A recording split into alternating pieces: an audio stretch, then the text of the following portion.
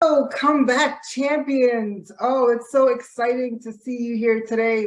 My name is Samantha Mitchell. And so my purpose here today with you all is to fuel you with as much confidence as possible so that you could get to your dream destination. So I celebrate you all for taking time out for yourselves today and to really just focus on your journey and the growth that's forthcoming because you're making these investments in yourself. And so I celebrate you.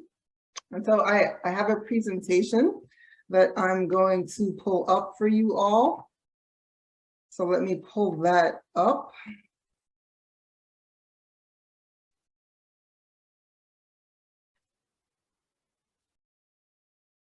All right. So this is really all about taking flight. And I'm here to be your co-pilot in command, as you all are going to be pilots today. Who's ready to take this flight? All right.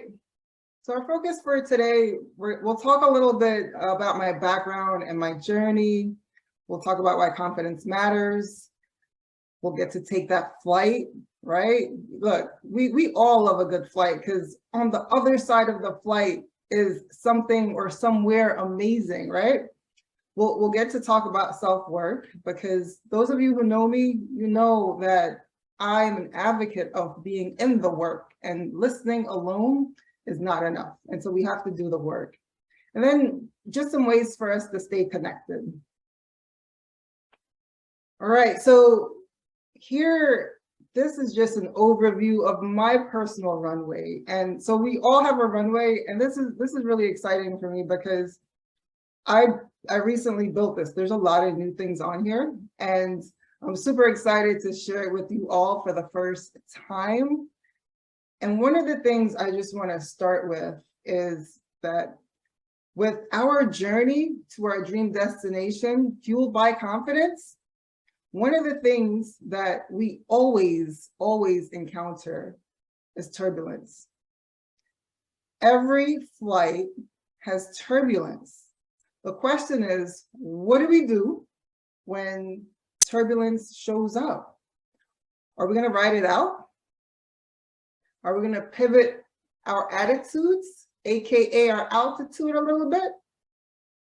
Like those are our two choices, right? Because we're comeback champions. We're not going to give up. And so we really just have to be equipped because for everything that we're going to do, 9 times out of 10, we're going to experience some turbulence. And so just a little bit about me and my background. So I'm a mom of 2. I have a 21-year-old soon to be and a 12-year-old. I've been married for 13 years.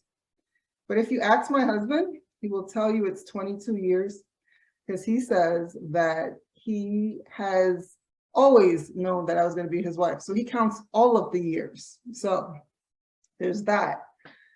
So going all the way back, I was born in Jamaica. And so for the New Yorkers out here, not Jamaica, Queens, I was born on the island of Jamaica. And I migrated to the United States when I was 7 years old. And so turbulence, right?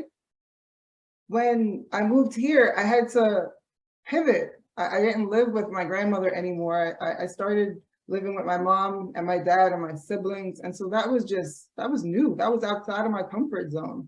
And so I had to learn that new environment, that new culture, new school, new friends, like new everything.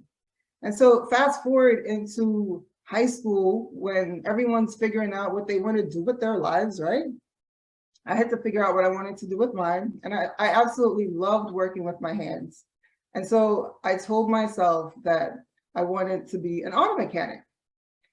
And when I said that, I got a brochure from the College of Aeronautics in New York. And the brochure, they were recruiting new students for aircraft maintenance technician. And I was like, this is cool. I think this supersedes being an auto mechanic. So I decided to pursue that route. And so I went to I started college.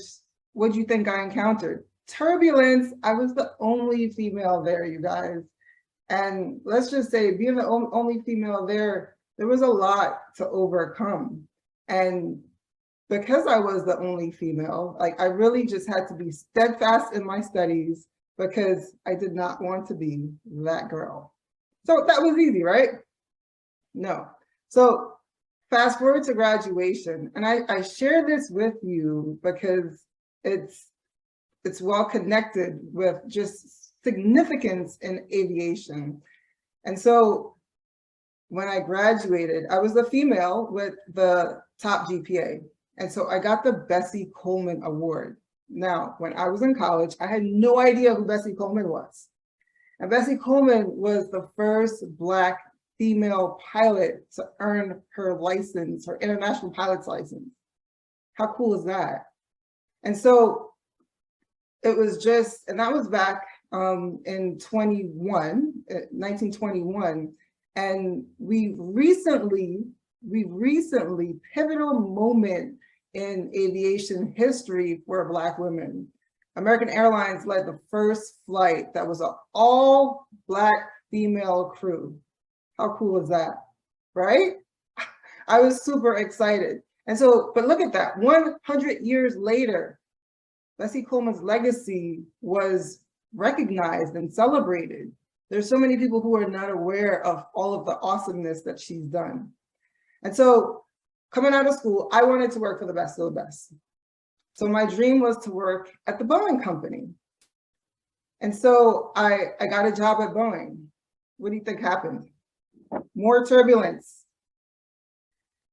Actually, I didn't even get the chance to get the turbulence because my flight got canceled. Remember, I told you I was born in Jamaica. And in wanting to work for Boeing, I needed to be a US citizen. And so I wasn't able to do it. So I was at a crossroad. I had to make a choice, like we always do, right? So I decided that I did want it bad enough and that I was going to go forth and get my citizenship. And so I got the citizenship, or started the process. For those who are immigrants, you know that it's a lengthy process. So I still needed to get a job. So I applied for a job and I got a job at Air Jamaica. Look at that, full circle, right? Became the first female mechanic there. No turbulence, right? Being the first female mechanic at Air Jamaica, absolutely no turbulence. There was so much turbulence. I learned quickly that there were so many people who did not want to see me win. And I could share stories for days, but I will say this, that in that encounter, my biggest takeaway was to always create strategic relationships. And so I was able to create a strategic relationship there that helped me from my whole career. And so fast forward, I get my citizenship. And so now I'm landing my dream job at the Boeing company.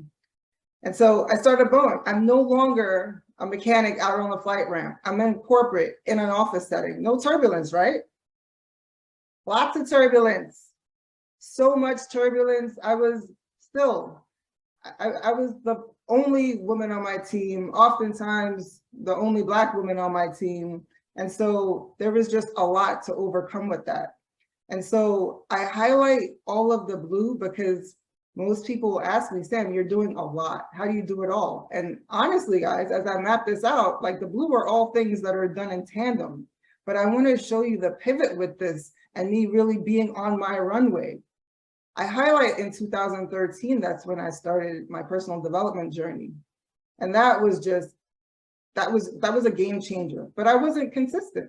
And so for those of you who have friends who they're really focused on their personal growth and development, you know that when you're the person doing it, people think you're crazy. How many of your friends think you're crazy? Like, why are you doing all these things? You're absolutely nuts. And so my husband was ahead of me. And so now I finally caught up. So it was a game changer for our relationship. And so in 2014, that's when my husband and I opened up our Anytime Fitness franchise. I was still working full-time at Boeing.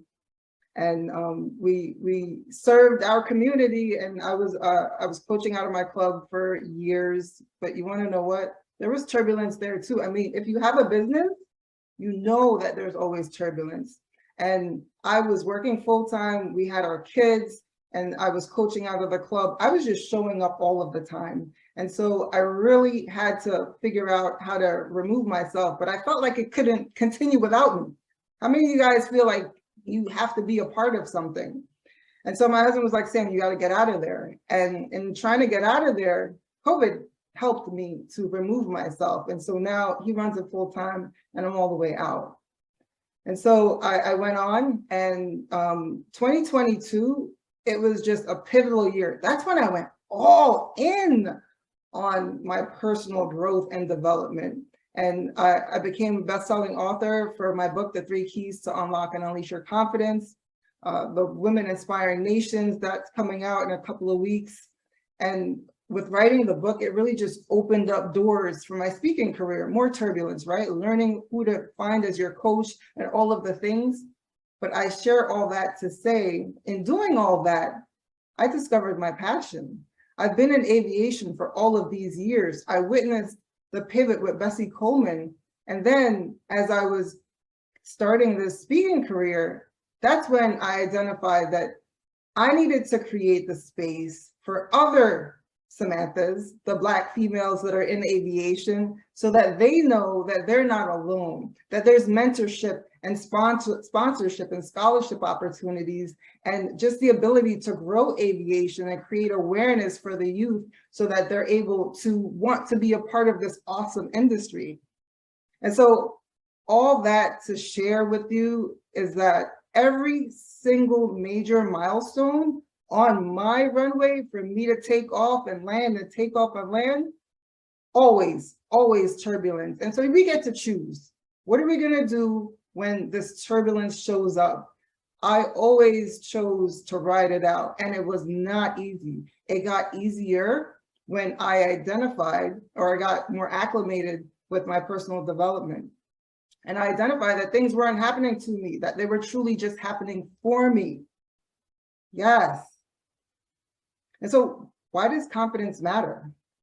You guys, how many times have you been in the airport, you looked out the little window and you see the aircraft being fueled up?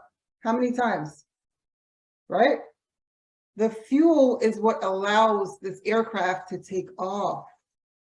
The confidence that you have is your fuel that allows you to take off so you can reach your goals, so you can get to your dreams.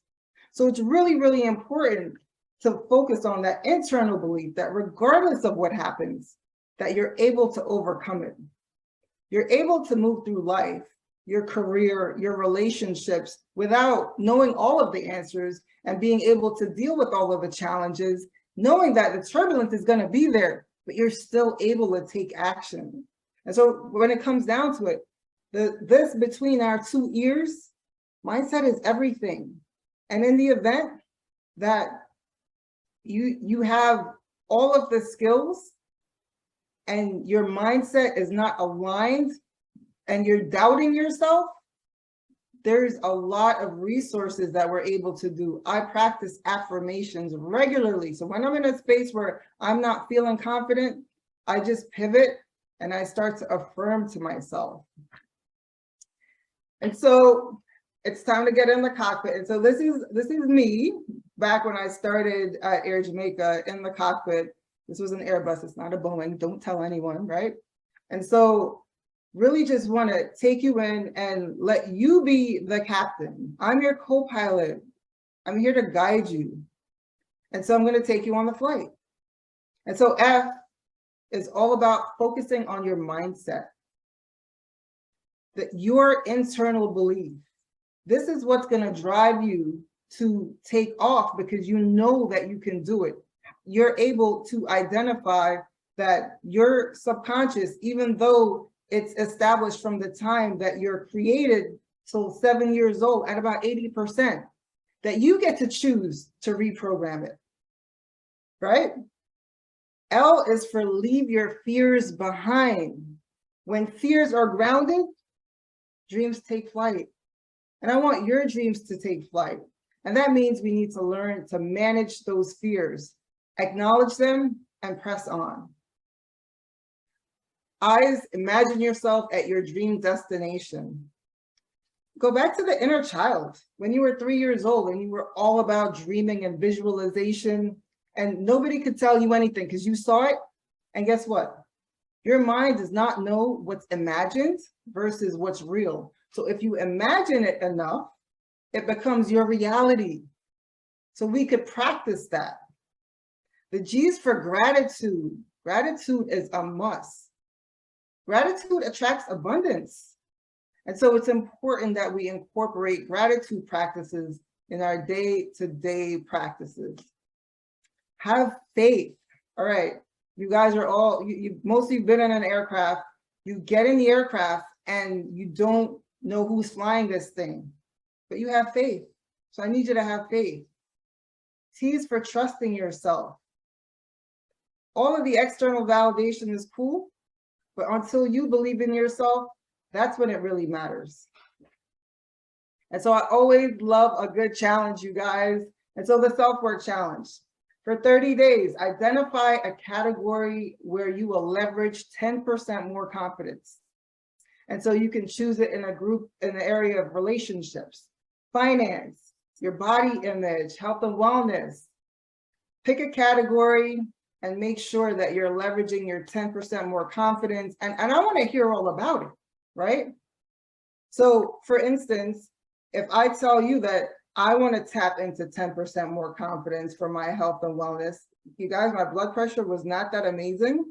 And so with 10% more confidence, I was able to do a little bit of research, pivot my nutrition, I dropped some weight, and now my blood pressure is amazing. So I'm maintaining that standard, right?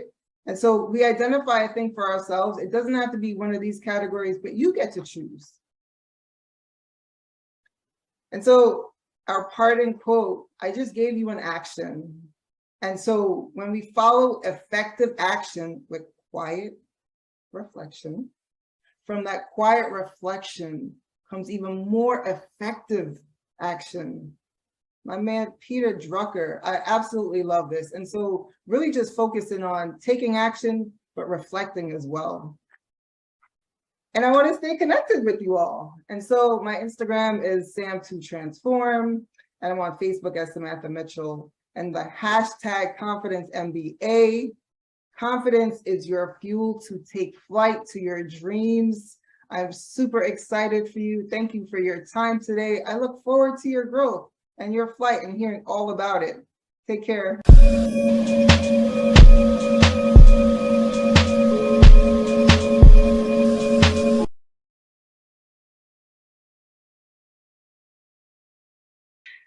Hello, everyone. My name is Jennifer Nichols, and I want to talk to you today about how to use your story. I want you to go back into your childhood, and I want you to think about the good, the bad, and the ugly.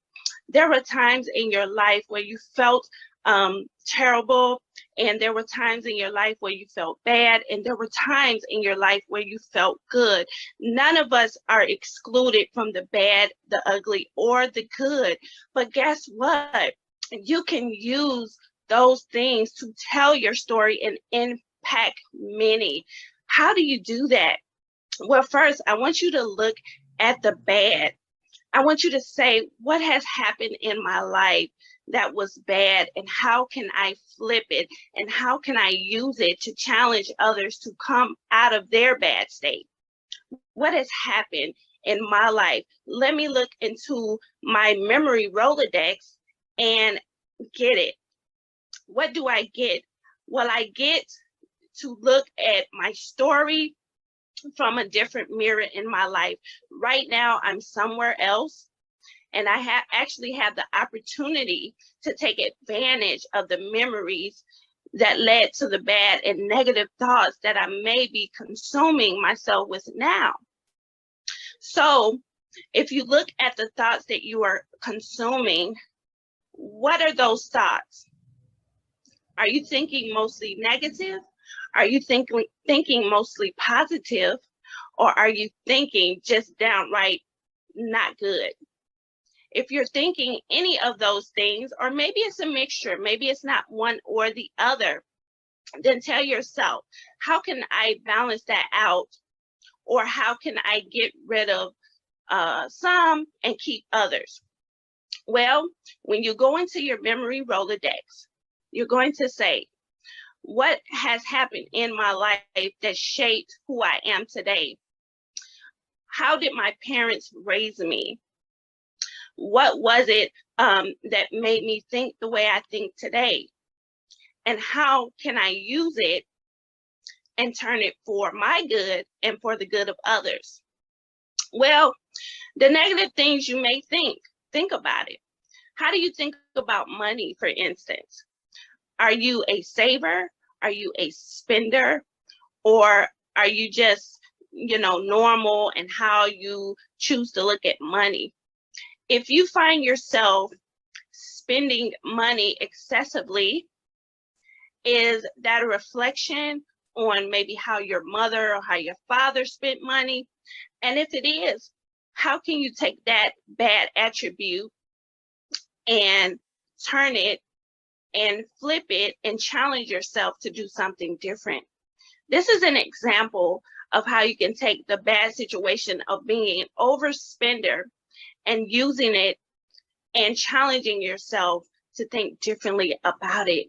Well, your parents were bad at spending money, but that doesn't mean that you have to be that way. So what you can do, you can set a plan. You can use that part of your story to turn it around and to say, well, rather than overspending, guess what? I can start using the spending to invest. You can overspend in investing, because when you invest, guess what? You gain back. Now let's talk about the ugly. Man, those are the dark and terrible places that you have experienced in your life, those secret things that you would never tell anyone about. How can you go within yourself and use that to strengthen who you are now? Well, I know this. You can take it and you can allow it to be a strength to you. When you remember those dark and terrible things that you faced, maybe you'll never tell anyone those things that happened to you. But what you can do is you can use it as a part of your memory and your mind to say, you know what? Guess what? I'm in a better place. That's not who I am anymore. That's not my life anymore. That is not what I'm struggling with anymore. And that is something you can do to draw your strength. That is something you can do to encourage others. And that is something you can do to motivate and inspire your life for better. So use it to be a strength to endure for your next. Well, what about the good? Man, the good is always a connection to better. Yes, good is good, of course, but how can you make your good great? Well, look at what you're doing right in your life. Look at the good things that have happened to your life. Look at the times that you smiled and you laughed. Look at the times where you connected with people that just encouraged you and loved you. Well, how can you do that more? How can you connect more? How can you be greater? It's always a way. Write it down, plan it, use it, and allow that to catapult you even greater. Allow you to connect with people, even on a higher level. Man, your good is also what shapes and molds you, but it can be greater. Absolutely. You hold on to that and you start even motivating people with that part of your story. You say, what good has happened in my life? And you can encourage them with that. Look at the bad and ugly that I've been through. And I want to tell you what good is happening in my life right now. So those good things, those good things were something that was an overcoming in my life, right? Because you know that you've been through these terrible things, which were the ugly things. You know that you went through the bad things, which were the bad things. But now you still have these good things. That is inspiration in itself. And you can influence, encourage people, and you can use your story. All three are necessary, but you just have to change the way you look at them and use them. You're definitely going to do these things. And when you do these things, it will impact people. But first, you have to set in your mind that you will use these methods and that you will apply these great ways to look at your life in spite of those bad things, in spite of those good things. And of course, we embrace the bad, the good, and the ugly. Because in order for us to live our best life and live a great life and to impact people, we definitely have to embrace all of it. The good, the bad, and the ugly. That is the balance. That is the harmony. And I want to say this. If you'd like to connect with me, I'm going to offer you a free digital journal. But first, connect with me at my email at jn@letsdosomesaving.work. And I want to ask you to just go to my website as well at www.letsdosomesaving.work, where you can connect with me to begin to write your story. I am going to help you master that. And once you make the decision, nothing will stop you. But it's only you that has to choose and have to make that decision. So connect with me and we will get started. I'm excited for your future and I'm excited for where you're going because you have greater ways to use your story. I also want to say connect with me on Facebook at author Jennifer Nichols. And also on Instagram, you can connect with me at author Jennifer Nichols. I'm grateful to connect with you, and I hope that you choose to use your story.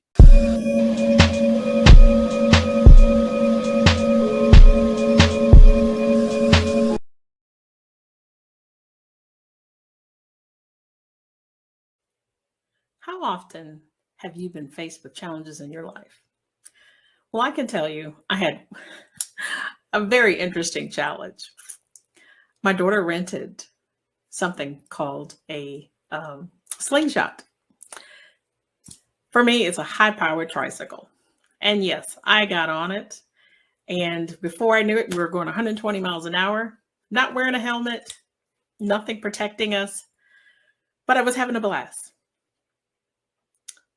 How many times have you been going 120 miles an hour with no protection, no roof over your head, no helmet? Now, it's not legally required to wear a helmet when you're on these particular tricycles, but how many of you have been in a situation like that? Going 120 miles an hour, no protection. And it was fun, right? But if you have a helmet or a roof over your head, you have so much more confidence and you have that sense of protection and you're able to move forward. How many of you can relate to that? You see, that was the way I felt that particular day. I was on the slingshot and 120 miles an hour, no protection. But when it comes to our business, it comes to our life, we need protection. We need a roof over our head. We need to be wearing a helmet. Even though it's not legally required on you when you're on a slingshot, but when you're in business for yourself, when you're working for someone, you need protection. You want to make sure that everything is going as smoothly as possible. There's no bumps in the road that's going to throw you off, right? So what I want to talk to you today about is 5 simple steps that can help you overcome challenges that you may have. You see, we all have challenges in our life. And when we have these challenges, we make excuses for why we don't get things done. The average person makes 6 excuses per day. And that equates to over 2,000 excuses per year. 2,000. But I see that as 2,000 missed opportunities in your life, in your business, your personal life, but most importantly, in your bank account. It hits you right there in the wallet. 2,000 missed opportunities that we didn't take advantage of. Now, we all make excuses. I do myself. I had 2,000 reasons why I didn't want to get up this morning, but I did. Just like you need to get up and do something when you have that mindset of that excuse is popping in your head. You see, we all make excuses, and it's because we have fear. Now, there's three simple, well, I won't say simple, but 3 fears that cause us to make these excuses. The first is that fear of failure. Then there's that fear of rejection. And then the third is, I'm not good enough. So if you're listening right now, please write these fears down. And for each fear that you write down, I want you to, right beside it, write down what caused that fear to come into your mind. See, that fear of failure is that no one wants to fail. Everybody wants to be successful. And so when we have that fear of failure that pops into our heads, we decide that, hey, we're not going to do it because so-and-so is going to look at you and say, oh, well, we knew that wasn't going to happen. So you don't want to let anybody down. So right beside the fear of failure, write down what popped in your head when that fear of failure, that thought came into your mind. Write that down on your paper. The second is the fear of rejection. So beside fear of rejection, write down what popped in your head when you wanted to get something accomplished and fear of rejection just popped in your head. You thought that people would not accept you or not accept your idea. And then the third fear pops in that I'm not good enough. So when you have that fear popping in your head, I'm not good enough, write down beside that on your piece of paper. What popped in your mind that made you think you weren't good enough? So we have 3 fears, but you also have 3 other areas that you're going to write down of what came into your mind when you were feeling that way. The fear of failure, fear of rejection, and I'm not good enough. You see, that all happens to us very often sometimes. And that's because we don't know what our why is. So step number 1 is discover what is your purpose in life? What is preventing you from determining what your purpose in life is? Because that fear is probably popping in your head right now, but you know that you have a purpose in life. So write that down. What is your purpose in life? Because your purpose in life is going to get rid of all these fears that you may have. What is it that gets you up in the morning? What gets you going? See, for me, my purpose in life, and it has always been since I became a mother, and that was to provide for my daughter, to provide for my family, to be the best mom that I could be, to set a great example for her, to have it so that her life would be easier than mine. Not necessarily she wouldn't go through any challenges, but I wanted to make sure that she had a true understanding of what life was all about. But I wanted to make some portions of it a little bit easier for her, such as going to college. So discover what is your purpose. That is step number 1. Now I want you to take a few moments and write that down. What is your purpose in life? What is it that gets you up in the morning? And then underneath that, like I said earlier, you're going to have these 3 fears that keeps popping in your head. Write down what's causing those 3 fears to pop in your head. You see, I'll tell you a simple story, and I shouldn't say simple, but a story about a fear that I had. And that was the day when I was in the office working in corporate America and discovered that I had breast cancer. Now, no one wants to get that phone call that you have breast cancer. So I had all these fears in my head. I knew what my purpose in life was, but I had all these fears. And so, as I tell people, breast cancer was a blessing to me because it allowed me to really look at what my purpose in life was. It just validated my purpose in life. But it also allowed me to remove any fears or barriers that were preventing me from starting my own business, allowing me to illuminate my potential and live my best life. So yes, breast cancer came into my world. And initially, I thought it was completely over because you hear the big C and that's what you originally think. But as I tell people, I was blessed with breast cancer.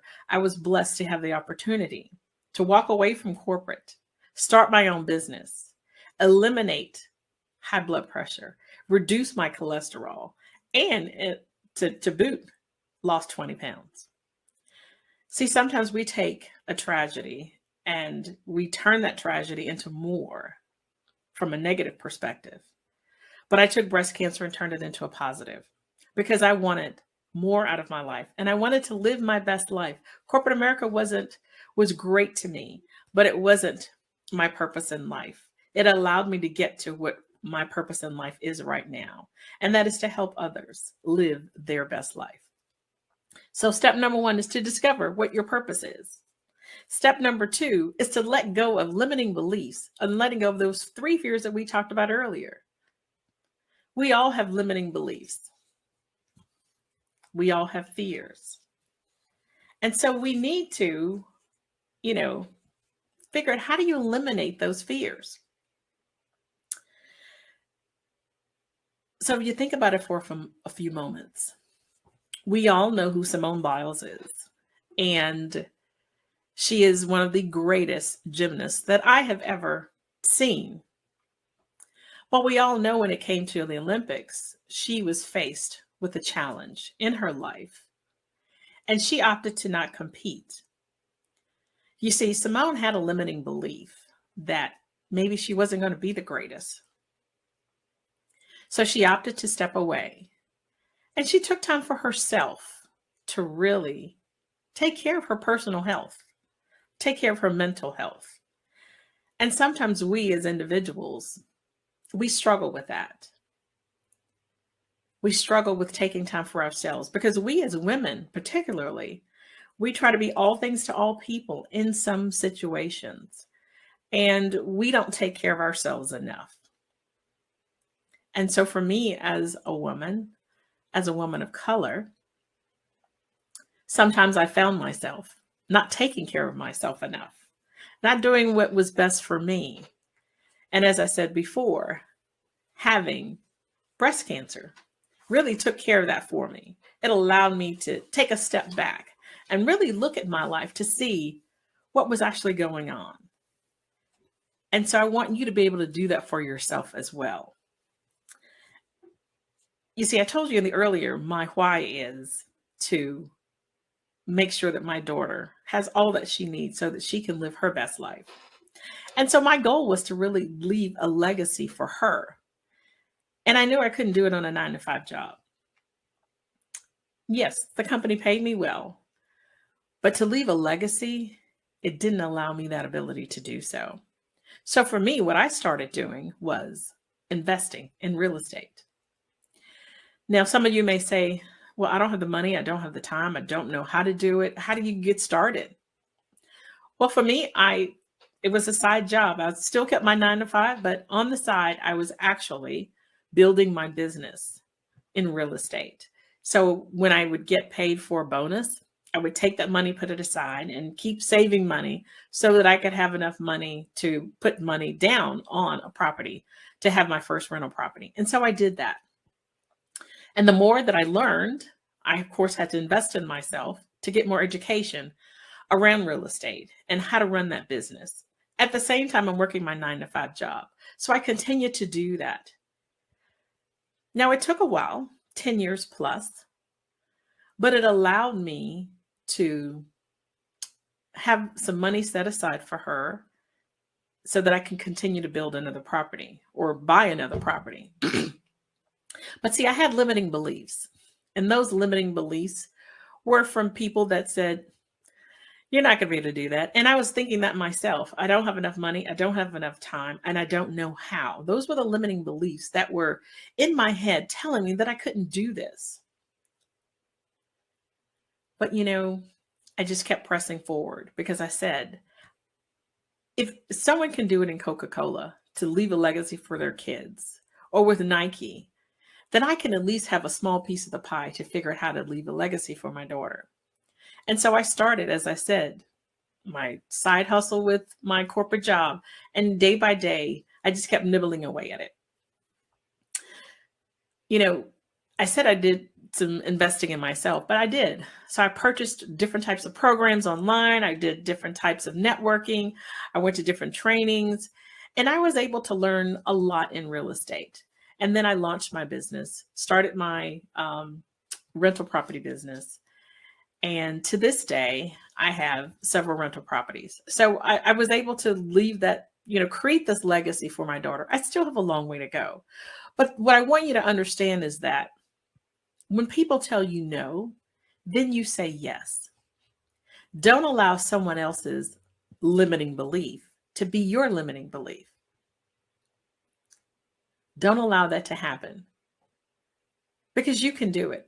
You can do everything and anything that you set your mind to do. So that's step number 2, is to remove any limiting beliefs. So what I want you to do is to, if you have a piece of paper, to write out, other than yourself, who will benefit if your dream is realized? Who will benefit? So for me, it's my daughter who's going to benefit. But I want you to take a few moments and write down who will benefit if your dream is realized. So my point to you today is to trust yourself, have faith in yourself, and know that sometimes you have to go it alone. And see, for me, I did. I had to go it alone because friends and family didn't think that I could do it. They didn't believe that, I could make some money in real estate investing and not lose my shirt, because that would really, when I started this was 2007, 2008, and everybody was losing money. But actually, that was the best time for me to do it. So make sure that you take out this piece of paper and write down who will benefit if your dream does actually come true. And I know that it will. Step number 3 is that you need to stimulate your mindset.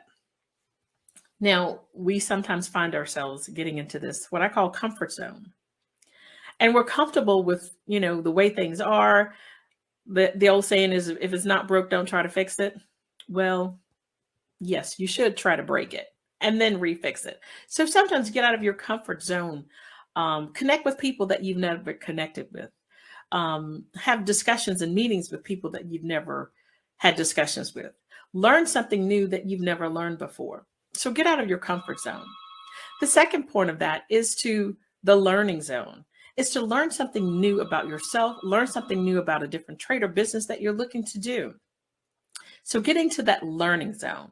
And then the third zone is the growth zone. So once you've connected with new people that think differently and are doing some different things, you've learned something new, you're ready to be in that growth zone so that you can propel to that next level of where is it that you really want to go so that you can live your best life. So one of the areas that I did when I was in my growth zone was I branched out into a new arena, and that was in coaching. So I've got my real estate business, but then I wanted to help more people. And so I invested into the John Maxwell organization and became a certified coach, trainer, speaker with his organization. So I expounded my network, and people will tell you your net worth is what your net work is. And so my network grew from connecting with real estate and now connecting with John Maxwell. So sometimes we have to do some things differently in order to expand our knowledge and expand our bank account. So a story I'll tell you is that, when I graduated from high school, my first thing was to be an accountant. And I thought that's all I really wanted to do. But as I matured in life, went to college, met new people, worked in corporate, I realized that, my skill set was really helping people. And so you may find yourself that, hey, you've got this degree, you're working at your 9-to-5 job and things are great, but you have this burning urge to do something different, or you're ready to transition from your 9 to 5 because you've worked your 30 plus years, you're ready to retire, do something different. Whatever that is for you, take a few moments and just write that down. Starting something new can be a little fearful. As I said, going into real estate was very fearful for me because I had to go it alone. So my point to you is that it is okay to be fearful. Having fear sometimes allows us to have the opportunity for growth. So once you start growing, then you start learning, and then you start connecting with others. So take out a piece of paper, each of you that are listening, and I want you to write down, what are you fearful of? Write down 3 fears that are preventing you from moving forward. See, earlier I told you there's 3 fears that we all have: the fear of failure, the fear of rejection, and the fear that you're not good enough. So now that you know that, what are 3 fears that are preventing you from living your best life? T.D. Jakes says, change your mind, change your life. And that's what I want you to do today. Step 4 is decide how you want your life to be. Invest in yourself. You may have to travel to do something differently, or may take a job that is in a different city or different location. Maybe you want to be a business owner, or maybe you're ready for that next level job at your company that you're working for. Whatever that is. But you need to decide how you want your life to be. So that's step number 4. Now, the 5th and final step is that, before I do that, what I want you to do is to take out a piece of paper and then write down these 4 things. You need to have clarity in your life. You need to have purpose in your life. You need to trust yourself. But most importantly, you need to believe in yourself so that you can make things happen. Because if you don't believe in yourself, then what are the chances of someone else believing in you? The 5th and final step is to be honest with what you're willing to give up. Yes, we all have to give up something in order to get to where we want to be. Unfortunately, we do. So number 1 is, are you willing to give up friends that are not willing to help you get to where you want to be? Are you willing to give up a new way of thinking, a new way of doing things? Are you ready to eliminate any bad habits that are getting in your way? And are you willing to put in the time and the work to get this done, to reach your goals so that you can illuminate your potential and live your best life? We all know Elon Musk. He is the world-renowned richest man in the world with Tesla. He's had a lot of challenges. A lot of people didn't like him. A lot of people didn't believe in him. But look at him today. He's very successful. So I use that as an example to share with you that you can do anything that you believe that you can do. You see, when I was going through my transition of my 9 to 5 to becoming an entrepreneur, I realized the 3 things that I needed to do to recreate myself. I had to recognize who I really was. Number 2 is I had to recognize my faults, and I had to be okay with what my faults were. Number 3 was I had to realize that I was the boss, and I had to be accountable for my actions, my behaviors, as well as my mistakes. So my point to you is that you have to be okay with who you are. You have to be comfortable in your own skin. You have to be comfortable in receiving feedback, whether that's positive or negative, without getting defensive to others. You have to be willing to change. And you have to be willing to know that you don't know it all. So sometimes you have to connect with some people that can help you out. And trust me, I had to do that a lot. I had to connect with individuals who could help me learn more, connect with more people, get to where is it that I wanted to go. So my takeaway for you is this. Make sure that you are comfortable with your core values and your beliefs, and that they match your actions. Be comfortable being uncomfortable. And don't be a people pleaser, because sometimes we want to make sure that people are happy with us. So don't be a people pleaser. So what I want you to do today is to write down one simple one action that you want to make, one action that you need to take before the end of 2022 so that you can reach your goals and objectives. And beside that action, I want you to write down one thing that's preventing you from getting to that action. So your assignment is to write down one action. And then beside that, what is preventing you? What's getting in your way? What's challenge or obstacle is preventing you from taking that action? See, this is one of the things that I do in my Illuminate Your Potential, Live Your Best Life, taking your excuses and turning them into actions. So I have a blueprint that will take these excuses, put them into actions. And so I want to be able to spend some time with you to help you be able to move that needle so that you can live your best life, whatever that may be, whether that's starting a new job or creating a business, getting promoted, or transitioning from work to, retirement, whatever that is for you. My job is to make sure that I provide you the services that can help you live your best life and illuminate your potential. So connect with me, go to www.lindajordan, and that's JORDON, and schedule some time with me for a clarity call. And let me be that person to help you get over that hump of those challenges or obstacles that you may be facing. Let me help you take those excuses and turn them into opportunities so that you can live your best life and illuminate your potential all at the same time. I hope that what I've shared with you today has been uplifting, and I hope that it is providing some insight and some excitement for you. Thank you for your time today. Thank you for allowing me to pour into you and to share with you some of my experiences that have helped me along the way. So I hope these 5 simple steps to overcome any challenges and obstacles in your life will help you propel and get to that next level. Thank you for your time today. I hope you will enjoy the rest of the summit and have a wonderful afternoon.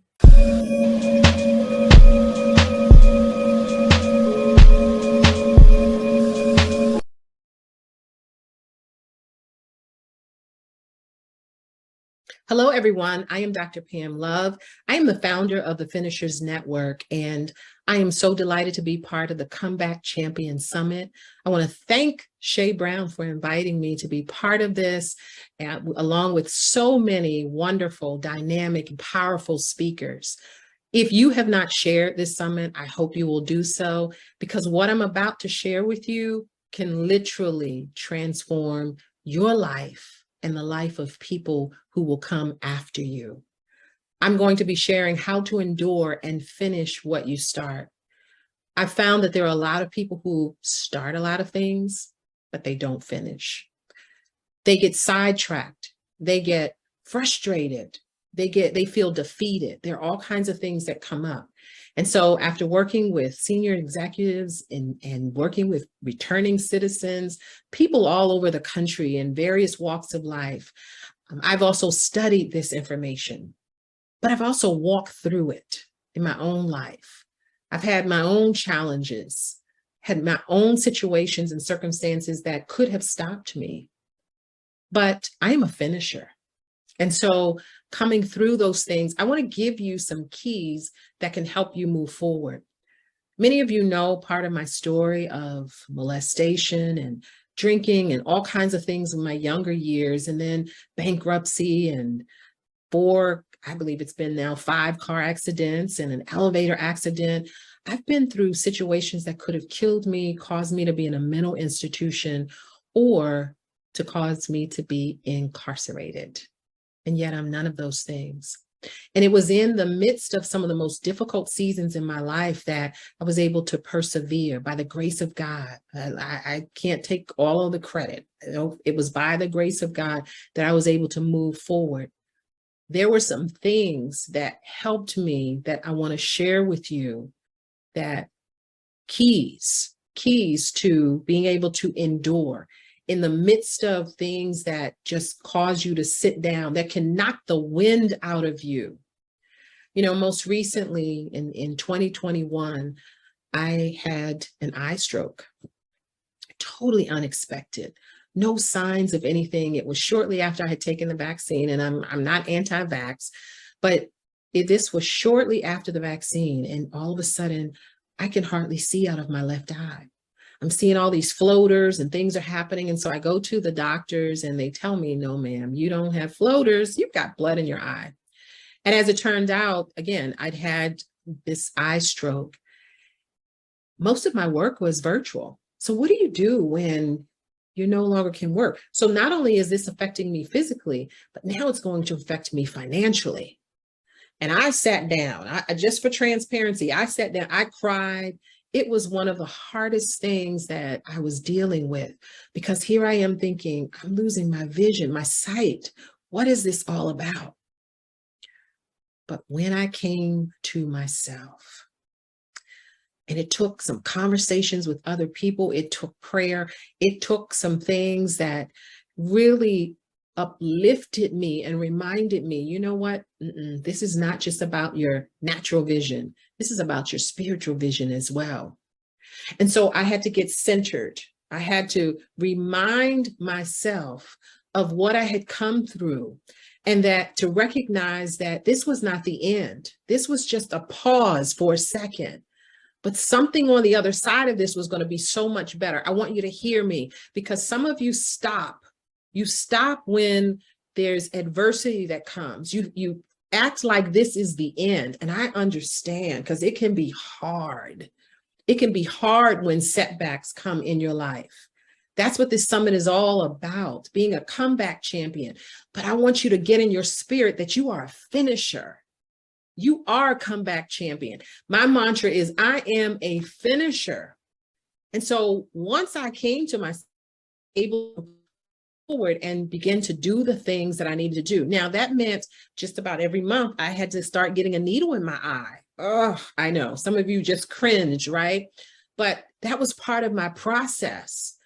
I couldn't let part of my process stop me from doing the things that I needed to do. I had to embrace the process. And so today I want to identify some barriers to finishing what you start. I want to identify 3 keys. Now I'm going to give you 3, but I'm going to focus on the third one more than the other 2. And then I want to talk about some next steps for being a finisher. At times we're taught to hurry up and move forward, and we just run, in the natural, we can keep moving. But where are you going? Where is this taking you? Is it leading anywhere? Is it leading you anywhere? During this pandemic, we learned to mask. But even prior to the pandemic, many of you were masking. You're masking your pain. You're masking shame. You're masking embarrassment. You're masking the things that have been preventing you from doing what you're supposed to do. And I'm talking about things that are in your heart to do.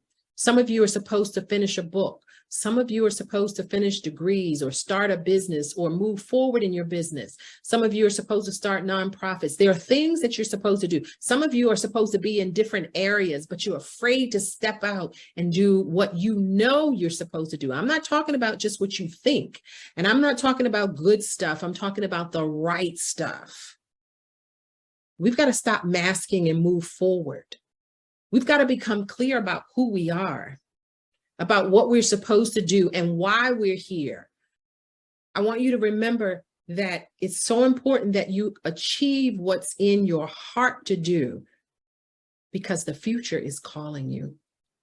Finishers, the future is calling you. There are people that are yet unborn who are going to be inspired by something you finish. There are people that are yet unborn, or people who are going to have children who in the future who are going to look at something you did or hear about something you did. Finishing is a continuum. Finishing is a continuum. Therefore, there are some things that some of you are supposed to start, and then you are to pass the baton so that someone else can finish it. So the future is calling you. What are you going to do about it? The time is now. And it's time for you to endure and finish some things that you're supposed to finish. So I want to share with you today 3 keys. Now remember, I'm going to focus on the third one more than anything, but I want to share with you some keys to finishing. And the first one is let pain serve you, not sabotage you. Remember I said I wanted to identify some barriers to finishing? One of them is how we respond to situations, how we allow setbacks to affect us. We allow ourselves to get stuck in situations versus allowing ourselves to look at the lessons that we learn in the process. How can pain become your friend instead of looking at pain as your enemy? There are lessons in obstacles. There are lessons in setbacks. What is it there to teach you? What is it there to develop in you when you're going through difficult situations? So let pain serve you, not sabotage you. There's so much more that I can say about this. There's some other things that I have in terms of a course and coaching that I do to share about this particular key. But as I said, I want to focus more on number 3. Now, number 2, it says get rid of distractions, but some of you may say, wish we could do that. The key here is to minimize your distractions. You can put parameters around your time. You can do time analysis. There are a number of things that you can do to minimize the distractions. Some of you will say, I'm a procrastinator. I just procrastinate. But can I tell you that procrastination is never simply about procrastinating? So one of the things that I teach and help people to do is to get to the root of, why are you procrastinating? Is it fear? Is it the idea of more responsibility, which sometimes is rooted in fear? What is it? What is the real reason for your procrastination? So minimizing your distractions is something that you can do to eliminate the barrier of distractions, which keep you stuck and give you excuses. We say finishers make progress, not excuses. Here's the third key that I really want to focus on, and that is grit.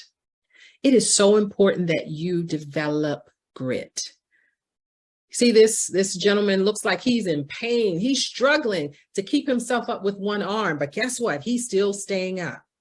And so I want to look at some key components of grit to help you to be able to endure and finish what you start. Let's start by defining grit. It's not the same as self-control, but what it is passion and perseverance and stamina to move forward to the desired future so that your desired future can be a reality. To what extent can you manage those situations that come up when adversity comes up? Do you have the ability to sustain that interest in and focus on those things that you know you're supposed to do? Or are you going to give up? Develop grit. One of the things that you want to take note of is that there's a difference between perseverance and stamina, but you need to develop both. Remember, I showed the picture of someone running. In order for someone to run a distance, or even in some cases, run a short distance, it doesn't have to be a long distance, but you've got to have a certain level of energy and strength to be able to do that. Or with the gentleman that was holding himself up with one arm, you've got to have the ability to move, to hang in there, to have that energy and strength to do that. And that takes practice. Perseverance is about continuing even in the face of difficulty, where there is opposition. You've got to have that persistence. There is a certain mindset that's necessary in order for you to persevere. So part of develop grit is about developing the mindset to be able to look in the face of adversity and say, I am a finisher. I can do this. I'm going to move forward and do the things that I'm supposed to do. And sometimes that takes having other people to support you in that process. But part of this is about your mindset. You've got to determine or develop the mindset to be able to move forward. Now, there are 5 characteristics of grit. As you see here: courage, conscientiousness, perseverance, resilience, and excellence. And I want to share a few things with you about resilience. Resilience, as many of you know, is about bouncing back. How well do you bounce back in the face of adversity? How well do you respond when there is trauma, tragedy, threats, situations that are designed to knock you down, knock the wind out of you? How well do you do with that? Resilience is being able to bounce back. And there are 7 key areas of resilience. And I want to focus on 2 of those, and that's emotion regulation and causal analysis. I'm going to start with the causal analysis, which is really your ability to determine the source of your problems. What's really causing some of the challenges that you've experienced? You know, it's interesting that sometimes we have relationship challenges, we have different experiences, but sometimes we are attracting those things. And yet we blame other people. Now, I'm not suggesting that it's never about other people. It's never external circumstances that are beyond your. But to what extent have you put yourself in a position for those things to happen? Your relationship choices, if you hadn't chosen that relationship, if you hadn't said yes when you should have said no to a relationship, right? You might not have had those experiences. So sometimes we blame external circumstances without really looking at the source of our situation and dealing with the source of our circumstances. Okay. So causal analysis is really about determining what the source of your problem is. Emotion regulation is another key of resilience. One of the things in traveling the country and working with senior executives and returning citizens, I mean, people from all walks of life, each have challenges with emotion regulation. So to what extent do you have the ability to exert control over your emotional state? Notice that it is one of the most important resilience factors. Emotion regulation is one of the most important resilience factors. And so your ability to manage those emotions is something that's really, really important if you're going to be able to adapt, bounce back, be able to come back from what you're dealing with, okay? And so to what extent are you able to determine, what am I feeling in a moment? Am I feeling fear? Am I feeling anxiety? Am I feeling depressed? What am I feeling? Am I feeling joy? Am I feeling anxious? What is it specifically that you are feeling? And to what extent can you regulate that? Am I feeling anxious? How do I deal with that when I'm anxious? What do I do so that it doesn't stop me? It's not crippling me from being able to move forward. And so emotion regulation is one of the most important resilience factors. So if you're going to be able to adapt and bounce back, you're going to have to be able to look at this emotion regulation. And that's something that I work with people around. This particular tool, the Johari window, is something that I use to help people to identify blind spots. And we just talked about emotion regulation, and we talked about resilience as part of, or emotion regulation is part of resilience, and that is part of grit. And so there are times when there are things about ourselves that others see that we don't. Really, really important that you identify those blind spots. And I don't have time to go into much about that, but just know that there are things that people know about you that you don't know about yourself. They see things about you. They see your expressions, how you respond to situations, that you respond differently. Okay, so this is just a tool that I use to help people. Learning to grit for joy. You know, being able to experience things and to move beyond it. Remember, is about an attitude. Grit and resilience are key to endurance. Not wasting your pain is tied to joy. You know, for those of you who are people of faith, you know, the scripture says that all things work together for good, them who love the Lord and are called according to his purpose. Well, one of the things that I've learned is that if that is true, which I believe it is, then when I'm going through situations and circumstances, then I say, this has to work together for my good. It has to come together in some way that's going to be good on the other side of this. So once I get myself up, after I've cried, after I've had my moment, my pity party, whatever it is, then I sit there and say, remind myself. And sometimes it takes other people reminding me, look at what you've come through before. You know this is going to work together. You're a finisher. Sometimes it takes other people in your ear. Part of finishing is having the right support, having the right cheerleaders and champions in your ear that can help you. So don't waste your pain. Notice it says the process of endurance requires practice, persistence, patience, self-awareness, stamina, and support. All of these things are part of grit. If you're going to learn to grit for joy and move forward, if you're going to learn how to endure, these are some of the things that you've got to learn how to do. So what now? I've shared with you 3 keys. I've focused on the third one, which was grit. Talked about resilience as important if you're going to be able to grit. I've said that emotion regulation and causal analysis and impulse control and other things are keys to resilience. If you're going to adapt, if you're going to deal with adversity, situations, if you're going to be able to come back from situations and achieve the things that are important to you, those goals that are in your heart, what can you do? You've got to learn to endure and finish what you start.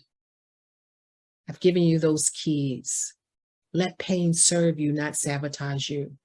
Minimize your distractions. Learn to grit. This is very important. You got to learn how to grit. Here's an affirmation that we say as finishers. I am a finisher. I make progress, not excuses. I am a victor, not a victim. I run a race to finish it, not just to say I'm in it. I am a finisher, and I will finish everything that I was born to finish. I want to thank you. If you're interested in a free 30-minute coaching consult, text the word finish to 410-615-6477, and you'll get this free 30-minute coaching consult where we can talk with you about how you can move forward and learn how you too can be a finisher. I want to thank Shay Brown again and the Comeback Champion Summit. I am a comeback champion. I am a finisher, and I want to help you to be able to finish what you start. The things that I share with you today are just a snippet of the things that we can work together to accomplish, to help you to move forward so that you can achieve everything that's in your heart to achieve. Because remember, as I said, the future is calling you. What are you going to do about it? Do something. Take action today. Text me. Text the word finish to 410-615-6477. It's been a pleasure. I look forward to hearing from you.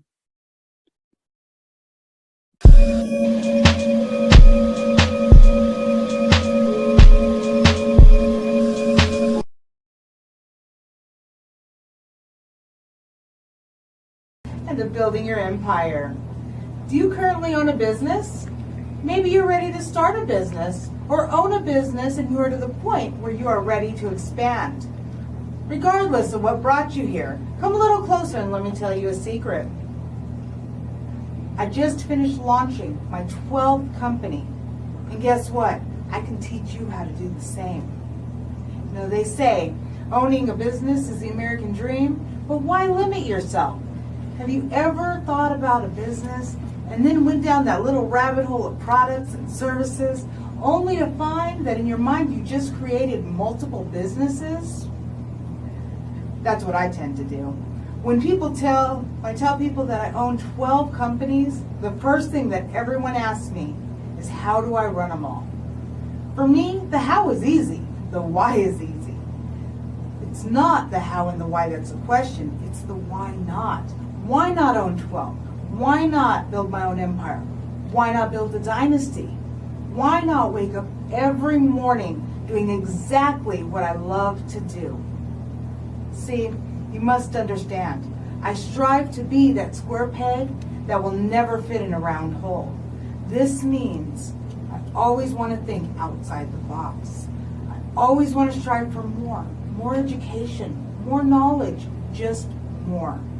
It means I want to live a life of service. I want to help as many people as possible along the way. And most of all, I never want to settle for less than my dreams and goals. One of my favorite quotes is, if you can dream it, then you can achieve it. You will get all you want in life if you help enough people get what they want, by Zig Ziglar. When we look at the different empires, and you look at what it takes to create them, the imagination, the creation, the formation, and the running are not difficult, especially when you make companies that make sense and work together. To better understand how they can work together and what an empire can look like, let's look at two of the empires that I have created. The first empire, Building the Woman, started with J. Pre Fashion, a women's clothing store that specialized in bringing name brand fashion at a price that anyone could afford. Next, we had Beau Diamante, a jewelry store bringing you beautiful fashion and fine jewelry at a price that would not hurt your budget. Then we included Paint Me Sassy, nail supplies, nail wraps, gel nails, dip powders, everything you needed to have your own salon at home. Mesmer Perfection, those cosmetics and that skincare. And then Parlux Travel, customizing travel, building the whole woman, making a complete vision of everything that woman would need. Think about it.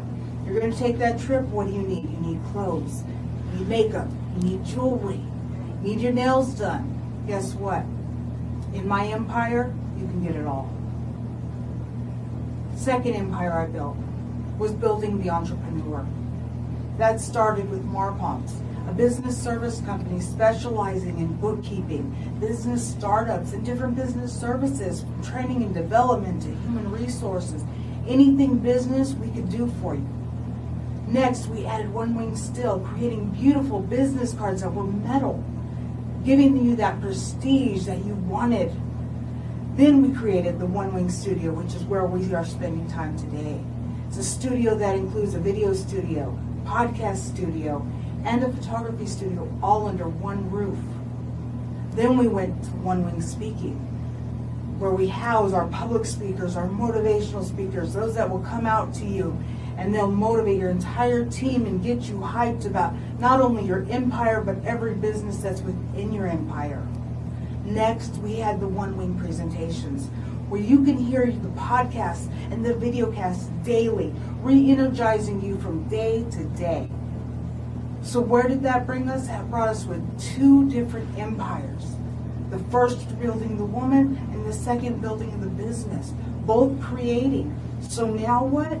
Now that the empire is built, now I'm on to my dynasty, and that's what we're working on now.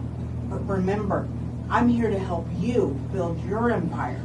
So let's look at what building your empire offers.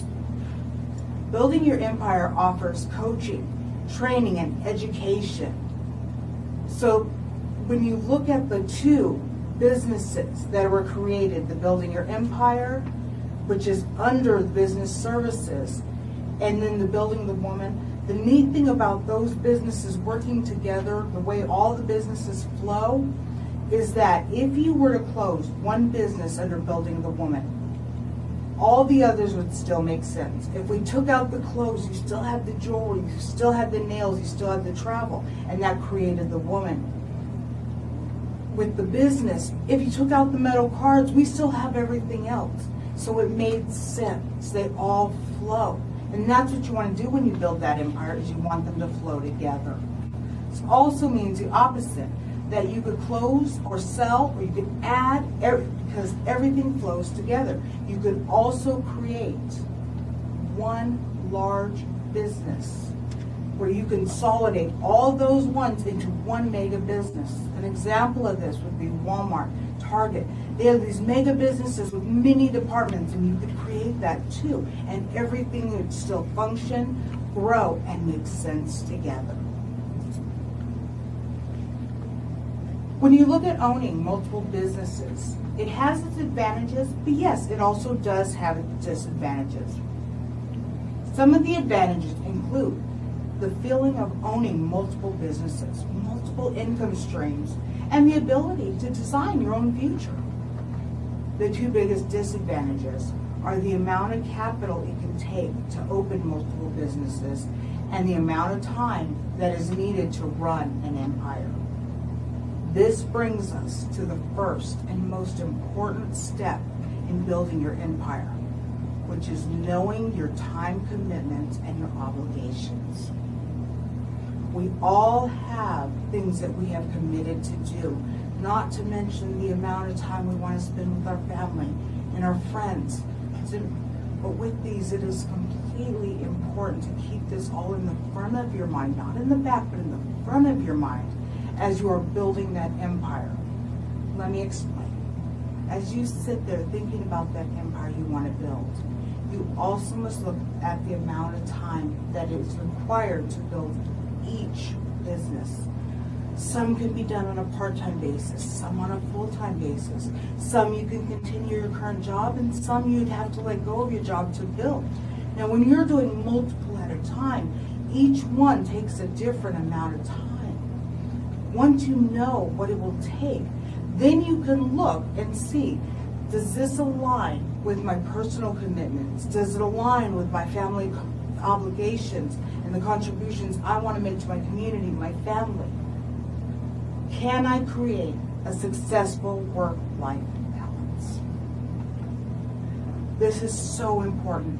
The balance is what will keep you motivated, keep you thriving, keeping you not only enjoying your business, but enjoying your home life, enjoying time with your family. It's what's going to keep you going. So that work-life balance is so important. Because of that importance, let's look at a few tips for creating that work-life balance. The first tip, make sure that you prioritize everything you're dealing with. When you prioritize it, you're making sure that you are handling those most important tasks first. So things don't get finished at the end of the day. You've handled everything that had to be handled immediately. Second, delegate. Delegate those tasks to others. It'll allow you to free up more of your time. You don't have to be the be-all in your business. That's why you hire others. That's why you bring in employees to help you do that. Delegate those tasks. Free up that time. With that time, you're then able to rest. You need to rest mentally and physically to keep going. You're no good to anybody else, not to your family, not to your employees, not even to yourself. You are not good to anybody if you do not take care of yourself.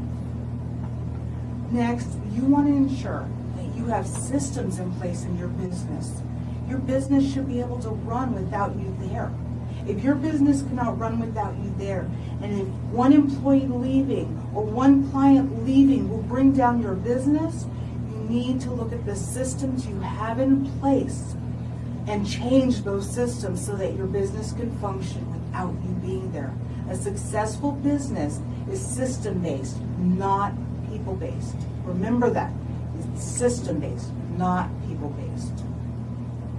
The last thing, remember, you're human. And things are going to go wrong. I don't care how well you plan it, there will be things that go wrong, but that's okay. Learn from them. If we continue to learn from our mistakes, we will continue to be successful, we will continue to grow, and our businesses will likewise, it will grow and thrive with the learning we're doing. You're out building your empire. We try to offer as many services so that we can help you build that empire.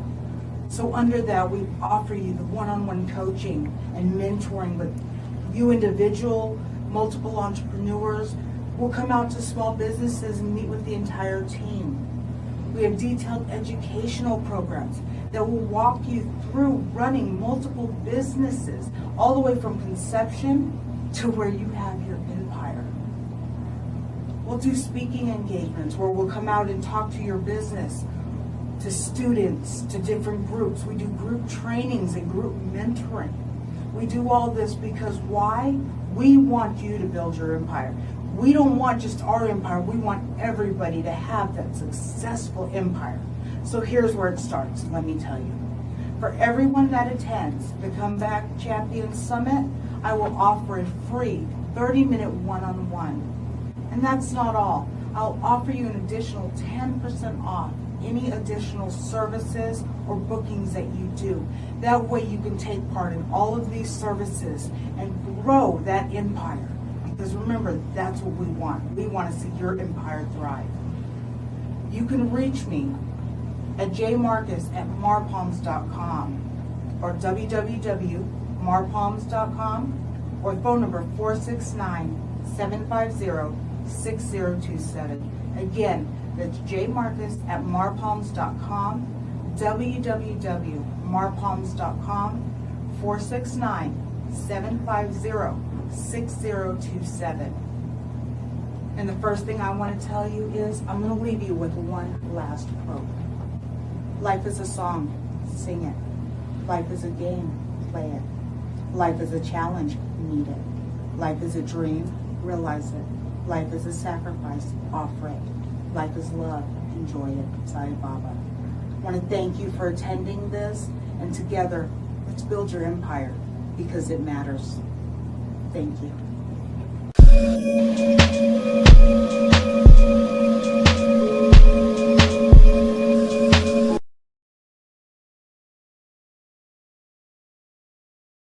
Hi, my name is Brenda Sawyer, the encouraging confidence author of Encouraging Words for the Mind, Spirit, and Soul, along with other best-selling anthologies and collaborations. I am also the founder and CEO of Girls Walking with Integrity, Empowering for Destiny, where I equip Christian women with strategies to move from pain to purpose by encouraging, empowering, and transforming their lives through biblical principles and teaching. And I just want to welcome you to the Comeback Champion Summit, where I am honored to be on this platform once again to speak to you about the topic of how to be transformed by the renewing of your mind. How to be transformed by the renewing of your mind. Now, I know you think that, okay, well, we have to renew our mind in order to be transformed. So how do we do that? How do we do that? We know that the brain is one of the most important organs of the body connected to the mind. We use our mind to think. We use our mind to, well, our mind is very important to us. And what we think is very important. What we think also determines how our lives are going to be changed. In order to change our lives, we do have to transform our thinking. We have to be transformed by the renewing of our mind by changing our words and what we speak. Now, I know that we are all, we decide, we make choices, and we have, we make decisions, we have free will, and we can really say whatever we want to say. We can think whatever we want to think. We can make decisions. We have the free will to do so. But when we say that, we could be speaking the wrong words. Does anybody, do we ever think about speaking the wrong words? Because it says to speak things into existence.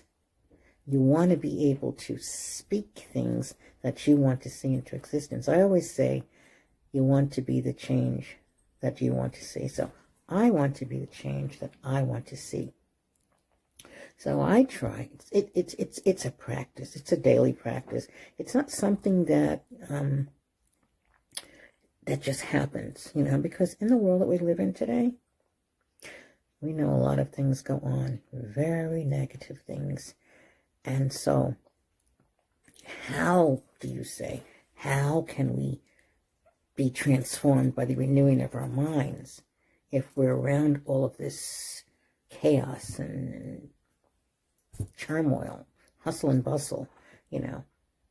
We have the power to do that. We have the power to take control over what we think. Now, it's very true. We have the power to take control over what we think. How do we do that? This is the part where we're coming into the transforming our minds. We do that with practice. We do that with going over it in our minds. Because when we think, we say, whatever we're thinking, that's what we could be feeling. Whatever we're feeling, that's what we could possibly say. So, for example, I'll give you an example of, you can say, sometimes we can say, my feet are just killing me. Now, it's not a bad thing to say. It's not a bad thing to say. But when we speak those things into the atmosphere, they tend to take what I'd like to call root. My feet are just killing me. I'm just dying to get there.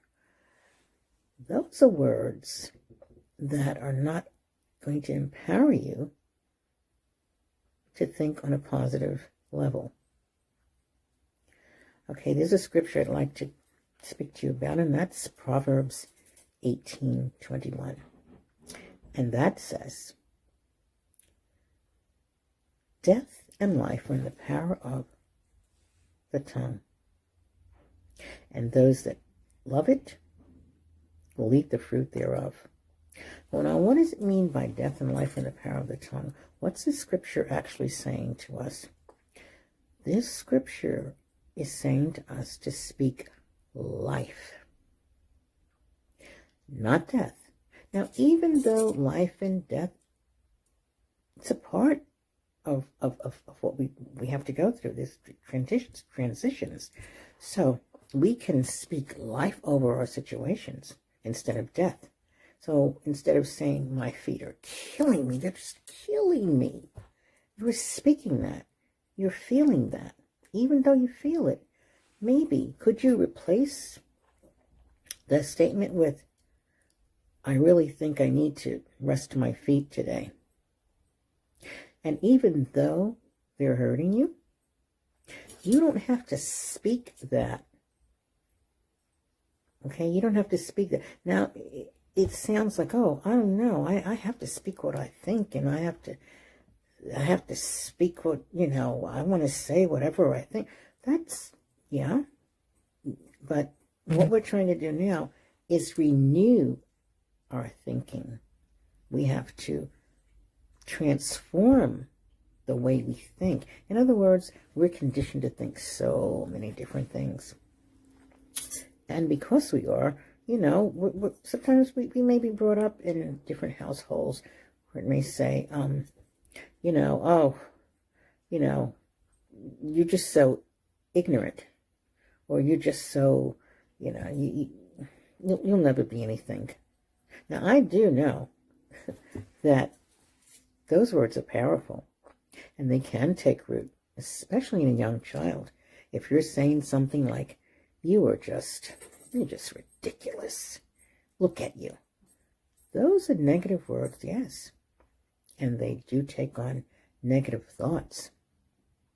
So we can replace those words with, you're doing such a great job. Especially if we're talking to children. You're doing such a great job. And that takes root in that child's mind. It would also take root in your mind. So if you have an employer that says, I don't like your work. Okay, well, that may be a reality. And then if they add, I think you're lazy. Well, there's something that, okay, you're thinking, Okay, my supervisor just called me lazy. Are you really lazy? Are you really lazy? Do you feel lazy? Do you go to work every day? And then you have your supervisor telling you that I don't like the quality of your work and I think you're lazy. You can do better than that.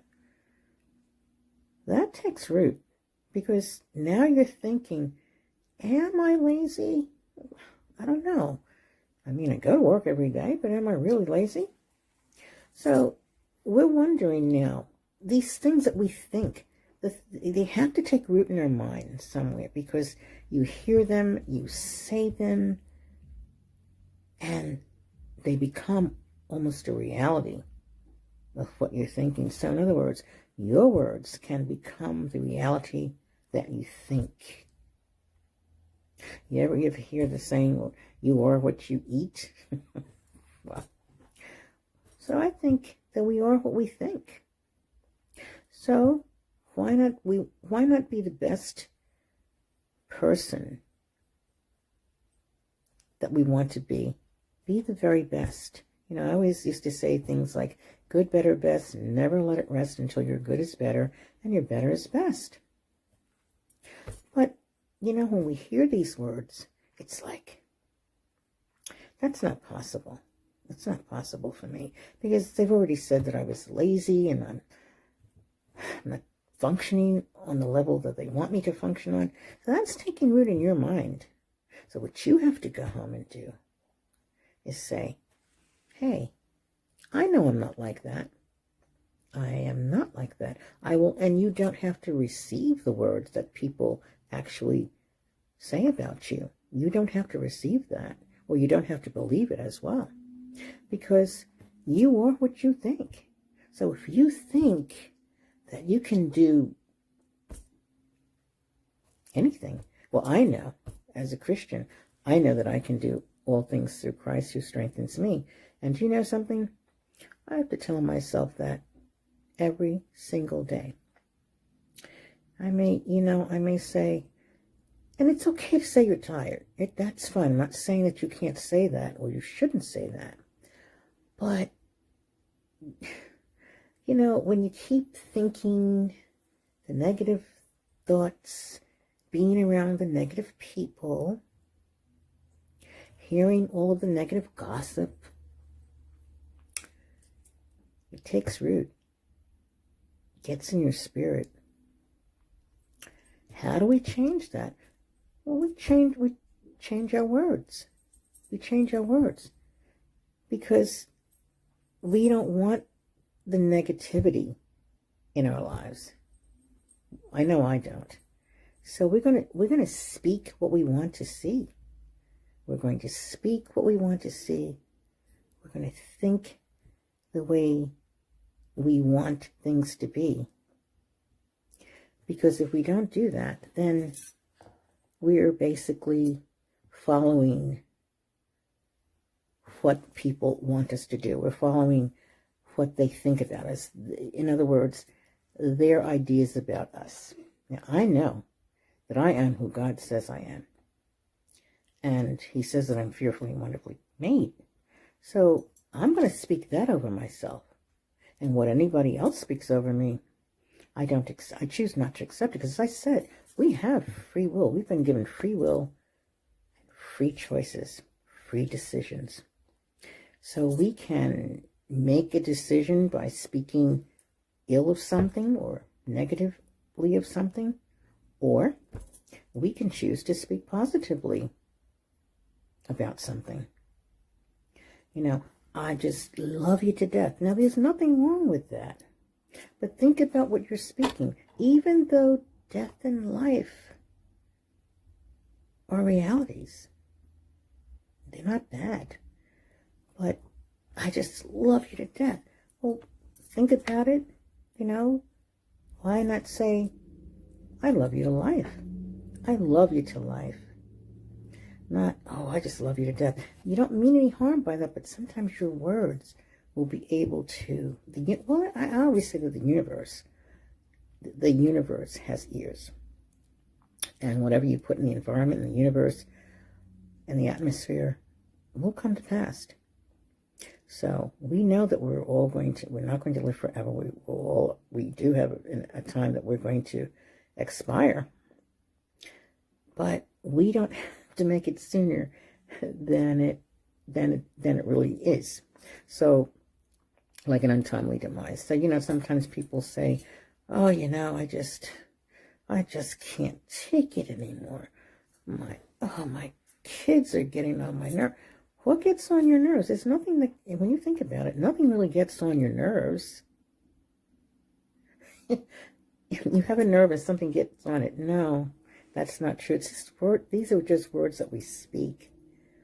Okay? These are just words that we speak. So what I'm saying is to be mindful of what we're speaking. Be mindful of what we're thinking. Because what we're going to speak is going to affect what we think. Vice versa. What we think is going to also affect what we speak. Sometimes I just say things just, whatever I say what I feel. Well, okay. But remember, behind each word and action, negative or positive, there are going to be either negative or positive consequences. So to renew your mind, transforming your mind, I like to transform my mind with the Word of God. Because in Romans 12:2 says, be not conformed to this world, but be transformed by the renewing of your mind. So what does that exactly mean? It means that we have a choice to conform to the world. If we want to do everything the world does, we can do that. We do have that choice. We have free will. But do we want to? With all the things that are going on today, I mean, just because you see someone else do something negative, does that mean you have to do it too? Because someone else says something negative, do you have to say it too? No. So it's do not be conformed to this world, but be transformed. Make a change in what you're saying and what you're thinking, because that makes a very big difference in how you live your life, how other people see you, and how you see yourself. So we have to be very mindful of that. And I find that when I'm reading the Word of God, that really strengthens me and really renews and refreshes my mind and what I think. So I'm not going to sit here and tell you that I don't think negatively, because I do, because I'm human. We're all human. We're not perfect. But what we want to do is be transformed, change. As I said earlier, be that change that you want to see and that you want other people to see. You don't want to have to say the words, and you'll regret words that you might regret the words that you say. So I've said different things. Okay, so for example, even in my childhood, I'll tell you, I had teachers, okay, that were very, very, very, some of them were nice. I'm not going to say all of them were. I'll say some were nice and some were not. But they would actually say to us, the entire class, and I was in that class, and they would say to us, you know what, you're all stupid. You're all ignorant, and you will never amount to anything. Now, can you imagine a teacher saying that to you? To a child? And see, back in my day, we had to respect the teachers. So, of course, you go home and you tell your parents. But that wasn't a good thing. So it depends on what you believe about yourself. Do you believe that you're stupid? Do you believe that you're ignorant? Do you believe that you're not going to amount to anything? No. One thing, I didn't believe that. I didn't allow myself to believe it. I always said, something, I'm going to prove this to me, myself, and myself. that I can do it. And I did. Otherwise, I don't think I'd be here talking to you today. I wouldn't be here talking on this platform or speaking on this platform if I had that same mindset. So I had to actually be transformed and renew the things in my mind. I didn't play that over in my mind like, oh, you're stupid, you are you're never going to amount to anything, you're never going to get a job, you don't understand the math, you don't. I have 2 master's degrees. I could have worked on a PhD, and I'm not boasting in myself. I boast in the Lord because He has given me that that power and authority to do the things that I'm doing. But I just didn't let that, even bother me too much, because I'd go home and I might feel like, I probably felt a little like, okay, who says that, I mean, who does it? And my parents, told me, that's not who you are, So whenever people talk about you or say something about you negatively, you don't have to accept that. And you really don't have to respond, to that. Not really, if you don't choose to. But think about, before you respond, think about what you want to say instead of blurting something out that you might be sorry that you said. But I could have been anything. Growing up in New York City, in the projects, I could have been anything, and I could have let that take root. I could have let that take root in my life. Those things that people said, I could have thought and said, I guess that's who I am then. Not so. You have to have that kind of mindset that's going to push you forward. You have to be around the type of people that are going to move you and push you forward. You don't want to hear negativity, even though you will hear it. I'm not saying close your ears off, and you can't help but hear it, because look at the world that we live in. So you can't help but hear it. But are you going to speak that along with what the world tells you and says? Are you going to agree with everything that happens? No. You're not going to agree. You're not going to agree with everything that goes on. So Romans 12:2 says, be not conformed to this world, but be ye transformed by the renewing of your mind. It's not always easy, no, because when you think about it, you can easily just accept what people say and say, hey, that's great.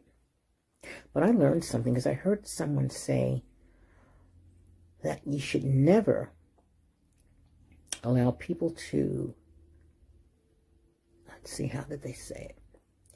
Never let people keep you past where they met you. So in other words, we've all changed. We all, change. We all transform.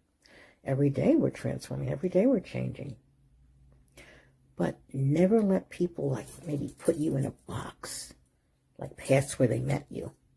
So in other words, some people may say, and this is another negativity.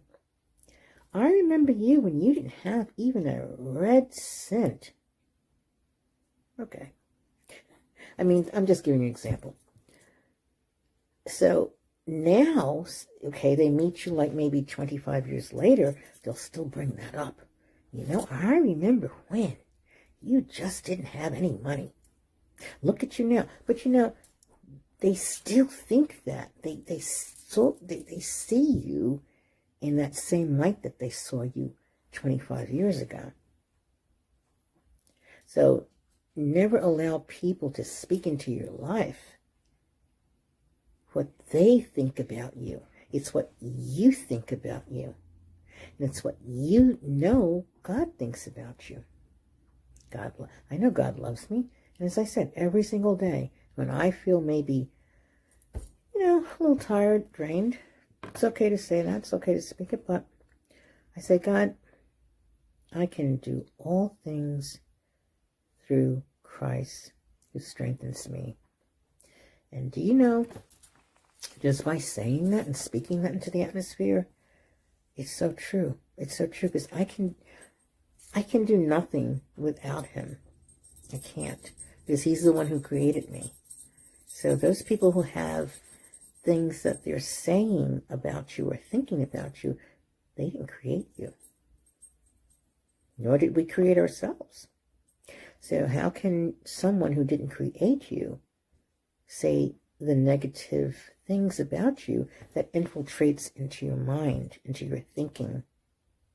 So we have to be the ones to change that.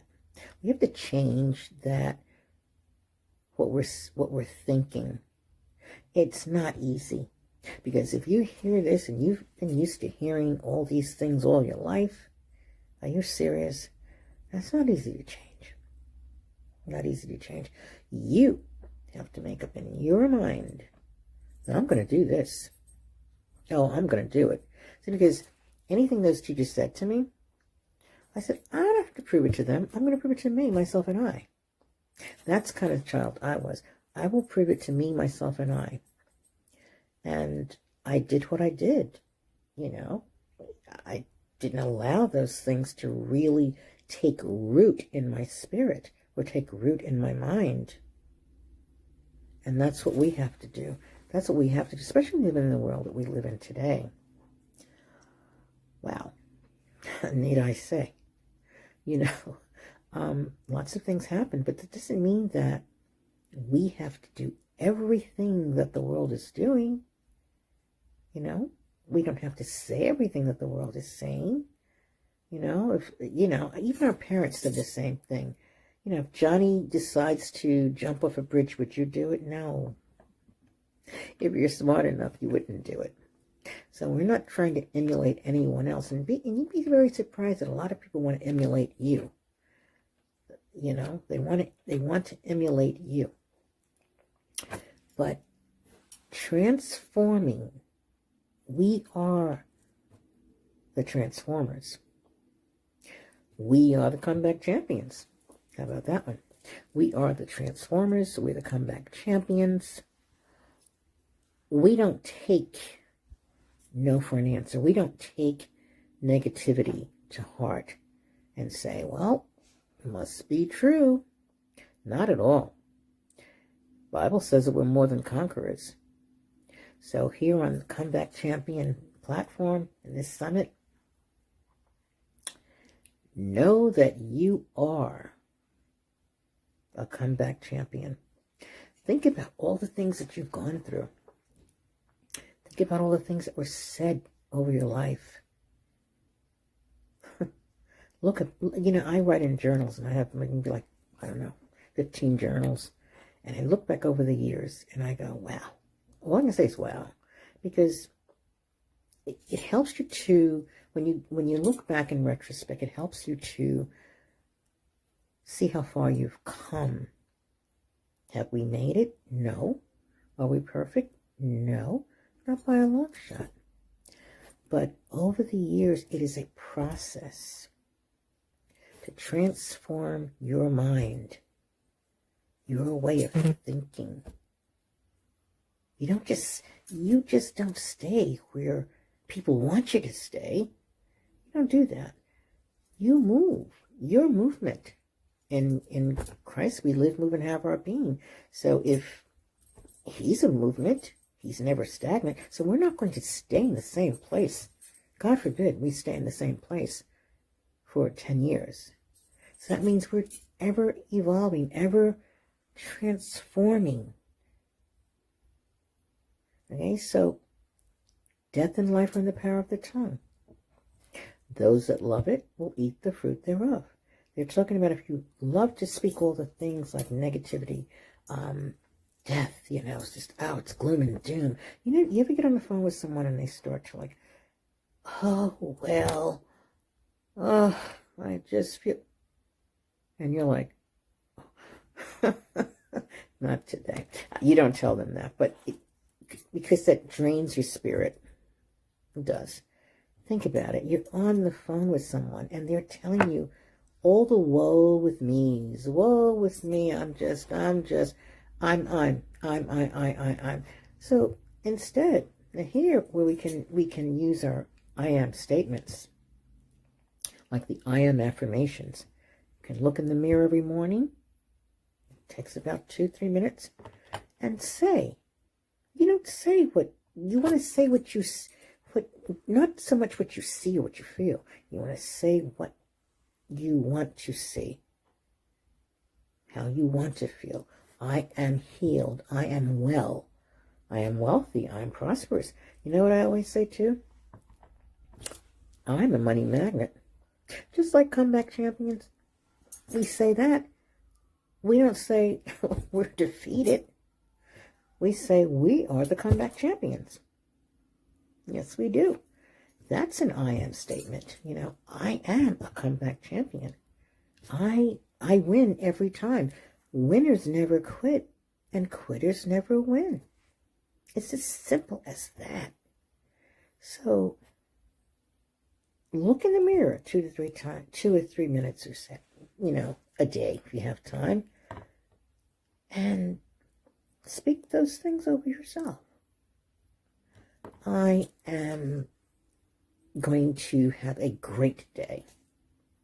Well, this is the day that the Lord has made, and I will rejoice and be glad in it. I am intelligent. I am wealthy. It also says in the Bible that God gives us the power to get wealth.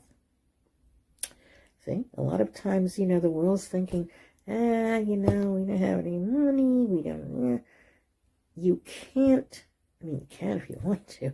You can listen to that and believe it, because the more you hear it, the more you're going to believe it.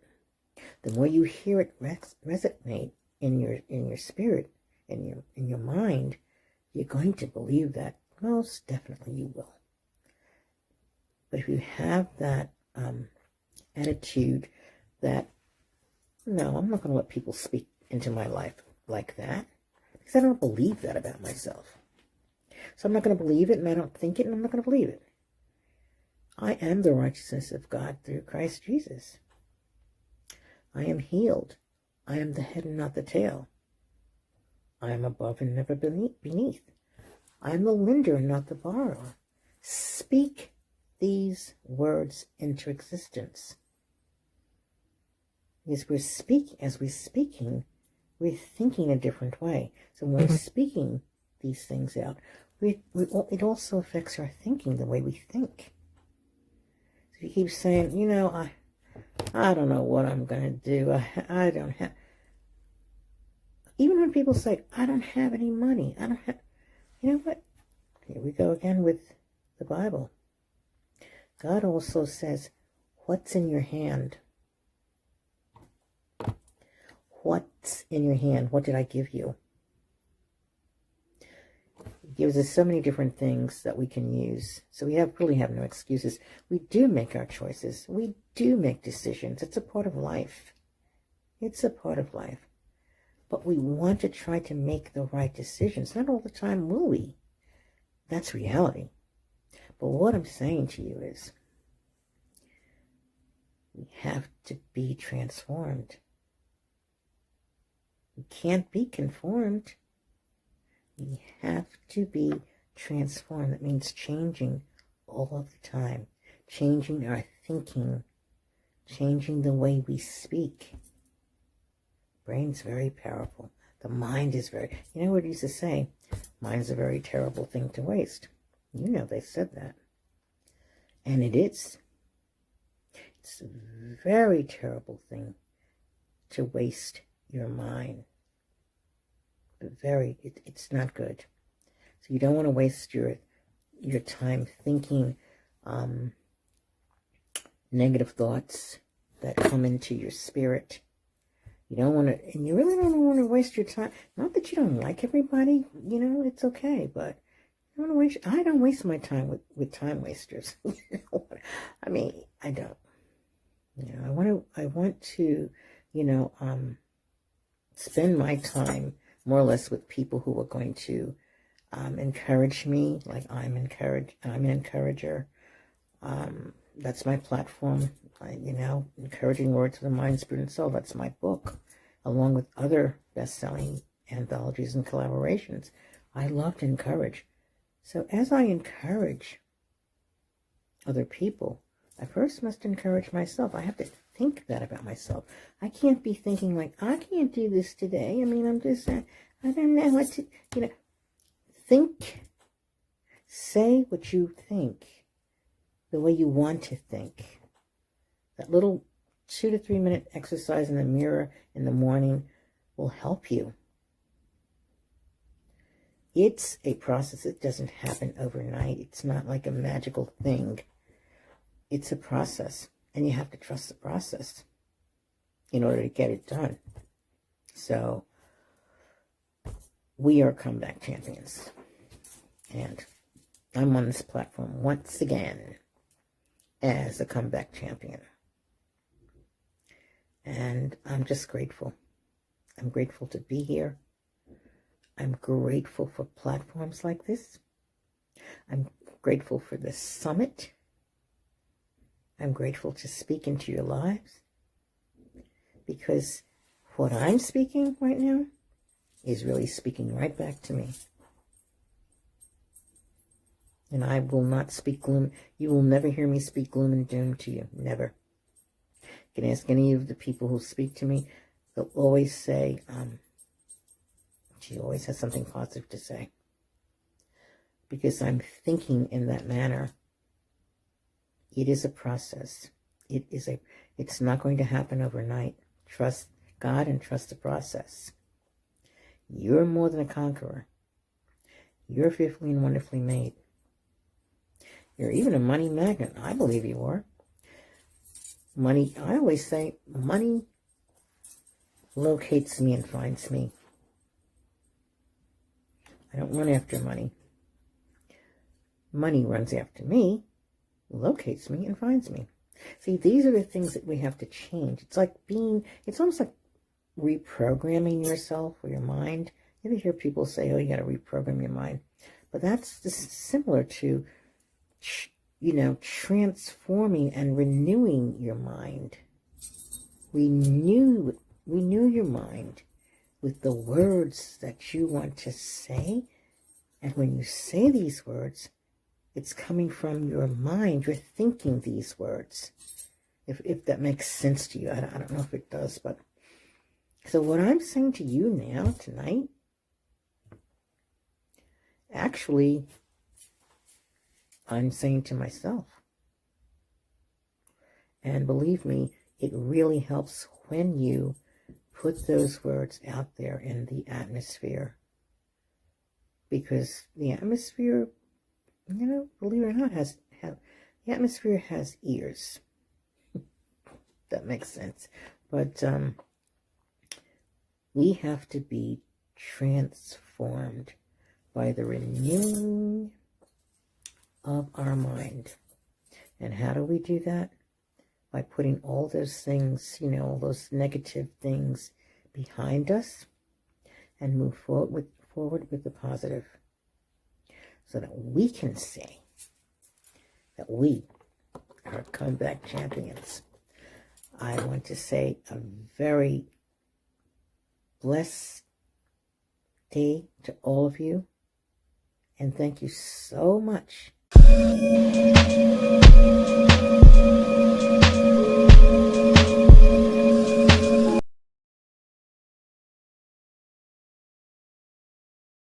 My name is Tanya Powell, and today I want to invite you into a conversation that has the power to not only change your life, but collectively that of the world. See, as we emerge from a global pandemic, well, I sure hope we're emerging, there is still so much chaos and uncertainty. The gaps in world leadership has been exposed, and so many of us are left wondering, how will we get through this?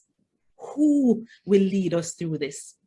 In fact, Prime Minister of Barbados, Mia Mottley, recently said, when will our leaders lead? But I believe the question is, when will we step up and fill that gap? When will we start to lead? And as I ponder the state of the world, I have fallen in love with this quote by the late Dr. Maya Angelou that says, "You may encounter many defeats, but you must not be defeated. In fact, it may be necessary to encounter the defeat so that you can know who you are, what you can rise from, and how you can still come out of it." These words, ladies and gentlemen, have become such a source of inspiration and a call to action for me.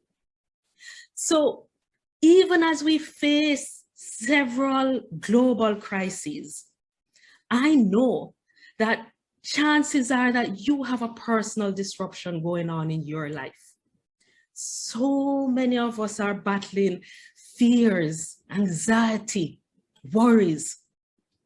And maybe your personal pandemic is a job loss, a strained or broken relationship, a devastating illness, or perhaps you're just tired and exhausted. And maybe you've lost sight of your goals and dreams and lay awake at night wondering, what is my next step? But here's what I do know, is that we cannot allow these disruptions to distract us from our destiny, to distract us from our dreams and goals, to distract us from our greatness. See, as you look at your life, as you look at your goals and dreams, I want you to ask yourselves these questions. What if there was a way for me to thrive through it all? What if I could grow through it and emerge reinvented, happy, living the life of my dreams? What if I could lead myself to my greatness? And so today's conversation is not just about my story leading myself through adversity, but hopefully will equip you to do the same no matter what your challenge is. So let's dive in. In fact, I want you to write this down. This is a quote by Albert Einstein that has also started to guide me. And it says, "Adversity introduces man to himself." Of course, you know, for me, it's adversity introduces woman to herself. And so if ever there's a time to assess our dreams and goals, that time is now. So let me ask you, how are you showing up for your goals and dreams? See, the legendary Les Brown says, if you treat your goals casually, they will die a casualty. So I want you to write these questions down. 1, am I confidently leading myself to my dreams and goals? 2, am I showing up powerfully for me? And 3, am I honoring my gifts and talents? And 4, am I leading myself to my greatness? See, in 2019, these were the questions I had to ask myself as I came face to face with me through my adversity. And I'm going to share with you just 4 quick points on how I led myself through. But first, I'm going to ask you to allow me to share a little bit of my story and what led me to these life-changing points. And the other thing I learned, as Louis Pasteur says, my strength lies solely in my tenacity. You see, it had been 2 years of trauma in our family. In 2018, our mom was diagnosed with a life-threatening illness, in fact, colon cancer. And I'm sure you've also had disruptions in your life out of nowhere.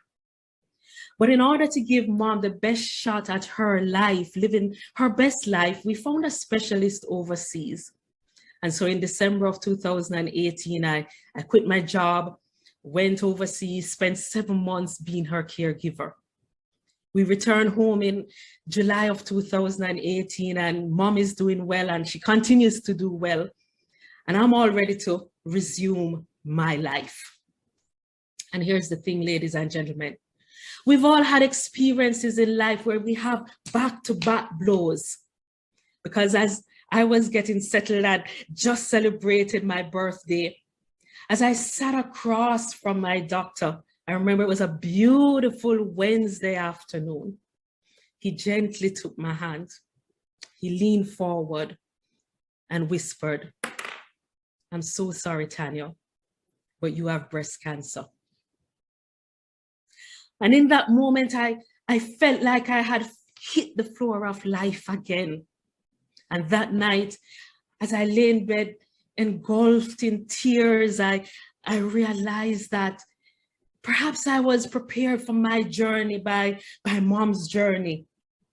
And so I remember I sat up in the bed and I looked up to God and I asked, okay, how can I grow through this instead of just simply go through this?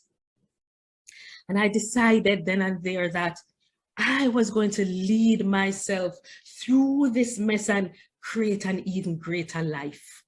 In fact, I remember it was March 25, 2020, as I lay in the hospital bed post-surgery, as I stared up at the ceiling fan going around and around. I remember the poem by Dr. Miles Monroe, and this is not verbatim. And it said, "The wealthiest place on earth are not the gold mines of South America or the oil fields of Iran or Iraq. They are not the diamond mines of South Africa or the banks of the world, but that the wealthiest place on the planet is just down the road. It is the cemetery. Because there lie buried companies that were never started, inventions that were never made, best-selling books that were never written, masterpieces never painted. And in the cemetery is buried the greatest treasure of untapped potential." And I decided then and there that in spite of a cancer diagnosis, I was going to rob the grave of my gifts. I was going to show up fully and lead myself to the breakthroughs that I wanted. And so I coined this phrase, and I want you to write it down. She who leads herself leads her world. So let's talk about self-leadership. I love this definition by Coach Melanie Ann Lear that says, self-leadership is the ability to walk with duality. It is the ability to hold the floor while raising the ceiling. And what that meant for me was that whilst I am in the middle of this mess, I could still hold the vision of my goals and dreams. I could still focus on the breakthrough and not on the breakdown. You see, it's Tony Robbins who says, where your focus goes, your energy flows. And here's the thing I also discovered. I discovered that where my mind went, my body followed.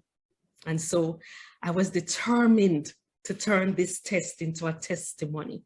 So let me now introduce you to how I led myself through this breakdown to being on the road to my greatest self.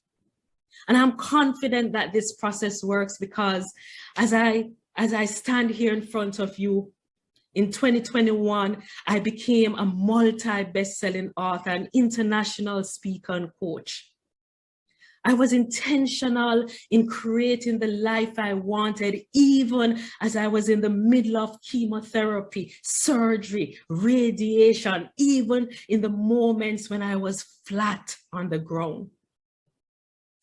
So follow these steps and unleash that even greater side of you that you haven't even met yet. But I want to caution you. These are simple steps, but that they are not easy. Because easy demands commitment, easy demands discipline, and easy demands focus. Easy demands joy. Easy demands passion. But commit to them and they'll be easy.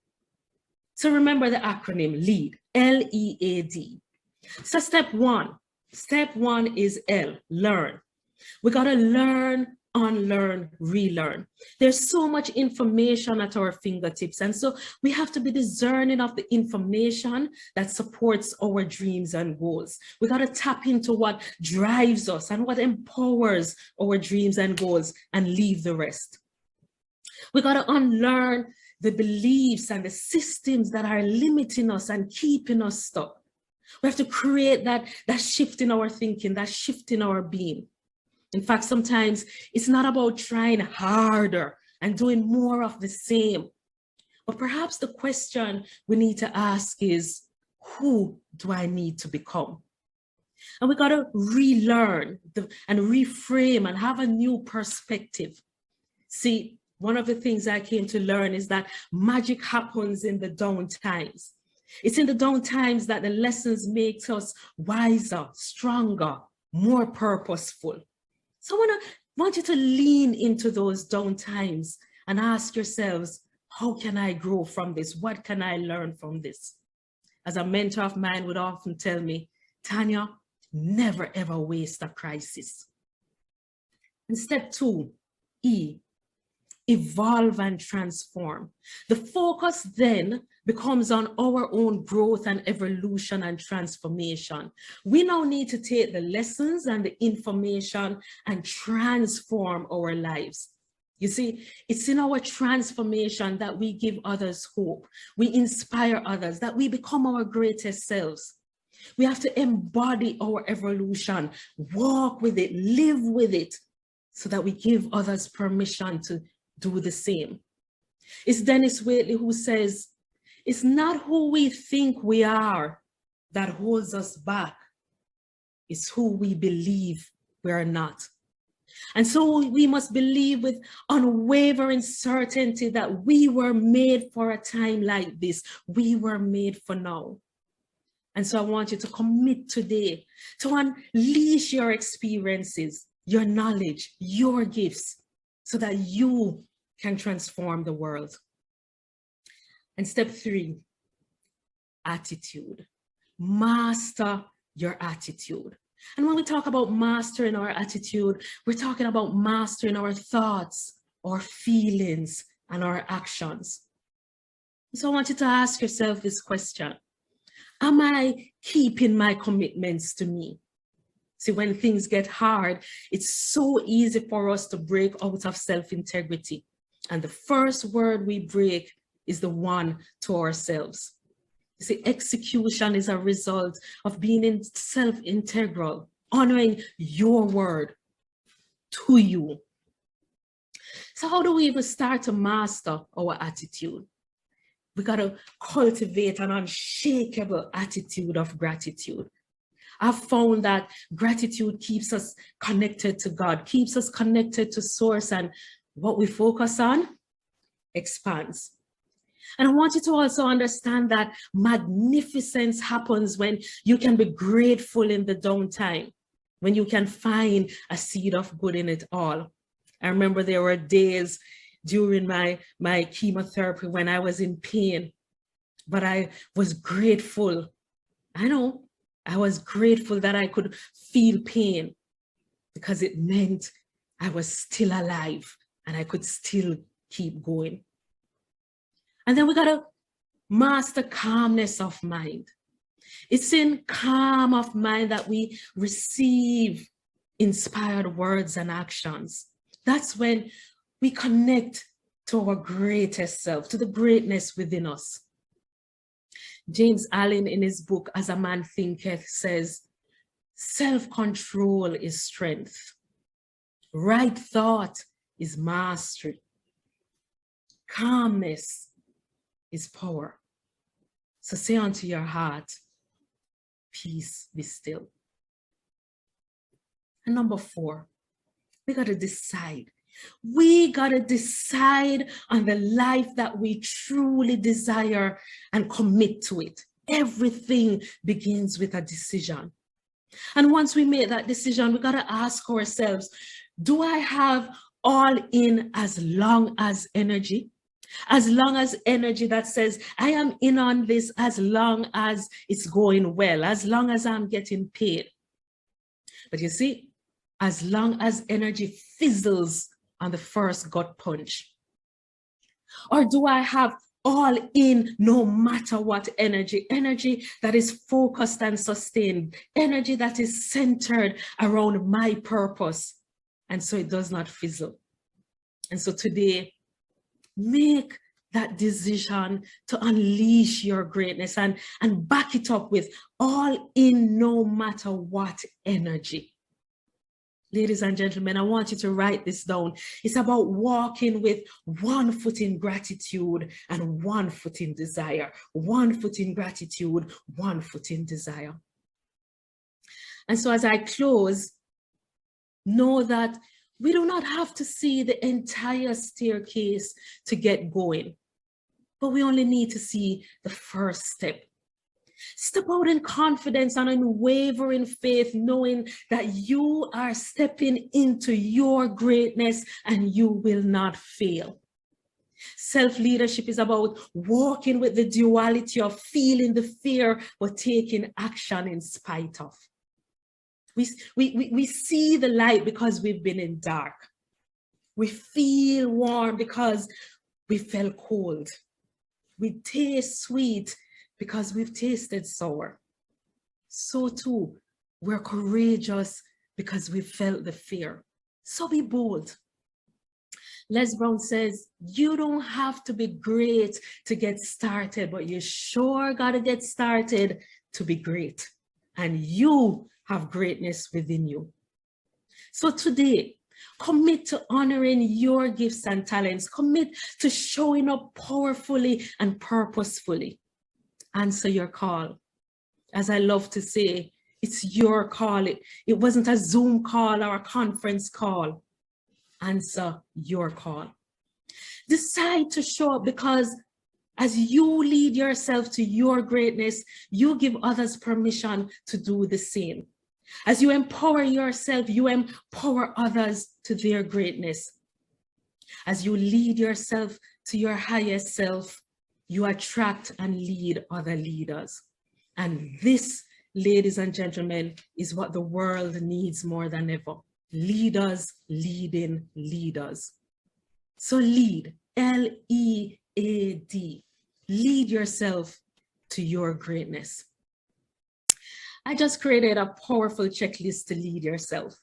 If you would love this as a gift, just send me an email to tanya@tanyadpowell.com and put in the subject line, Comeback Champion, to receive this gift.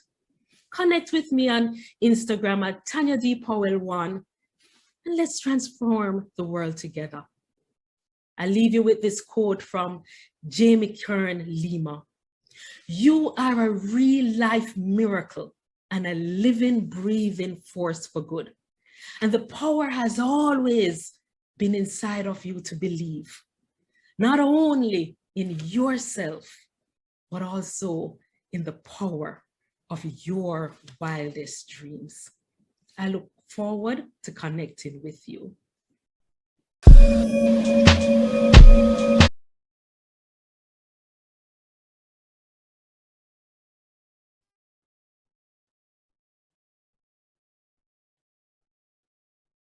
Close your eyes. Take a deep breath. And another one. Now, I want you to go back to a place in your life where someone has said something to you so horrific, so terrifying. They have done something to you so just out of pocket that has changed your whole mindset of who you thought you were. Changed your whole mindset of who you thought you were, who you thought you were. It changed everything that you ever knew about yourself. It all changed with this one split second. It all changed in this one split second. Everything that you thought you knew about yourself just changed. Now, some may have had that moment, some may not. I've had that moment. 9th grade English class. Sitting in 9th grade English class, just chilling. You know, the bell hadn't rung yet, so that means that the teacher wasn't teaching yet. We were all just kind of congregating around in class. You know, not really doing anything too serious, just congregating. I was in my seat, and there was a young lady that sat directly in front of me. And she turned around and looked me dead in my face and said, I mean no harm. Let me pause there for a second. If somebody tells you, and you may know this already, I'm just going to say it anyway. If somebody says to you, I mean no harm, 9 times out of 10, there's going to be some harm followed behind the next statement. I'm just saying, I digress. All right, so she proceeded to say to me, I mean no harm, but if I had a child that looked like you, I would throw it in the trash can. So I paused because I'm trying to process what was just being said to me. Like, what do I do with that? How do I process that? Like, first of all, what type of person are you? Okay, to say that to another human being. Like, who created you? You know what I'm saying? Like, who created you? How do you look another human being squarely in the face and say that? How does one do that? I don't know. But at any rate, I started to look around behind me to see if perhaps she was talking to somebody behind me. And I'm like, I know she's not talking to me. Sadly enough, she's talking to me. She's talking to me. Now, that comment would be a comment that would forever change my life. Forever change my life. Hello, I am Coach Latoya Rush, the Disabilities Empowerment Coach and Speaker. And today, we're going to talk about using your pain to push you to purpose. That's right, using your pain to push you to purpose. Now, some of you may or may not be able to tell I have a disability. I have a rare genetic syndrome called Pfeiffer syndrome. Now, don't get so caught up in the lingo. It just simply means that I was born with my bones didn't connect the way that they should have connected. Your bones are supposed to fuse a certain way in your body, and my bones didn't do that in my skull. So when I was born, my skull was sitting on top of my brain, practically crushing my brain because there was no stems or anything to protect my brain from my skull. It also caused hearing loss and vision loss. And I don't quite look like everybody else. With that being said, you can imagine that I have had my fair share of pain, or my fair share of experience in pain. You know, somebody once said, 2 of the greatest days of your life is the day you were born and the day you understand why. Now, as we all know, being born is nothing that we have any type of control over. We don't have no control over being born. We have no control over when we're born, who we're born to, how we're born. All of that is left up to God. That's in God's control, not ours. We have no responsibility for that. But the second part of that, the why. The why, that thing that keeps you up at night. The why. That thing that keeps you running around this thing called life in a merry-go-round. That thing that causes you to throw things up against the wall to see what sticks. That why. What is that why? That why that causes you to bounce from job to job. That why that causes you to bounce from relationship to relationship. That why, that purpose. That's what we're going to try to get to. That purpose. That purpose. So many of us don't understand or realize or recognize what our purpose is. We don't even know how to get to our purpose. As I said before, I have encountered a lot of pain. As I said previously, I was born with a disability. And that came with its own set of pain. I've had 30, 40, 45 operations. I've been in surgery so long that I was in surgery from one day to the next. Now, I know you can't imagine being in surgery for a whole 24 hours, but I've been in surgery for a whole 24 hours. I've lost blood, pints and pints of blood. I've had to have blood transfusions. I can remember being 5, 6, 7 years old, being wheeled into the operating room, begging God, please, let this be the last time. God, please, let this be the last time. I don't know how much more my body can take. My body can't take anymore, God. I can't do this anymore. Please let this be the last time. And God said to me, hold on. I got you. So on top of having a disability, God felt like I needed some special parents. My mother was addicted to crack, and my dad was an alcoholic. No, wait, my dad was not an alcoholic. My dad was a drunk. Let's just be all the way real, guys. My dad was a drunk. He did not attend any Alcoholic Anonymous meeting. The only meeting my dad attended was the meeting at the liquor store. That was it. So, growing up in a tumultuous household, sometimes coming home to fussing, fighting, arguing, the police at my house, coming home to no food in the refrigerator, coming home to just chaos, pain, more pain. Going to school, getting bullied, getting picked on, getting laughed at, getting teased, pain. At the top of it all, I go to foster care. My parents finally got to a point where they couldn't take care of me anymore. No surprise there, no shock there. They get to a point where they can no longer take care of me. And I have to go to foster care, where I'm passed around from home to home to home to home to home. I think in a matter of a year, I was in 4 different foster homes in 1 year. 4 different foster homes in 1 year. Another set of pain. Each foster home was met with its own level of abuse and neglect and abuse and neglect and abuse and neglect. More pain. And again, now I'm going back to God at this point. Okay, I'm like, okay, God, really? Really? Like, this is what we're doing? Like, I don't understand. Like, I'm confused at this point. I need some answers. I need to know what's going on. Like, okay, the disability, the parents.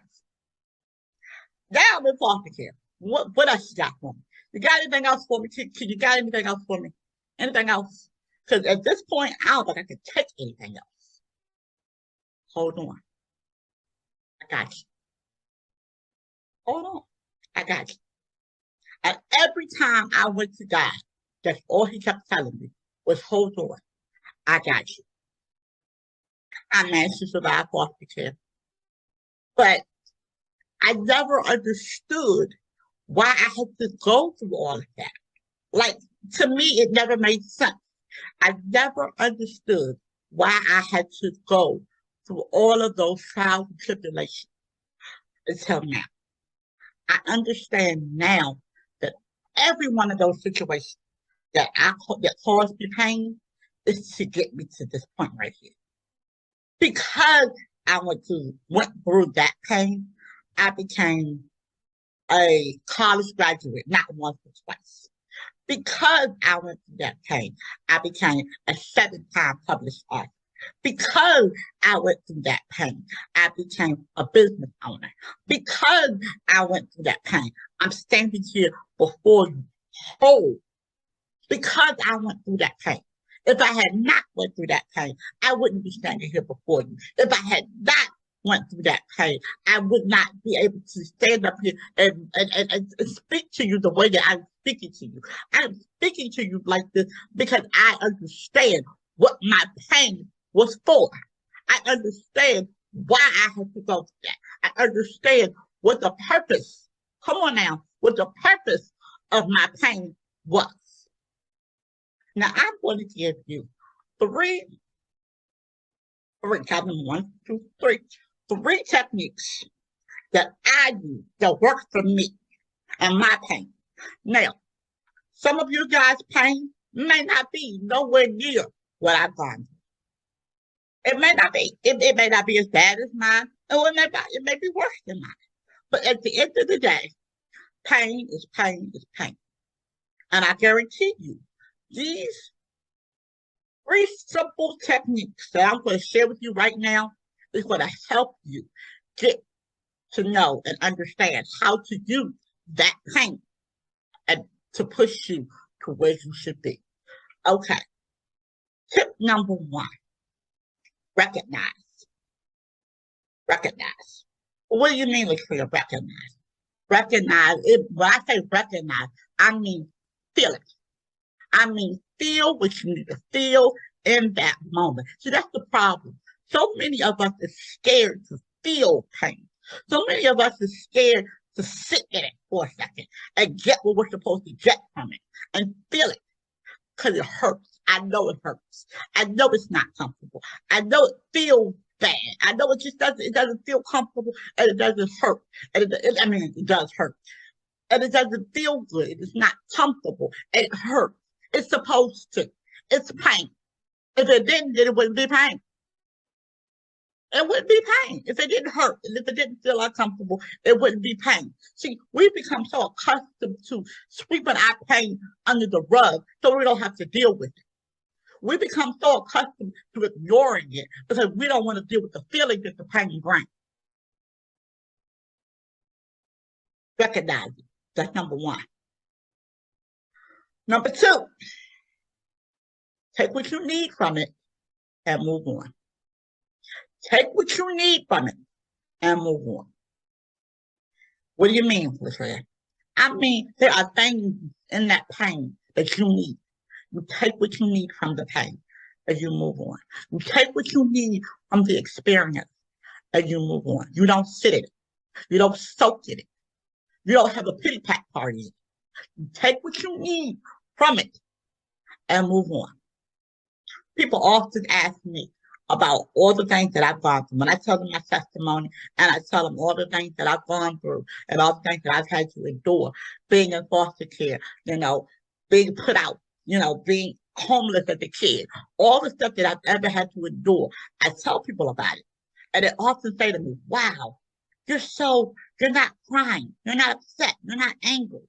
And I tell them, if I sat in a corner and I cried about everything that ever happened to me, I'd be crying forever.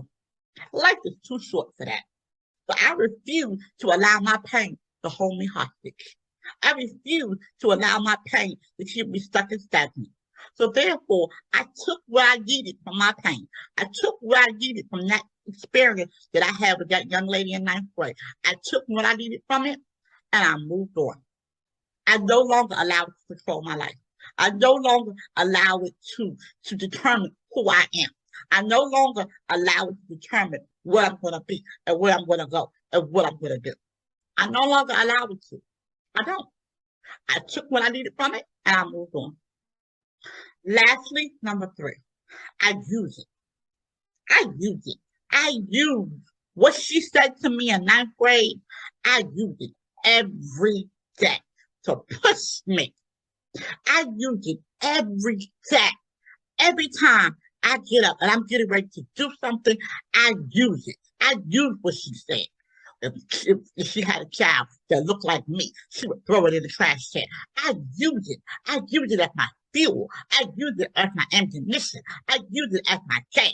I put it in my car and I allow it to push me to the next level because I understand that experience happened for a reason. That experience happened because God knew that I would need something to push me.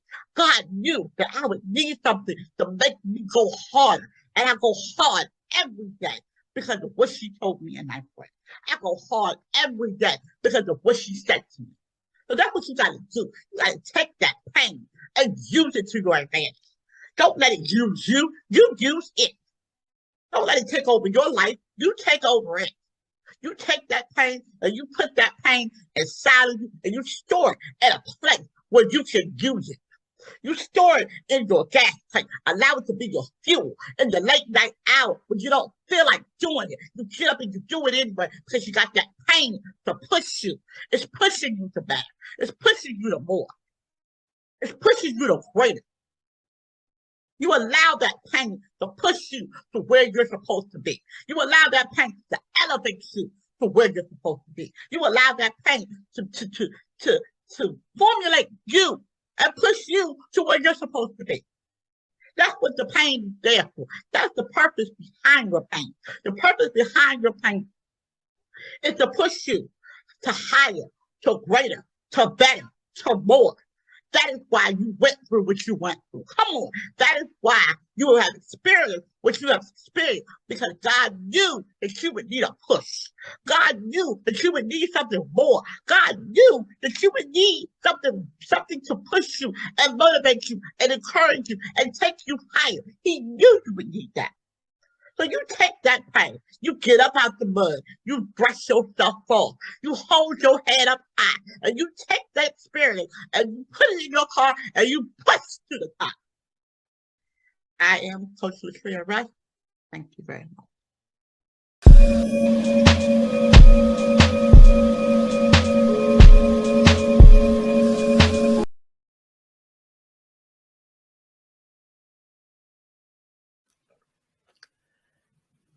Her name is Beauty by Bella. Her name is Beauty. You can call her pretty. Her friends call her cute. Strangers say appealing. She spends her days wandering, draws eyes wherever she goes, like a worm lures fish or a magnet draws metal. Everyone wants to be her. She thinks the world is gorgeous. Everyone gets to be unique, to have their own skin. She wishes she was like them, but everyone who takes her picture, everyone who tells her what she looks like, gives her a different image. She is not unique. She looks like everyone at one point or another. She doesn't know who she is. All she wants is to be unique, like you. Beauty is her name. How often do you hear the term beauty? And when you do hear it, do you think about beauty on the outside, or do you think about beauty within? The term beauty can have so many different meanings. However, when you think of beauty, people tend to only look at the outside. They look at the person with the beautiful eyes, the beautiful hair, the beautiful face, the person with just the beautiful body, the person with the beautiful car, the beautiful home. Folks tend to look at the outer beauty. But what about that internal beauty? What about that beauty within? The person with the beautiful heart, the person with the beautiful personality, the person with the beautiful soul, with those positive vibes and those positive energy, the person with the beautiful mind who can inspire, encourage, support, be genuine, and be authentic with people. What about that person? The beauty within. The challenges of life can impact one's mental health and overall well-being. Teens to young adult females, they face their own set of challenges. Those challenges include self-esteem, self-worth, depression, anxiety, self-harm, suicidal ideations, and their own beauty, defining their own beauty. Not to mention the impact that COVID has had on society today. We're all facing different challenges in our lives today. The stigma of seeking mental health services prevents many from seeking necessary help, especially those in the teens to young adult population. We all struggle within our culture, within our community. We struggle with seeking mental health services that are necessary. You know, back in the day, it was what goes on in this house stays in this house. You know, or I don't want to see a therapist or anyone because I'm not crazy. Well, no one is saying you're crazy. All we're saying is that there's a point in our lives where we all need some type of help. And it's okay. It's okay to seek that help. It's okay to not be okay. Those individuals like myself are out there to hold your hand. Those individuals are out there to say, you know what? You don't have to do this alone. We're going to walk this journey together. I'm here to walk this journey together with you so that all those things that life has plagued you with, you can find the beauty within. Beauty is her name. During this time, my focus is to see what is beauty in regards to emotional and physical, from the emotional and physical standpoint. We're going to look at ways to improve our overall emotional and physical well-being. We're going to look at coping strategies, and we're going to just look at different things. I want to share my story with you because we all are unique. We all have our own unique story, and I will share my story with you. So our time together is great. It's going to be a great time. You're going to be inspired. We're going to be encouraged. I hope you feel supported. But we're going to look at some of the most common mental health disorders that are out there, like depression and anxiety. We're going to look at self-harm, and we're going to look at suicidal ideations. We're going to look at all of those things because those things impact our lives. Those things are who we are. And we're going to look at those things, and we're going to walk the journey together. We're going to walk the journey together. So who am I? Who is this chick right here talking about what we're going to do and this and that? My name is Trish Noel, and I am honored to be a part of the Comeback Champion Summit. Yes, I am like stoked, super excited. Stoked. Do people still say stoked? But I'm so excited about being here. I am back. I have my story. I am the founder and the CEO of Noel Integrated Services Incorporated. It was established in 2020, right during the height of COVID. Because why? There were people who were going through stuff that looked like me, who wanted somebody to talk to that looked like them. So here I am. I am also the founder of a support group called Just Breathe. And instead of the J, we use the semicolon because we're looking at individuals who have struggled with losing family members to suicide, or individuals who have thought of harming themselves in some kind of way. In that group are females between the ages of 12 to 21 who struggle with depression, anxiety, self-harm, and suicidal ideations. What I do with NIS, I provide mental health and substance use services, and to help folks to work through their depression and anxiety and so many other, and trauma, and so many other things that plague our lives that sometimes make us stuck. We get stuck. And when I think of the Comeback Champion Summit, I think of a point in my life when I was stuck.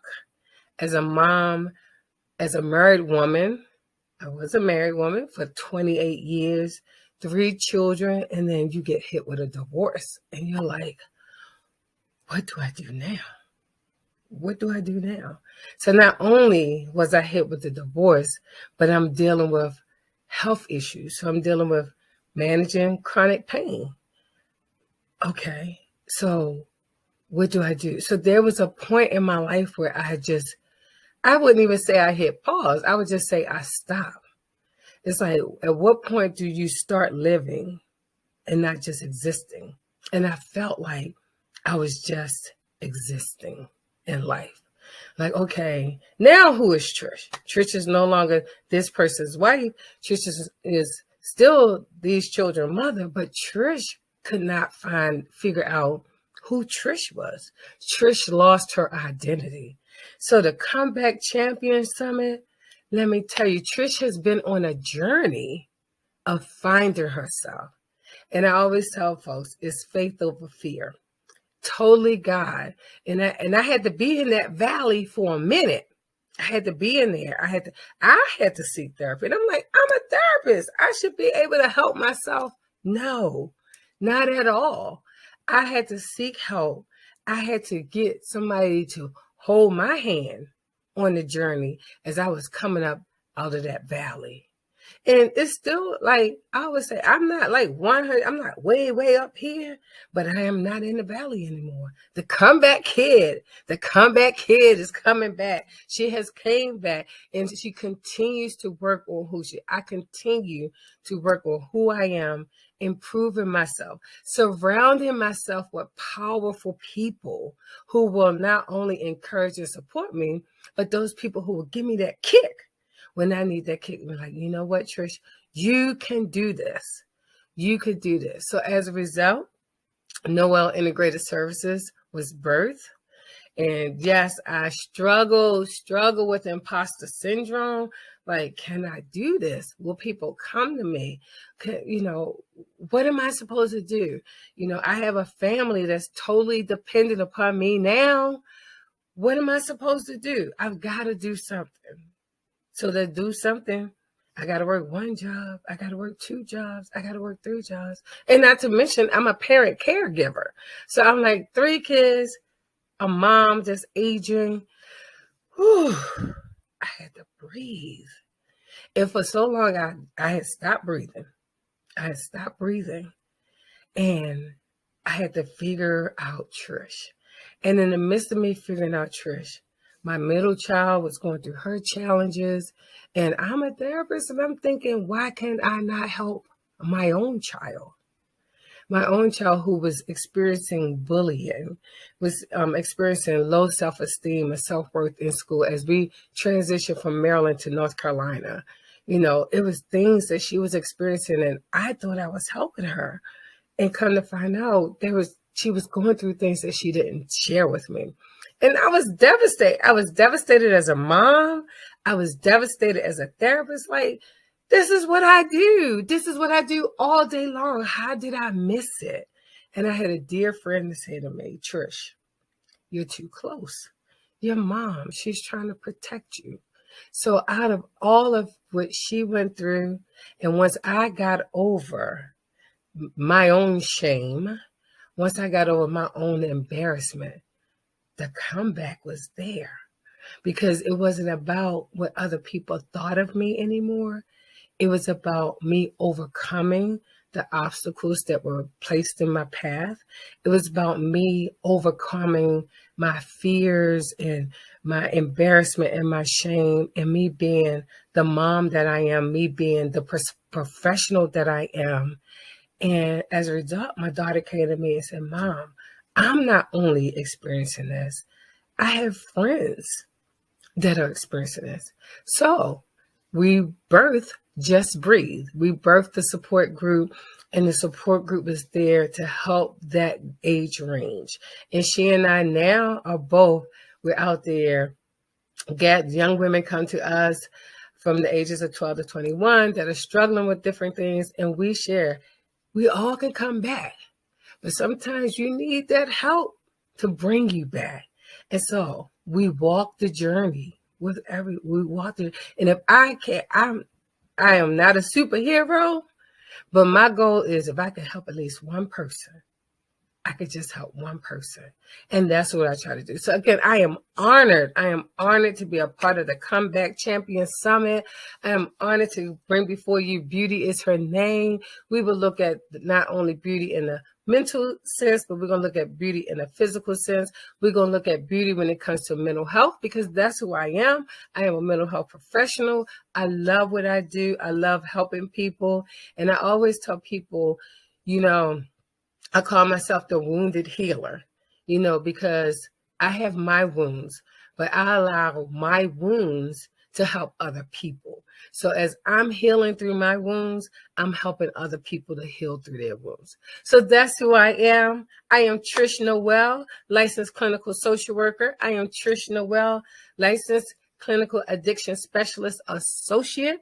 I am Trish Noel, the founder and CEO of Noel Integrated Services Incorporated. I am Trish Noel, the founder of Just Breathe. Well, co-founder, because I got to give my daughter some credit. The co-founder of Just Breathe, and I am a comeback kid, and I am honored to be here today. So I'm going to share with you a little bit about Just Breathe. Again, it's an all-girl support group. We believe in supporting each other through whatever battles life is facing us. And what I learned from my daughter is that sometimes she didn't need me to say anything. She just needed me to be there. And that's presence is everything. Not just in this age group, in every age group. It's just like, we need support. Sometimes we just need that shoulder. We need to cry that tear, we need silence. And people struggle with being in silence. Like, sometimes silence is good. It gives you a chance to reflect, and it just gives you a chance to breathe. So with Just Breathe, we support them. There's the girls basically run the group. I'm just there to facilitate it, to provide professional guidance as they work through trying to gain control of their lives, as they work through developing healthy coping strategies. That is our goal with Just Breathe. The vision of Just Breathe is to provide a safe environment with a strong support system. Because I know, again, me as a mom, had it not been for my village, I don't know where I would be. Even after the divorce, had it not been for my village, I don't know where I would have been. 28 years, you're thinking we're going to be in this thing forever.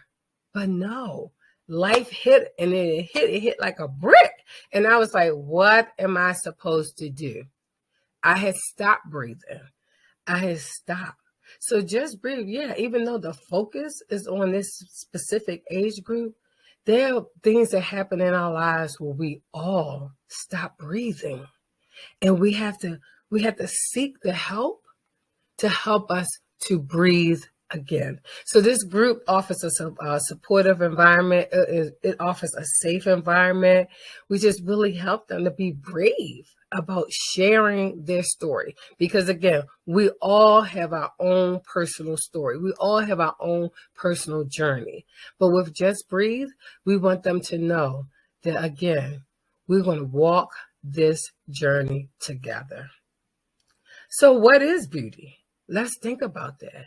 I hope you have a pad, a journal, and some paper, a paper and a pen that you can just write down some things, because we're going to talk about what is beauty. What does beauty mean to you? So as you think about that, I want you to write it down. What is beauty?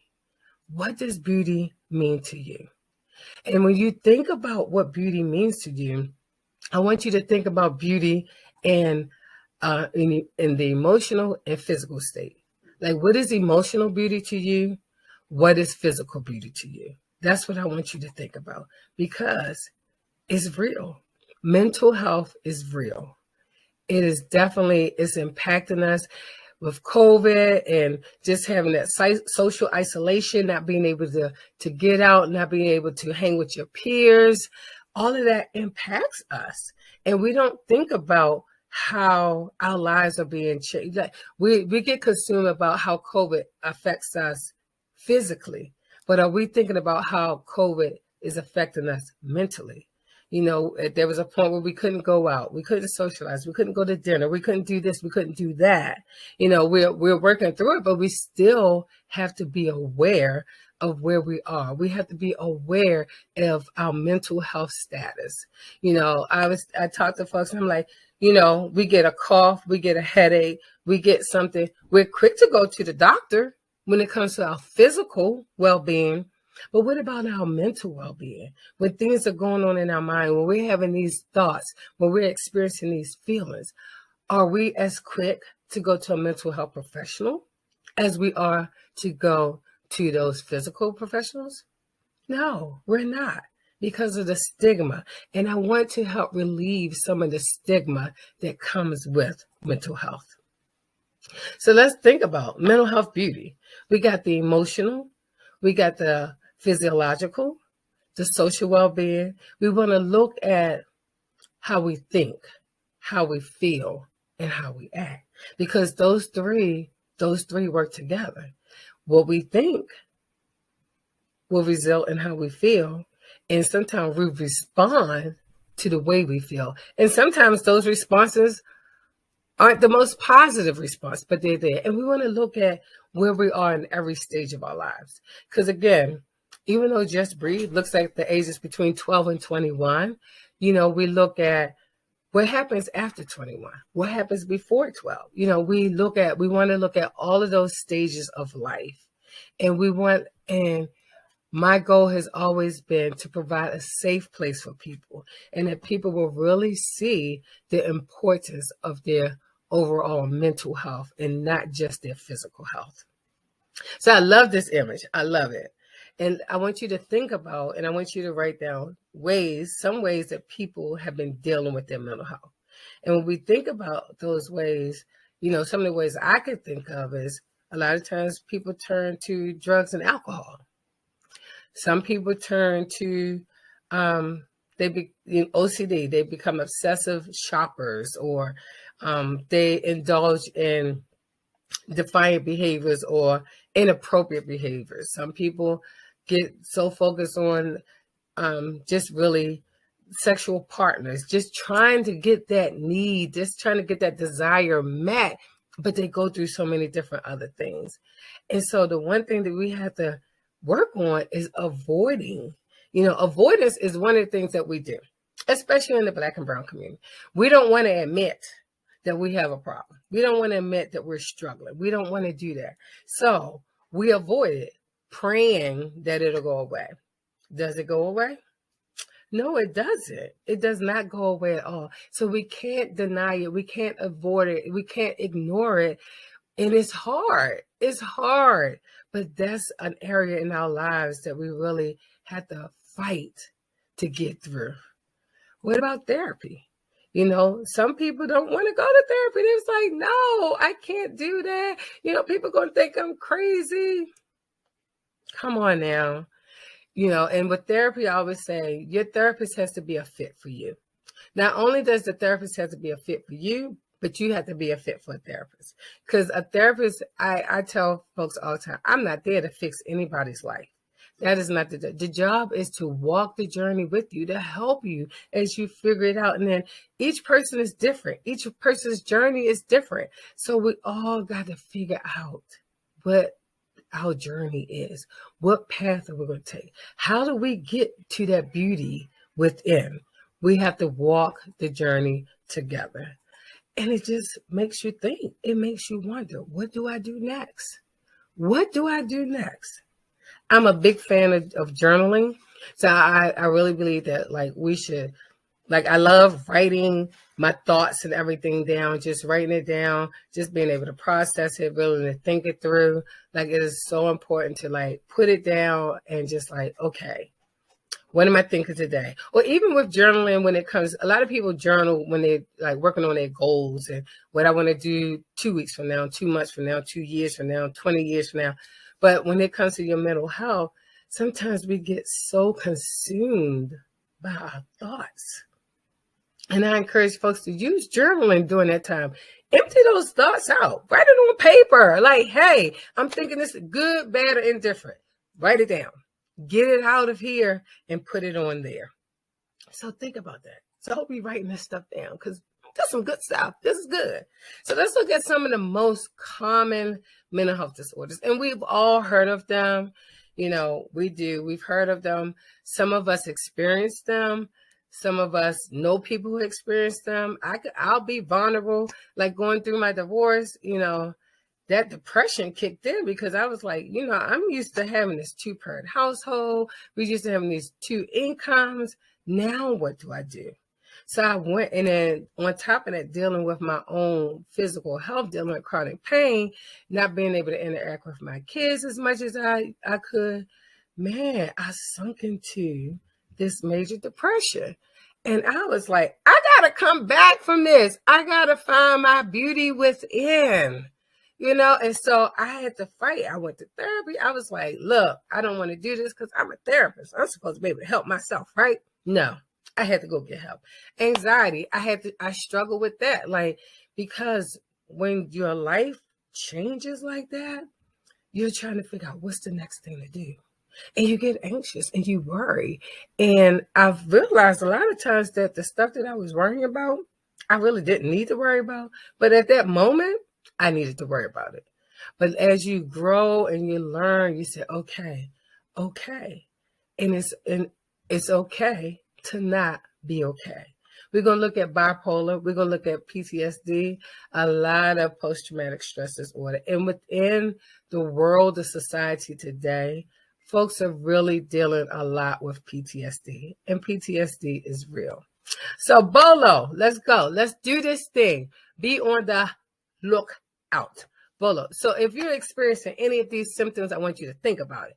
If you're experiencing some sadness and hopelessness and just emptiness, persistent low mood, feeling irritable, frustrated easily, hard to concentrate, not able to sleep, feeling worthless. If you're feeling all of these things, you could be experiencing depression. So I just want you to think about those symptoms that we just looked at, and think about, are you experiencing any of those things? And if you are, let's look at some emotional and physical beauty strategies. So you're feeling low, you're not sleeping, you're easily irritated, you're frustrated. So some of the strategies, the beauty strategies that you could use is eat good. Now, I know when folks are depressed, sometimes people don't want to eat at all, or sometimes people overeat. So when we're looking at beauty strategies, we want to look at eating better, moving, that helps. And again, it takes energy to get out of that. So you got to work. And that's why you need that professional help. The professional help can help encourage and support you, trying to create a great sleep routine. Do the opposite of the negative, because the negative thoughts will tell us stay in bed. Don't shower today. Don't eat anything. Fight those thoughts and say, okay, well, it's telling me not to stay in the bed. Well, today I'm going to, even if I don't do nothing, get out of the bed and go to the couch. I'm going to get out of the bed today.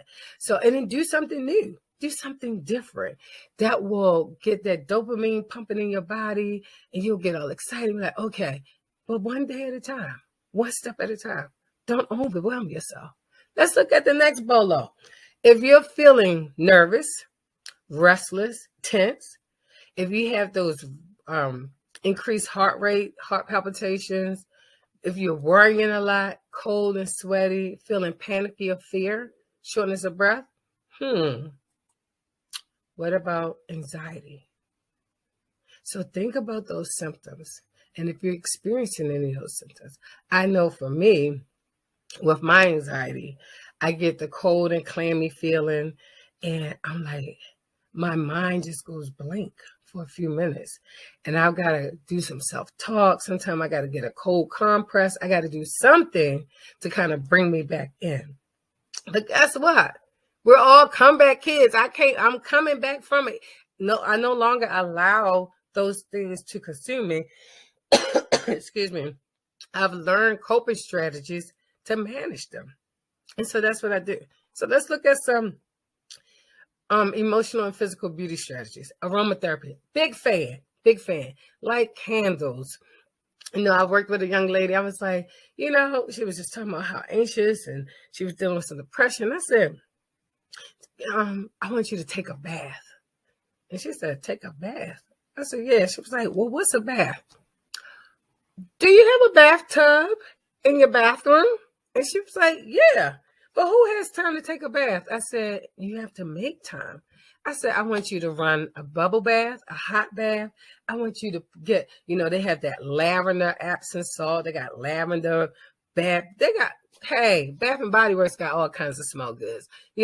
Just put something with some aroma in it, light your candles, put on some soft music, and relax.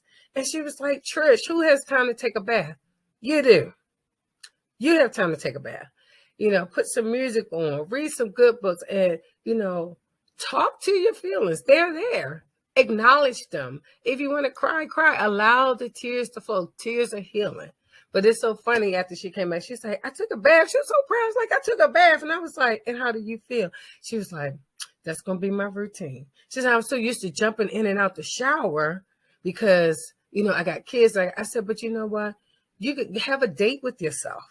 Even if it's just one night a week. That night, put the kids to bed early, take care of the house early, and run your bath. I want you to stay in the bathtub for at least 20 minutes. 20 minutes. You got to keep running hot water, but I want you to stay in there for 20 minutes. And she was like, thank you. It made such a difference. So it's the simple things that we need to do. The next bolo we want to look at. Be on the lookout for these symptoms. Decreased need for sleep. You're not sleeping well. Unusually talkative. Like you're just from one extreme to the next. 1 minute your mood is here, the next minute your mood is there. Easily distracted. Your thoughts, you can't control it. Your thoughts are constantly running. This exaggerated sense of well-being and self-confidence. I got this. When you really don't have it. And no one ever has it all together. Abnormally upbeat, easily agitated. If you're experiencing any of these things, could be bipolar disorder. Polarization. You go from one extreme to the next. Think about that. So let's look at some beauty strategies for this. Good support system is the key. Learning to say no. No is a complete sentence. Can you? No. Do you? No. A lot of times we people ask us to do things and we really want to say no, but we find all kind of excuses and everything. No is good. No is a complete sentence. Just say no. No. That goes with rushing and making a decision, because a lot of times we will make a decision to do something, but in hindsight, we was like, we really don't want to. But now we've committed to something and so then we start feeling some type of way about it. Monitor your mood. Be aware of those mood swings. Notice it. I have folks that I've worked with that some people don't notice them, but a lot of them do recognize, like, 1 minute I could be here, the next minute I could be there. What's that? And so we work through it. Medication. Folks have a hard time with medication when it comes to your mental health, because now if you have high blood pressure, you're going to take that blood pressure medicine. If you are diabetic, you're going to take the insulin. Wherever we are physically, we'll take that medication. But where we are mentally, we're hesitant. You have a doctor, you have a psychiatrist, you have a mental health professional. They will help you monitor your medication. So if you're taking it and it makes you feel a certain way, you let that provider know, like, hey, when I take this, I feel like this. And don't just stop the medication, but use your resource to help you work through the medication and take it. And when you start feeling better, please continue to take it, because that's where we mess up. We start feeling better. We're like, oh, I don't need this anymore. And what happened? The symptoms come back and they're exacerbated. They're worse than they were before they was. So please keep taking the medication. And guess what? It's okay to take medication. It really is. It really is okay.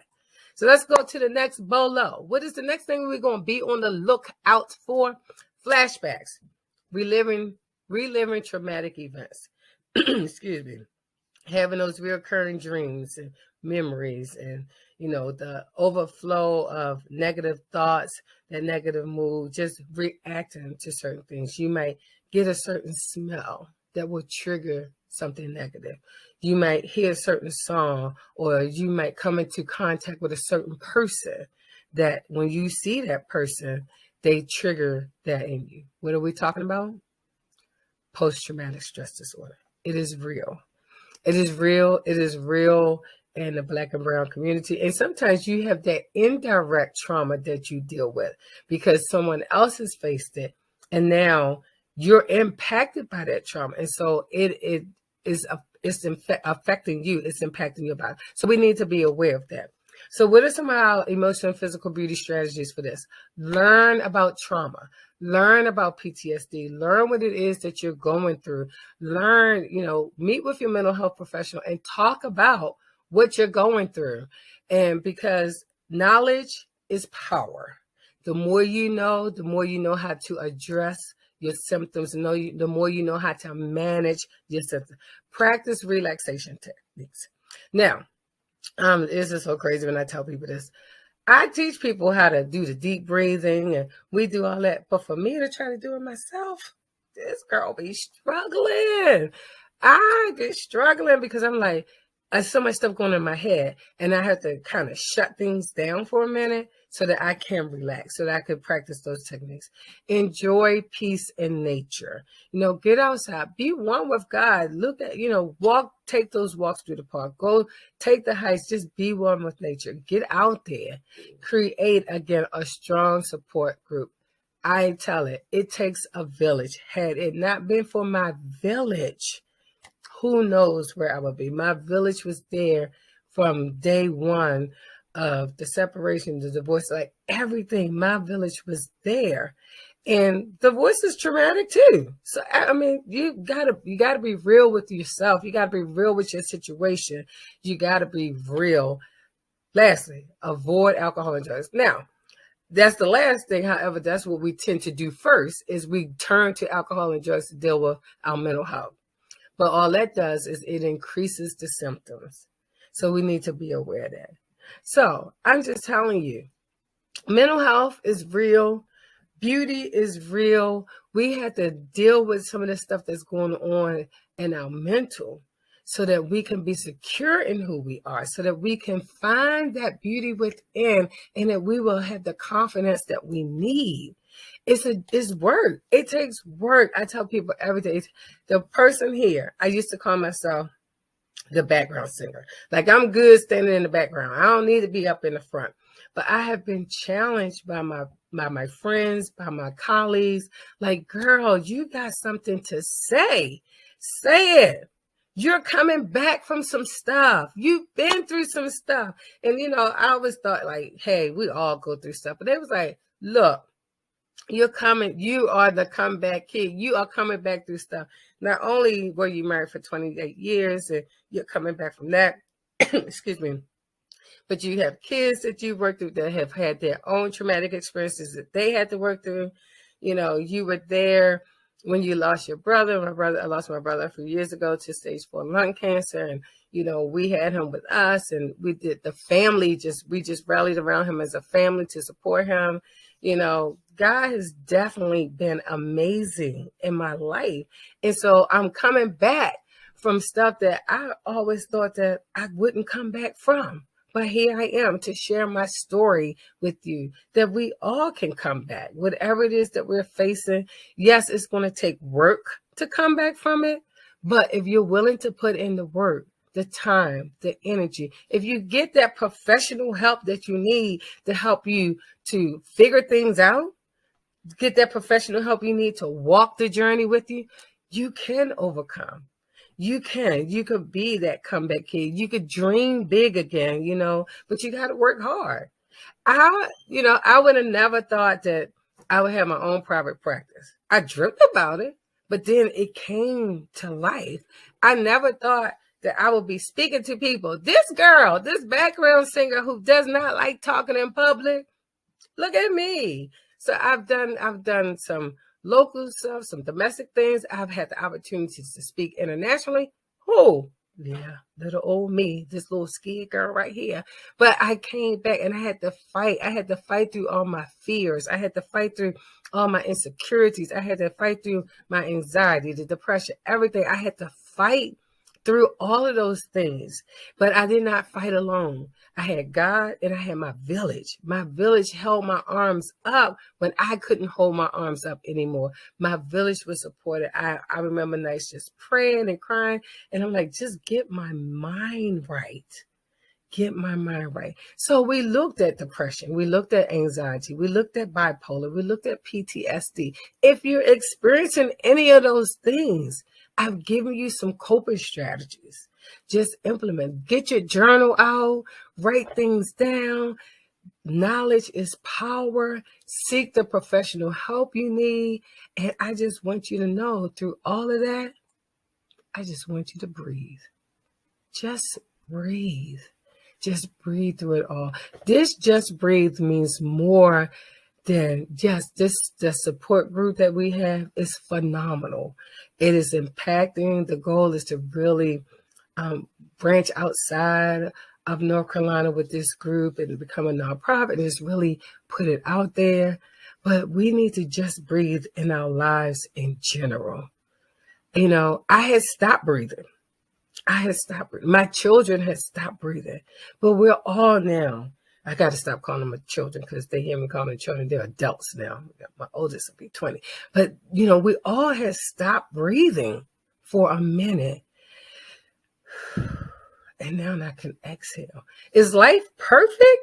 It's not perfect, but it's a lot more manageable. This girl right here who went through the divorce and dealing with the chronic pain and the job that you don't feel appreciated on, all of that. And God has blessed me. God has blessed me with a new relationship. God has blessed me with somebody who understands me, somebody who is supportive. My village continues to grow. So get you a village and breathe. Get you a village and breathe. Again, I just want to thank you all. I just want to thank you. I'm so grateful for Shay and being a part of the Comeback Champion Summit. This is my first one. I'm so excited about it. This is my contact information. You can reach me on my website at www.nistherapy.com, or you can email me at tnoel@nistherapy.com. If you email me and let me know that you listen to my presentation today, I have a special gift that I will send you. And I am just, again, I want to come back. I want to come back, guys. I'm telling you, life has had its challenges. Life had its hold on me, but I had to fight through it. I had to trust God. I had to trust the process. And I realized that I was not on that journey by myself. So as you seek the help that you need, please, we are out there to help anyone who needs help. And just know that we are on this journey together. Thank you, and get ready to come back as the champion that you are.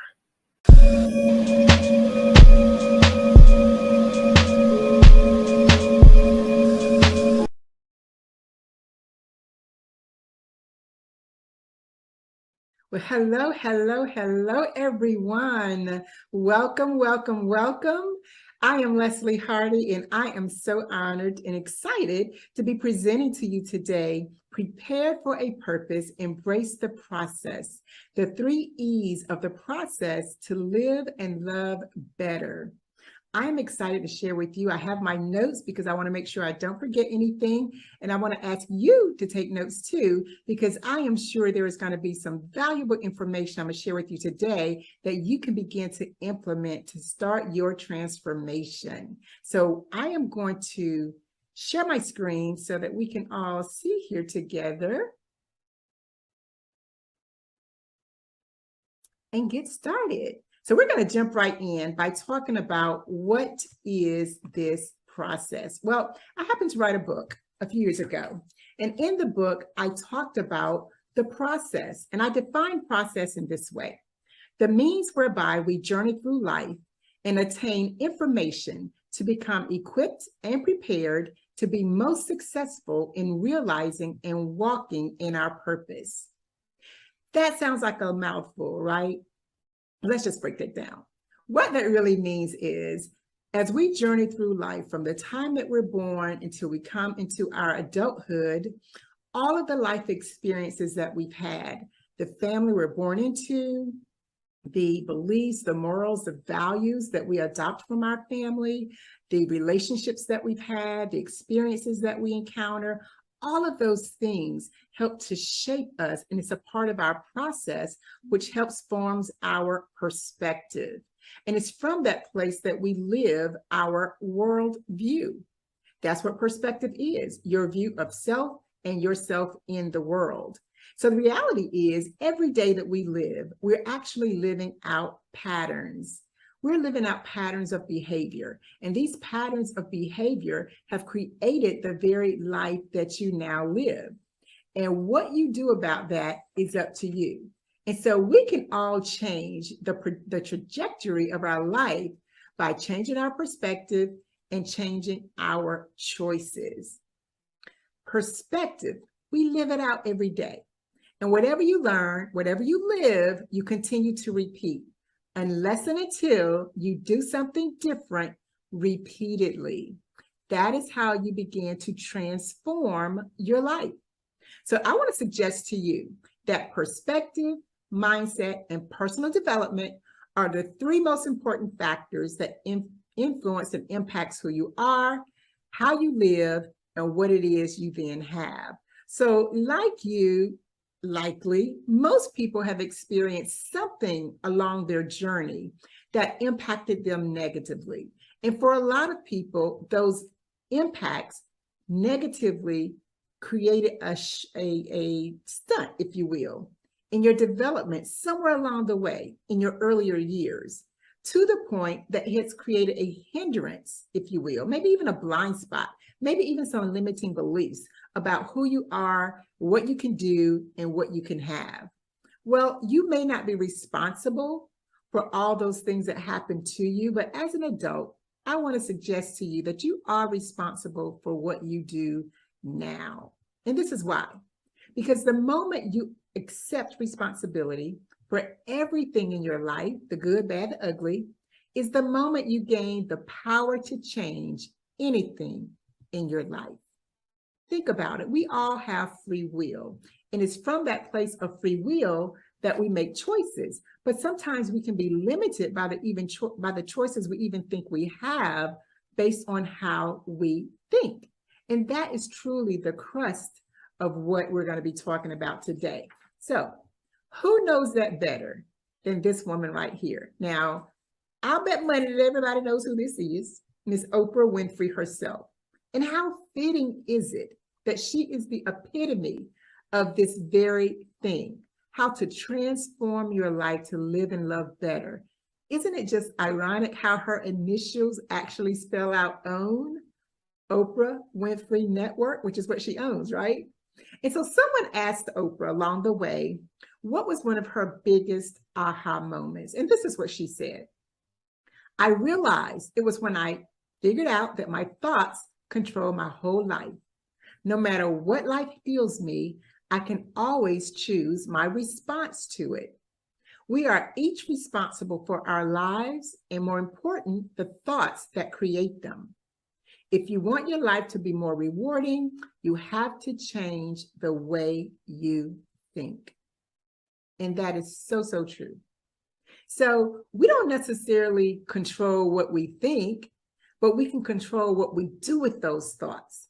And a lot of the thoughts, in fact, all of the thoughts that we have growing up are pretty much thoughts that we were given and that we inherited, that we adopted as our truth. Because as children, that's what we do.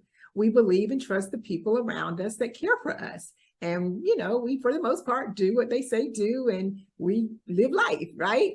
And so what happens with that, though, sometimes is that the things that we inherit, the things that we adopt aren't necessarily good for us, aren't necessarily affirming for us, and it can cause a disruption in our development. But everything starts with a thought. Oprah said it, I'm saying it, but who am I? Why should you believe me, right? Well, in addition to my own life experiences, my formal training, education, and professional experiences for 28 years, these are just some of the accolades that I've accumulated along the way to help inform me in this work that I do. I'm a licensed clinical social worker, licensed psychotherapist, inner healing and deliverance coach. I'm a speaker, a trainer, an author.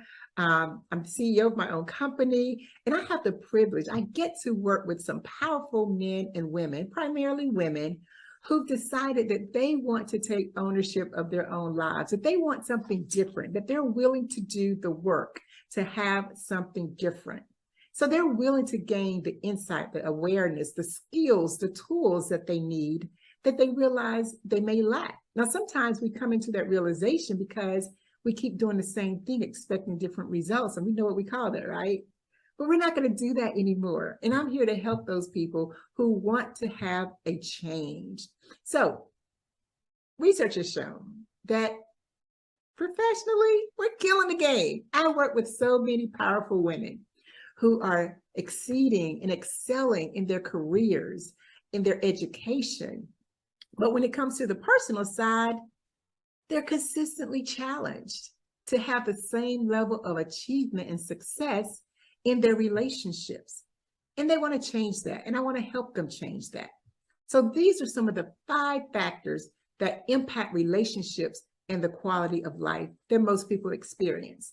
And what we're going to focus on today is the individual personal development, because that is truly where the root of everything is. How you think about yourself impacts how you relate to everybody else. So we're going to talk about individual personal development. This is my why. This is my guy. This is my son. I'm a single mom of this 31-year-old young man. The picture on the right is him at his wedding. He got married earlier this year, and I'm so, so proud of him. He has truly been the guiding force, the pulling, if you will, for why I do what I do with the passion that I have. Now, Philip was just about to start kindergarten when I actually started out in my first career job. And we've journeyed this journey together, and he truly has been a source of inspiration for me. But just like any parent, single or not, parenting, I believe, is the most important job that we have. And it is a full-time job always. How you do it may, show up differently depending on your child and what they're going through developmentally. But it is by far, in my opinion, the most rewarding as well as challenging job that there is. So he started out with me when he was about 4 or 5. I'm on my journey. I started out as a mental health therapist right out of graduate school, which was uncommon at the time. And then I matriculated over to be a foster care social worker. I really wanted a more holistic experience of what it means for people to experience life in different ways. And so I did that for about 5 to 7 years. And then I just felt called and pulled to do more. And so I stepped out on faith, and I became a full-time entrepreneur the latter part of 2002. During that time, I became a realtor. My son was finishing high school. I started a couple of other businesses. You could say I'm a serial entrepreneur. I've just been called to it. I have the bug, it's in me, and I love it. I love being able to maximize my time and have the flexibility to do the things I want to do. And so I was on this journey of entrepreneurship for about 8 good years, and it was good. Now, how many of you know that 8 is also the number of new beginnings? Well, I had no idea that I was about to embark on the new beginning of a downturn. Oh me, oh my, yes. Life was good. In those 8 years prior, the Lord had just blessed. Now, if you don't know, social workers don't earn a lot of money. And I was no different. I started out earning about $27,000. Well, in those 8 years, my income had pretty much almost tripled. And so it was great. I was actually right over 6 figures for the first time, right? And I remember thinking, people used to say, oh, social workers won't make any money, but I never received that. I didn't know how. I just knew that was not going to be my story. And so fast forward on, things were great. The economy had an impact, and it impacted my business in a severe way. So not only my son is now in college, my business had failed. I started a mental health agency. I had to close it down. I ended up doing a solo practice, which I still continue to do now, my practice. But both my properties had gone into foreclosure because you see, in 2006, business was great. The Lord blessed me to buy a second property. So I had an investment property also. But now the economy's down. My income is severely impacted. I lost pretty much 60% of my income within 3 months. The bank accounts were being garnished any given day. I only had about $100 in my account. To say that I was stressed and depressed is an understatement, literally is an understatement. And then on top of that, I had a failed relationship, and then he was going through. I'm like, really? Really? But needless to say, it brought me to my knees in a whole different way. I got to know myself in a whole different way. And I became a warrior because I had to fight for what I said I believed. I believed that I was called to greatness. I believed that wealth was my portion. I believed that this was not the life God had for me, what I was being living. But I had to put some faith and work to what I said I believed. And it started with me developing me. Because you see, before, I was really suffering from the imposter syndrome, but I didn't even know it until the rug had been ripped from under me. It was then that I began to see I was overly concerned with what people thought about me. I was ashamed. I felt guilty about presenting myself one way in public, but behind closed doors, I was crying. I didn't know what I was going to do. I remember being on the phone with the mortgage lender. Both my properties were in foreclosure for about 2.5 years. That's how long that process was. And so I had to endure that. and it required me doing work. I had to work. And so I began to work on myself spiritually, mentally, emotionally, physically even. And in that process, my finances were beginning to be positively impacted because, to tell you the truth, they couldn't get much lower, okay? But I was developing me. And that picture represents the warrior in me. I was a baddie in a good kind of way. And I really got to a place where I was honest with myself, that the way I looked on the outside, the persona, everything I had on paper, it spelled success. I had the accolades, I had the degrees, I had the properties, I had the luxury car, but it wasn't. And I had to get honest with myself about where I was inwardly. And once I did that, hey girl, I see you. Yeah. Hey, success, I see you. I had to encourage myself along the way. And as I did, God continued to restore. But I had to be obedient. I had to listen and I had to be obedient. In 2013, God told me to do it again. See, my property was still in foreclosure. And I'd just gotten off the phone with the loan officer and, well, whoever he was. And he said, Ms. Hardy, I'm telling you, the best thing you can do is to just do a short sale, because I had equity in the property, but I couldn't afford the payments because I'd lost over 60% of my income. And I said, not so. Within myself, I said no. And as soon as I hung up the phone, the Holy Spirit said, do it again. So I applied yet again for a loan modification. And this time it was different. It was approved for both properties, and the Lord restored them both. In the process of all of that, he canceled over $105,000 worth of debt. God told me again to write the book. Well, what book is that? Prepared for a Purpose, Embrace the Process, because he told me to write it before, but I didn't. Why? Because he gives us free will, and I didn't want to at the time. But now I was in a different place because my walk had changed. My faith level had grown. I had decided that I needed something different and I wanted something different. But most importantly, I was willing to work for the something different. And God continues to restore. He continues to add. He continues to increase in my faith, in favor, in my finances. And it goes on and on and on. And now I am the proud owner of my own company, where I actually service individuals and couples. I help coach women, and I provide training and speaking for different businesses, organizations, and small groups. I founded the 3P Academy, where I help people to be planted, learn how to be powerful, and be prosperous in the life that they were given to live. So the Lord gave me this acronym, process, to help us remember why it is necessary. He gives us this process because it prepares us and it positions us to reflect, repurpose, release, and receive his original plan and design for our life. It encourages us to challenge anything that is contrary to his best. It encourages us to execute action steps to realize the promises of God, because faith without works is dead.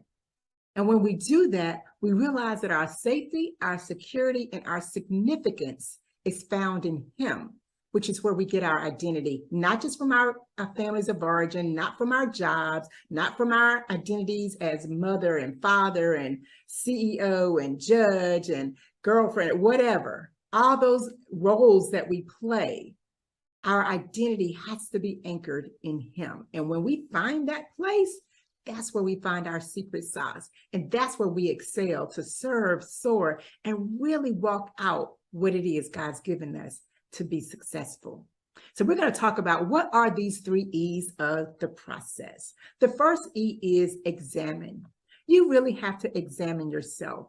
Really, really find out who you are. Not who you pretend to be, masquerade to be. Are you like me? Are you suffering from the imposter syndrome?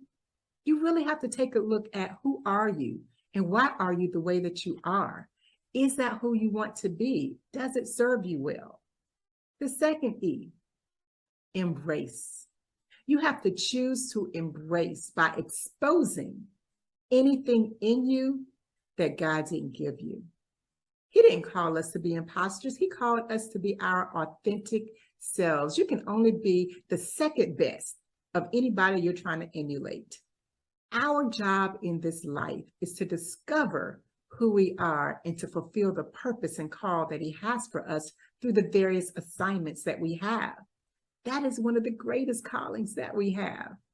So embrace who you are.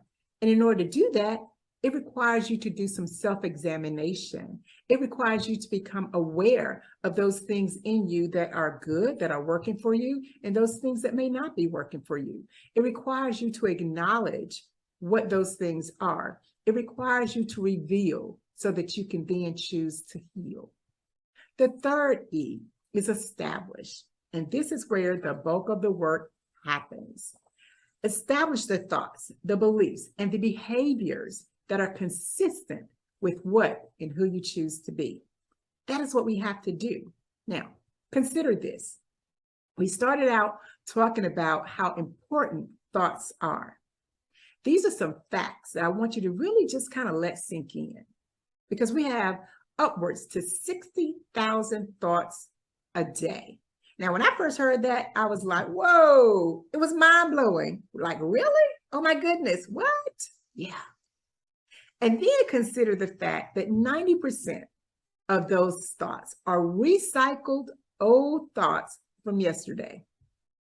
Like, really? Yeah. And of those, 85% are negative. Is it any wonder people are walking around depressed and stressed and suffering from the imposter syndrome and full of anxiety? We have to learn how to quiet the noise, shut out the clutter, really get clear about what we're thinking, why we're thinking what we're thinking, and begin to change the thoughts that we meditate on. Because whatever you meditate on, your mind creates a vision of it. It creates a visual for you in your mind's eye. And it's that vision that pulls you to keep doing the things that you do, which may not be serving you well. In fact, I have this quote for you. Stephen Richards says that reality is a projection of your thoughts or the things you habitually think about, a product of your thought life. So what that means is just because you think a thing, it doesn't mean it's true. It just means it's true for you. Another way of saying that is, for as he thinks in his heart, so is he. Where have we seen that, right? Yeah, what are you thinking about in your heart? What are you pondering? What is it that moves you? And how can you begin to change those thoughts? How can you begin to have new thoughts? Well, your thoughts create your beliefs. So one of the ways you can change your thoughts is, what is it that you're believing? One of the ways that you can do that is consider new thoughts by entertaining new people who are where you want to be. Research shows that we are like the 5 people we hang around the most, right? So when you do a survey of who's in your life, what does that look like? Because chances are, whatever you see over there is what you're reflecting and what you're emulating in your own life. You can gain new thoughts by reading new books, listening to new information, guarding what you listen to, guarding what you actually watch. Prayer for divine wisdom beyond anything we could acquire on our own, because all of your thoughts lead to what it is that you're believing. So what is a belief? A belief is a state or a habit of mind in which trust or confidence is placed in some person or a thing. Some person or a thing. Consider this. Now, this was a divine download I had when I was writing my book. And it is this. You do not have to work to change a belief.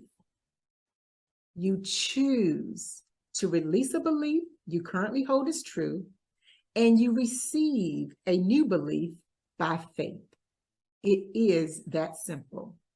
It's a matter of choice. It's a decision. So let's talk about some of the reasons that people don't do that. Why don't people do that? It sounds simple enough, right? Yeah, it does sound simple enough.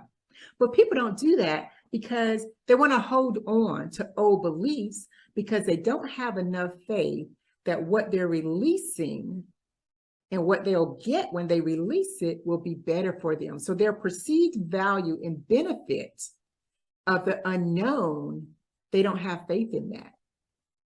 People know what they know because it's familiar. They stay in their comfort zone.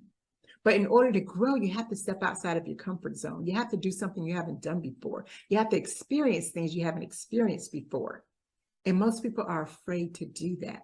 And so they hold on to this belief, doing the same things, thinking something's going to be different just because they think it. It starts with a thought, and then you have to follow it with action. So we're going to talk about some of the reasons that people make excuses. That's what we do. We make excuses for why we won't change, right? It's not the right time. I'll wait till my kids are out of school. I just can't afford to invest in myself to make the change and learn the skills that I need to learn, to do the things I need to do. Whatever your excuse is, it's that. Because girlfriend, and all my guys out here, nobody's coming to rescue you. This is a process that you have to engage yourself. Remember our friend James? You got to do the work. Let the work be attached to your faith. And when it is, you'll create new behaviors. So it's only after you've chosen what it is that you believe that you then need to engage the work related to it. So first you think a thing and you attach an emotion to it. That emotion anchors it in you and you develop a belief around it. And that belief, you look for the evidence to support or not, whatever it is you believe, because there's always evidence there for both. You get to choose what you believe. And based on that, you're going to take action. And I tell you, the people that I work with, I can tell what they believe by what it is they do. Not what they tell me, what it is they're doing. And the same holds for me. I talk to myself about this too. So what are you doing? What are you doing? And when are you going to make you a priority? James Allen authored a book, As a Man Thinketh. And he said, the power of thought and how in our own thought world, each of us holds the key to every condition, good or bad, that enters into our life. And that by working patiently and intelligently upon our thoughts, we may remake our life and transform our circumstances. So you got Oprah saying it, you got Leslie saying it, you got Jay saying it, you got the word saying it. It's true. It's true. So how do we do that? Well, first of all, you have to be mindful of what it is you're thinking. You have to learn to manage your emotions and not respond out of this place of reaction versus responding. There's a difference between responding and reacting. And then you have to choose to be consistent. Consistency is the key. We all are good at starting things, right? We're all good at starting things. Beginning of the year, we all start with all these goals. And statistically, within about 30 days, most people have abandoned them. Don't let that be you. What are you going to do? Know that you have everything you need to be successful in life. To what degree you realize success is truly dependent on your perspective and your personal choice. Ask yourself these questions. What do I need to do? What do I need to unlearn? What do I need to now learn to become who I was created to be so I can have what God has promised me is mine and live a life of success? And again, my definition of success, as I wrote in my book, is to realize and walk in my purpose to live life fulfilled. I want to encourage you to embrace the process and own your life by walking out these 3 E's. Examine yourself. Really be honest about who you are, where you are. And that's the only way you're going to be able to begin to address it. And then embrace where you are. I love you where you are. That's where you start. You start wherever that point is. And then be committed. Be committed to establish the thoughts, the beliefs, the behaviors that you need to create the transformational change that you want. These are the 3 E's of the process. I encourage you to do what you need to do. You will not regret it. It is so well worth it. I'm a living testimony of it. Give yourself permission to embrace the process and enjoy the journey. I am Leslie Hardy. Thank you so much for joining me. I've thoroughly enjoyed it. I hope you've gotten some great nuggets that you can take with you. If you want me to partner with you along this journey, you want to get more information, feel free to reach out to me at my website. You can just Google it and I'll be glad to work with you. I appreciate you. Have a great day and be blessed.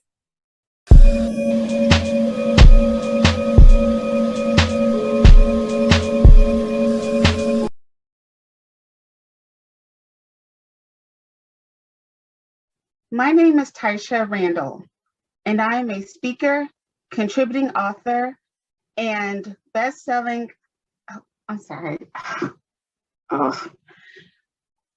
Hi, my name is Taisha Randall, and I am a speaker and contributing author of the Amazon best-selling anthology, When Destiny Needs an Intervention, Volume 1. Go with me on a journey as I share a moment where I faced an identity crisis in the workplace. I did not recognize the patterns, the need for comparisons, lacking self-confidence, taking feedback personally, delaying or better yet, denying self-care time to answer one more urgent email, process one more transaction, facilitate one more meeting, speak to one more manager, speak to one more employee, train one more new team member, complete one more priority task, and also respond to one more escalated issue. My workday was overloaded and I was depleted, overburdened, and under-rested, yet and still, I took the leftovers home for the day, glaring at a computer screen after hours. Anyone ever achieved work-life balance? Me either. I bargained with myself that it'll be worth it because they will see me and I will be rewarded. The reward for those long hours, that sacrificed, was a planned conversation with a rehearsed note of empathy. I'm sorry, but we're going to have to let you go. How could this be? I silently questioned to myself. I gave so much to this job. Its value became greater than myself by the way that I nurtured it. How I gave it a front row seat to who I am. Who holds the measuring stick to your identity? Do you find yourself in need of a release from rejection, which is to not accept, believe, or consider something? Expectations of others, which are values based on others' thoughts, opinions, trials, and disappointments? Lack of belief, which is the state of not believing in something? External validation, which is the adopting feelings of worthiness based on others' criteria instead of yourself? Anxieties, which are constant states of feelings of uneasiness regarding a present event or danger or a level of uncertainty?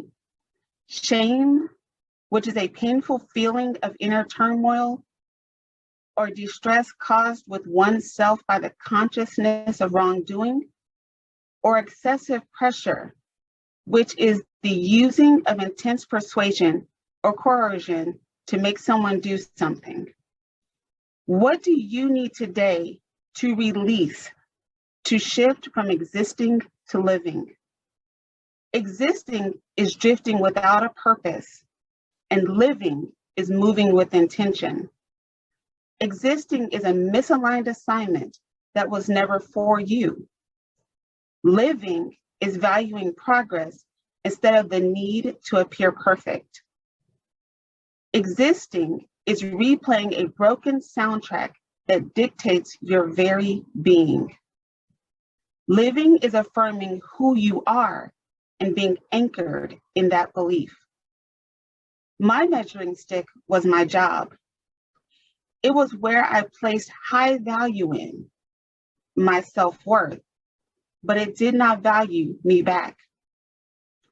Your self-worth are the feelings that you have about yourself and not relying on external influences to give you any level of worthiness or identity. It is at the core of who you say that you are. When you have the deep-rooted belief of knowing who you are on the inside, it permeates and projects on the outside.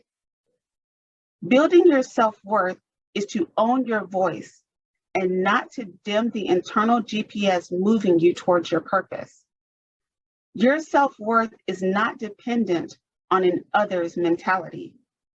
It is nourished by the daily renewal of knowing what is your job and what is not your job.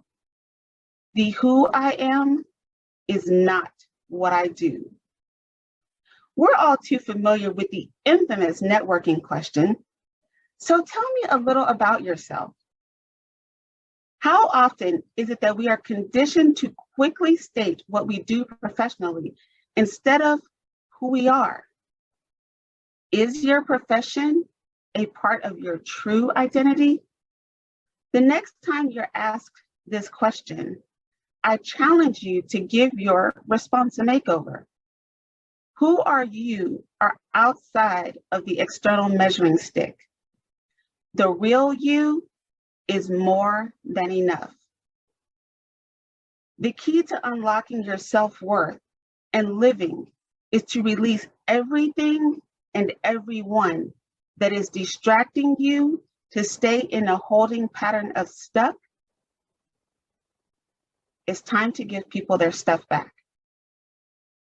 As you are unlocking your self-worth, you then have to shatter the soundtrack of limiting beliefs that has been on replay, rewind, and repeat.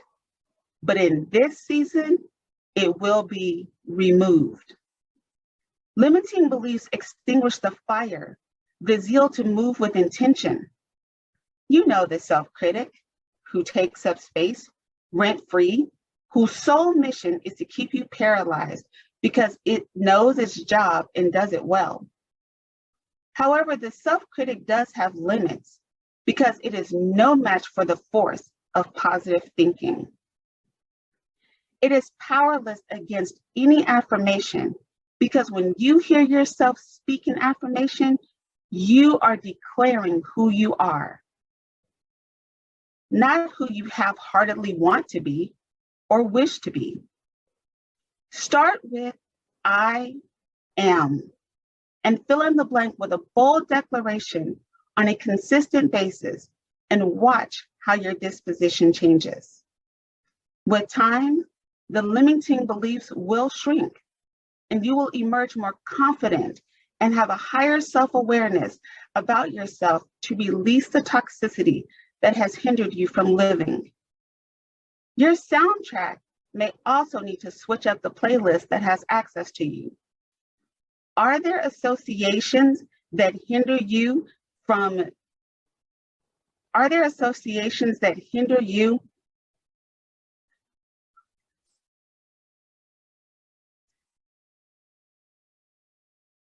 Are there associations that need to be removed from your soundtrack?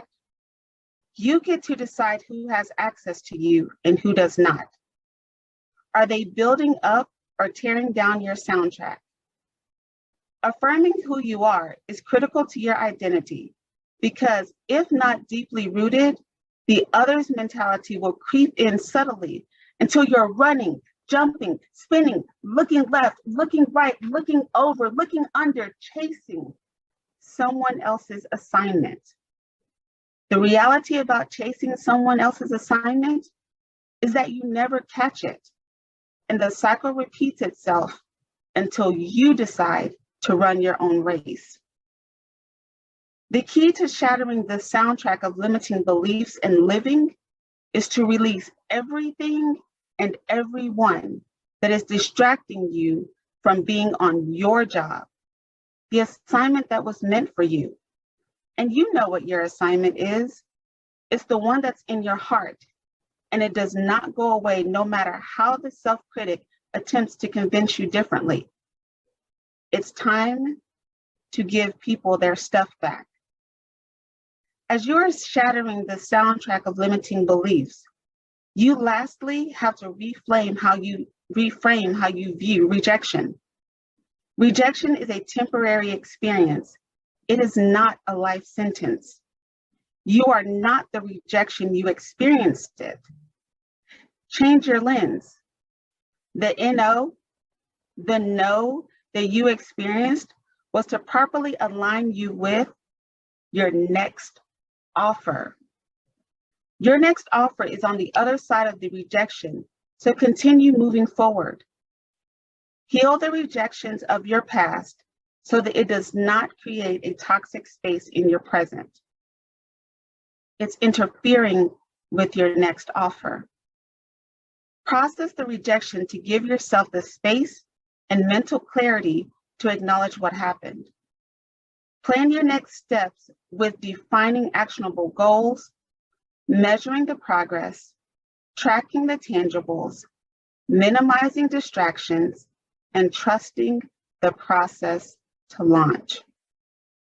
The key to reframing how you view rejection and live is to release everything and everyone that has counted you out and be present in your own life, because you can do anything you set your mind to with the intention of getting it done. It's time to give people their stuff back. 3 key points to remember are: know that your self-worth is tied to who you are and not what you do.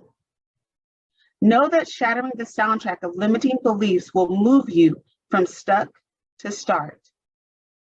And know that you are still worthy after experiencing rejection. And as my free gift to you today, I am offering a PDF resource on how to stop existing and start living your life. Text the word EZ Champion to 346-466-3604.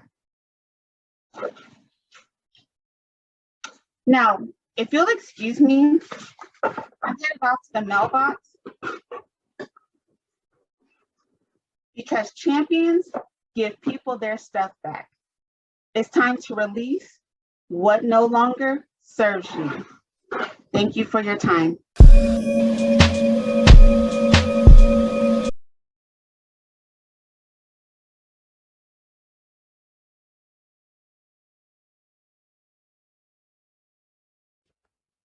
Hi, everyone. My name is Pam Heath, and I'm the Yes Coach.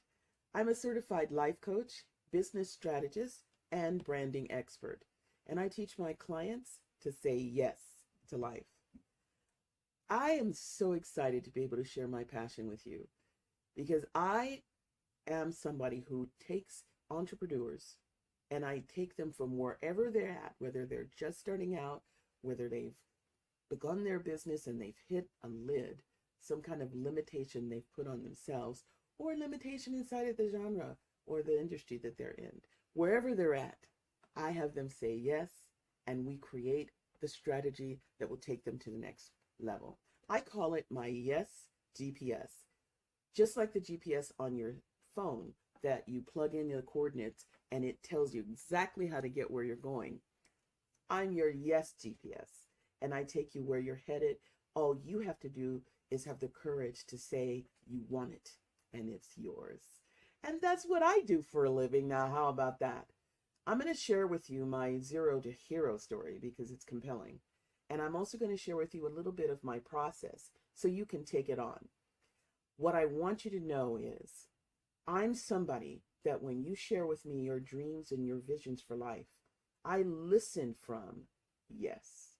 I say yes to you so you can say yes to life, to the life and business of your dreams. So let's begin. So I am Pam Heath, and I can tell you that I achieved in life about 10 years ago what most people would consider to be success. I rose from the humble beginnings of legal secretary to where I was actually the administrator of the law firm where I worked at. It was no small law firm. It actually had almost 22 lawyers, and I was the liaison between the lawyers and the staff and the administration.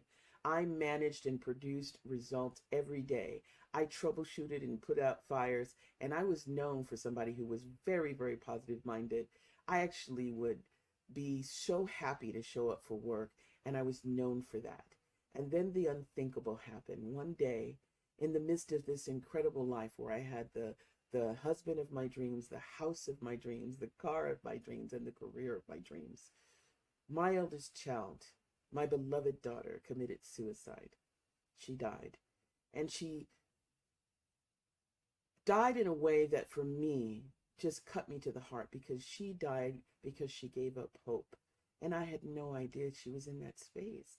It's a terrible thing for a parent to lose a child. It's not natural. When you lose your spouse, you're a widow or a widower. When you lose your parents, you're an orphan. But what are you when you lose your children? There's no phrase for it, because there's no understanding of how you can actually give birth to a child and then lose them like that. And there's a certain stigma that's attached to suicide. Society looks at suicide like it's this cowardice thing, like it's something that people do when they're too afraid to face life. And I can tell you from experience, it's not cowardice. I know, because I wanted to die when my daughter died, and I couldn't bring myself to do it. And so when it happened, I became somebody who began to spiral down. I couldn't face going to work, and so they let me go. After 17 years at this ideal job, this career that was defining me, I lost it. And having lost my job, I couldn't pay my mortgage, so I lost my house to foreclosure. I couldn't pay for my car, so they repossessed that. And I ended up on the street living in my son's minivan. And to add insult to injury, when all of this settled, my husband of 26 years, he died from complications of undiagnosed diabetes. He had diabetes and he didn't know he had it, and untreated, it killed him. So there I was, on the street, living in my son's minivan, and I thought I had nothing to live for. As a matter of fact, I actually believed at that time that I wanted to die, and I kept asking God, just take me. I don't have the courage to take my own life, and I don't have anything to live for now. Just take me. And that's where I was, until something happened, an incident that for most people would be tragic and unsettling, and more of the same, of the sucker punches that life was dealing, that was tearing me down, disempowering me, and leaving me unfulfilled. This incident was life transformational, because I launched my coaching career due to this incident. You want to know what happened? I'm going to tell you, because I want you to know. I was attacked. That's right. Living on the street, your senses become very keen to your environment. And I knew, I felt it. Like it says in the movies with Spider-Man, my spider senses were tingling. Somebody was watching me, but I couldn't see them. For whatever vantage point this person had, they could see me, but I could not see them. And then the day came when he made his move. I was rummaging around in the back seat of my home where I was living on the street. And all of a sudden, I felt someone coming up behind me. And they were moving fast. I heard their footsteps. And I stood up straight. But before I could do anything else, he grabbed me from behind. And I knew, with the strength of which he grabbed my arms, that this man meant me harm. And in that moment, I had two epiphanies. The first epiphany I had, which was a shock to me then, and even now when I think back on it, I'm a little surprised. But that shock came as a revelation because I knew in that moment when he grabbed me from behind that I wanted to live. In that moment when he grabbed me, I knew he wanted to hurt me, and I wasn't going to give in. He was not going to hurt me. And so I fought like a Tasmanian devil. I fought, and it was instant. The moment he grabbed me, I began to shake, and I began to push, and I began to shove, and I took him by surprise. I did my arms like this and shoved my arms like this, and he went to the ground, and I saw the shock on his face. He wasn't expecting that level of fight. And when he laid there, I hesitated not one instant. In a nanosecond, I dived into the car, shut the door, and locked all the doors, and he couldn't get in. He tried. He shook it. He pounded, but he could not get in. And while he did all that, I got my cell phone out, and I called the police, and I started describing him, and I took a picture of him, and he ran away. Now, that epiphany that I wanted to live was the first epiphany that launched my career. The second epiphany that I had, as I sat in the car, crying hysterically and speaking to the police, I knew I wanted to live, and I knew I didn't want to live like this on the street with nothing, homeless and despondent and destitute. And so I made up my mind right then and there. I was going to make something of my life. Despite all the tragic circumstances I had been dealing with, I was still alive. And I knew there was something for me to take on. So the next day, after I pulled myself together, a friend helped me get it together, I called another friend, an associate of mine, who had a business of his own, and he had a team of 4 people. And I called and I asked him, hey, how's it going? How's business? How's your team? Would you like to have someone come there and empower them? If someone could come there and coach and support your team to be more productive, to be completely sales oriented, to actually have the bottom line of sales and production for your company the first thing on their agenda, if you could have all that in a coach, would that be of value to you? And he said, absolutely yes.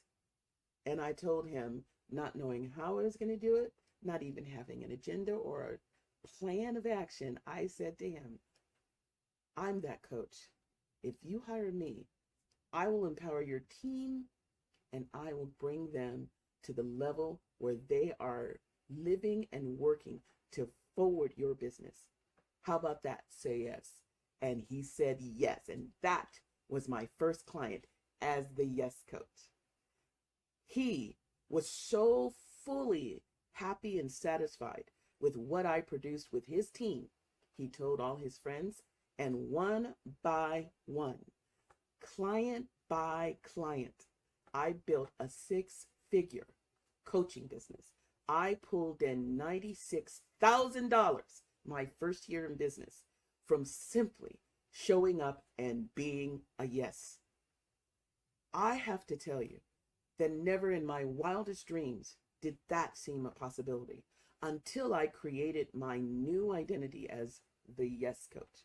And in 2020, I wrote my best-selling novel, my book that outlined my story and how I built my business. And I called my book, Say Yes, 7 Steps to the Life of Your Dreams. And in that book, I outlined the 7 fundamental areas of life that I consider to be the important areas of life that you need to deal with on a daily basis so that you can be happy and fulfilled and have the life and business of your dreams. I wrote that book to tell my story as I'm telling you my story now. But the intention was also to teach entrepreneurs what it is to have a successful business, is to actually deal with all 7 of these areas.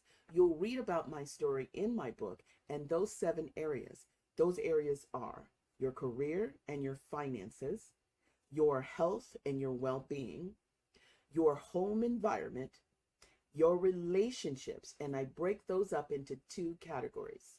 The first category is your romance, your love relationship, whether you're married or you're in a engagement situation or whatever your romance is, your boo. That relationship category we deal with separately. Then there's all the other relationships in your life, your work associates, your extended family, and your family, your siblings, your parents, your children, and your community. Because I'm highly committed that you be active in your community, a leader that's leading the way for the community to profoundly succeed because you are a part of it. The sixth area is your spirituality, the connection you have to a higher power, which I think is the most important thing. And the seventh category, the area of life which I consider to be important, is fun and play. Without fun and play, then what are you up to in life? It's just a workaholic. So those 7 areas of life are what I deal with all of my clients, not just coaching them for lead generation and message to market and everything they need to do to get their business and their brand out in the public eye, but also so that their life works. And that's what the Yes Coach provides. One of the foundations of my training and development is I teach something I call instant clarity.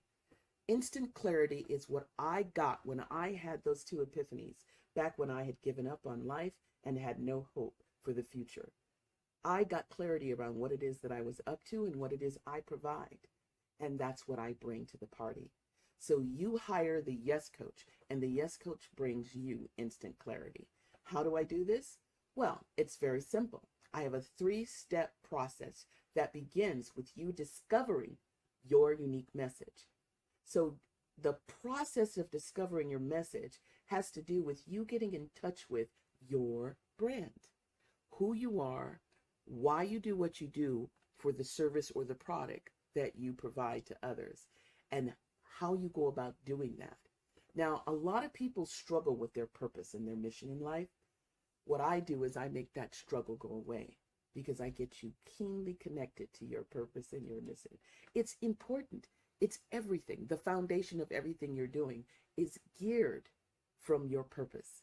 So if you're not clear on your purpose, and you might think you are, but when you get done with the Yes Coach, you'll be clear that you are.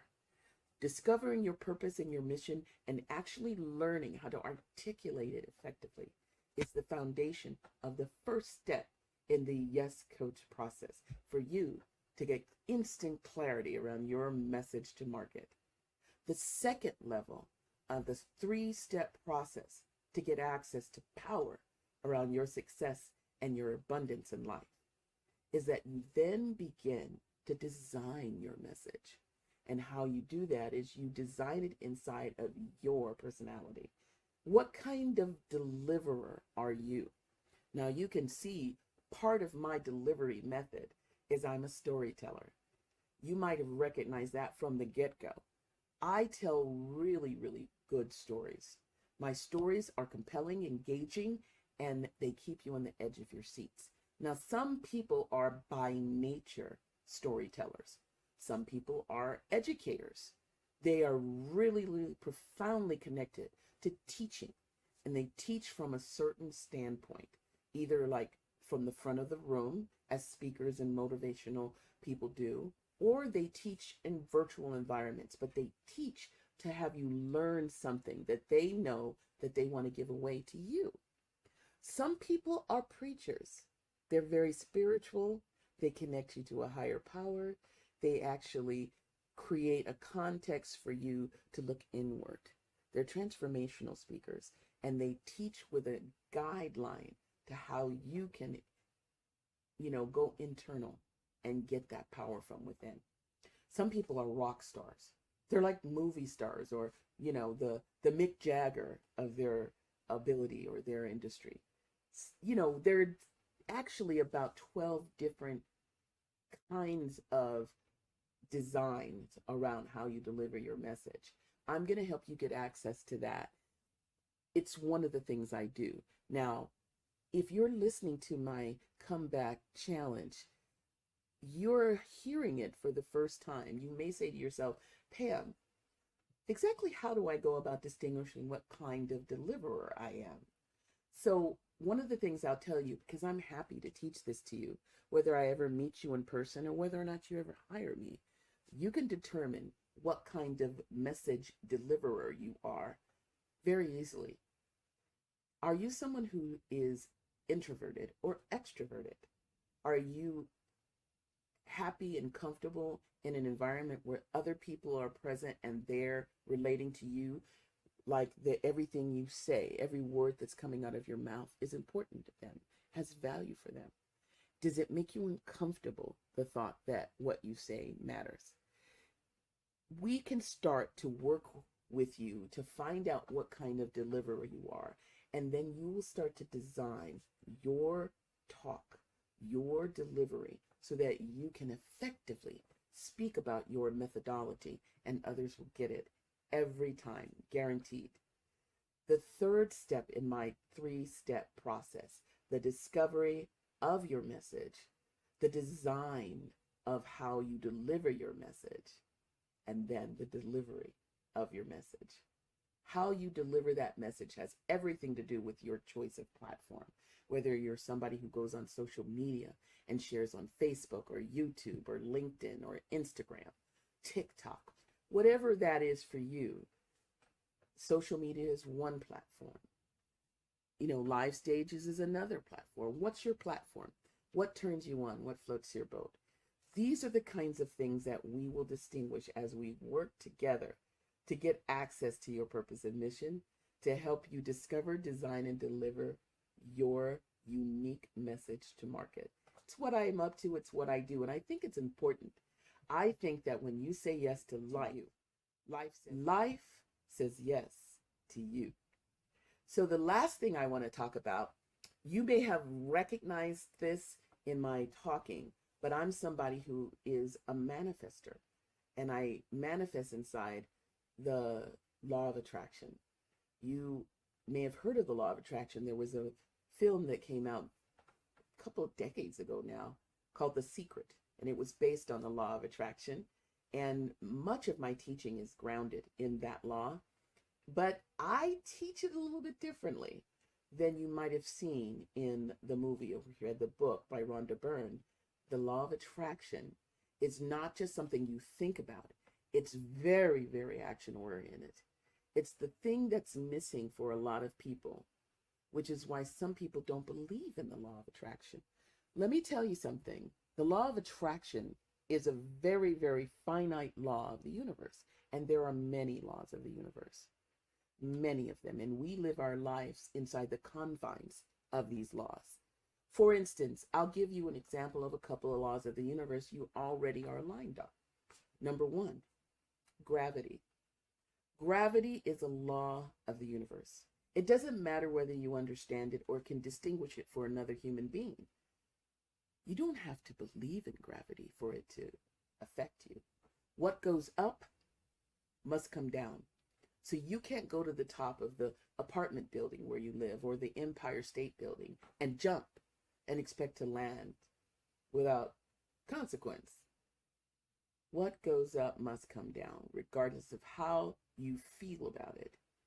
Unless you have some structure in place pushing against that law, for instance, a helicopter or an airplane, you're not going to be able to survive a fall from a high distance, because when you hit the ground, there's going to be a consequence. So the law of gravity is a law of the universe. It's one of many, by the way. I'll give you another example of a law of the universe that we live inside of, whether we understand it or not. It's called balance. Remember balance?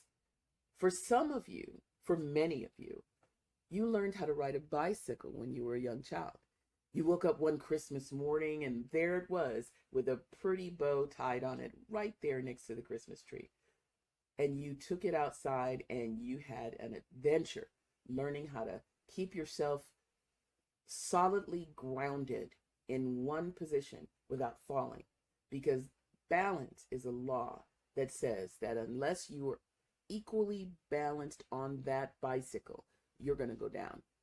And balance is not something we talk about on a daily basis or distinguish for other human beings. Many of you don't even know how to distinguish it, but you live your life inside of it. And when you truly, truly understand balance, you can perform all sorts of tricks like people do in extreme sports on skateboards or on bicycles or motorcycles. They understand balance and they are managing to stay on top of their structure, bike or motorcycle or skateboard. They know what there is to do because they understand balance.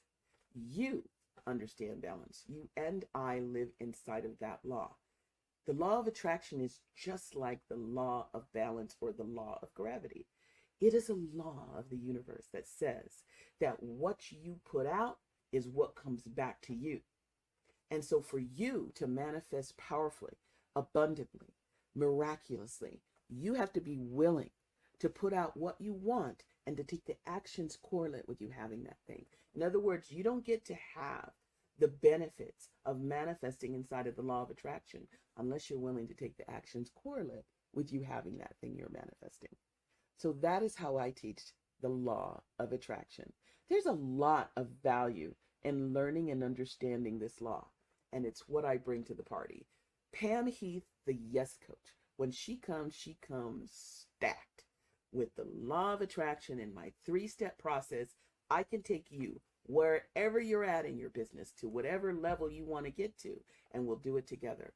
So I wanted to share my comeback story because it's not easy to come back when you've gone as low as I did. But coming back is a function of your willingness to take it on and reinvent yourself. There is no power on earth that can match you when you're committed to creating a result in your life and you're unstoppable in the face of whatever obstacle comes up. So I'm Pam Heath. I'm the Yes Coach. And I say yes to the glory, the magnificence, and the power of living the life you love, the life you're creating by design. I can't wait to meet you in person. If you want to get in touch with me, there's my website address, yescoachforyou.com. You can go to my website and sign up to receive my communications whenever I'm up to something or producing an event. You could also get for free my ebook called Transform Your Money Mindset. Transforming your money mindset has everything to do with you altering any limiting beliefs you have around creating money. Whether you believe it or not, money flowing to you like rain from the sky is as easy as 1, 2, 3. You can have anything you want in life when you're willing to say you want it and take the actions correlate to you having it.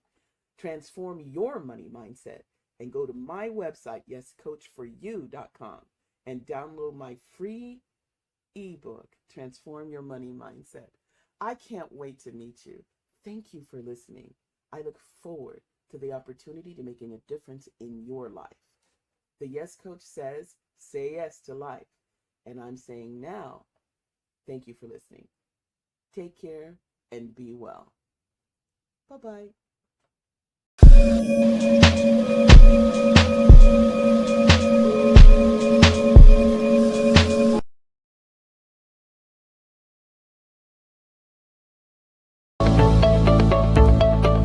Hi, everyone. I'm so excited to be here today and to teach you how to unlock your profit potential through micro-niching.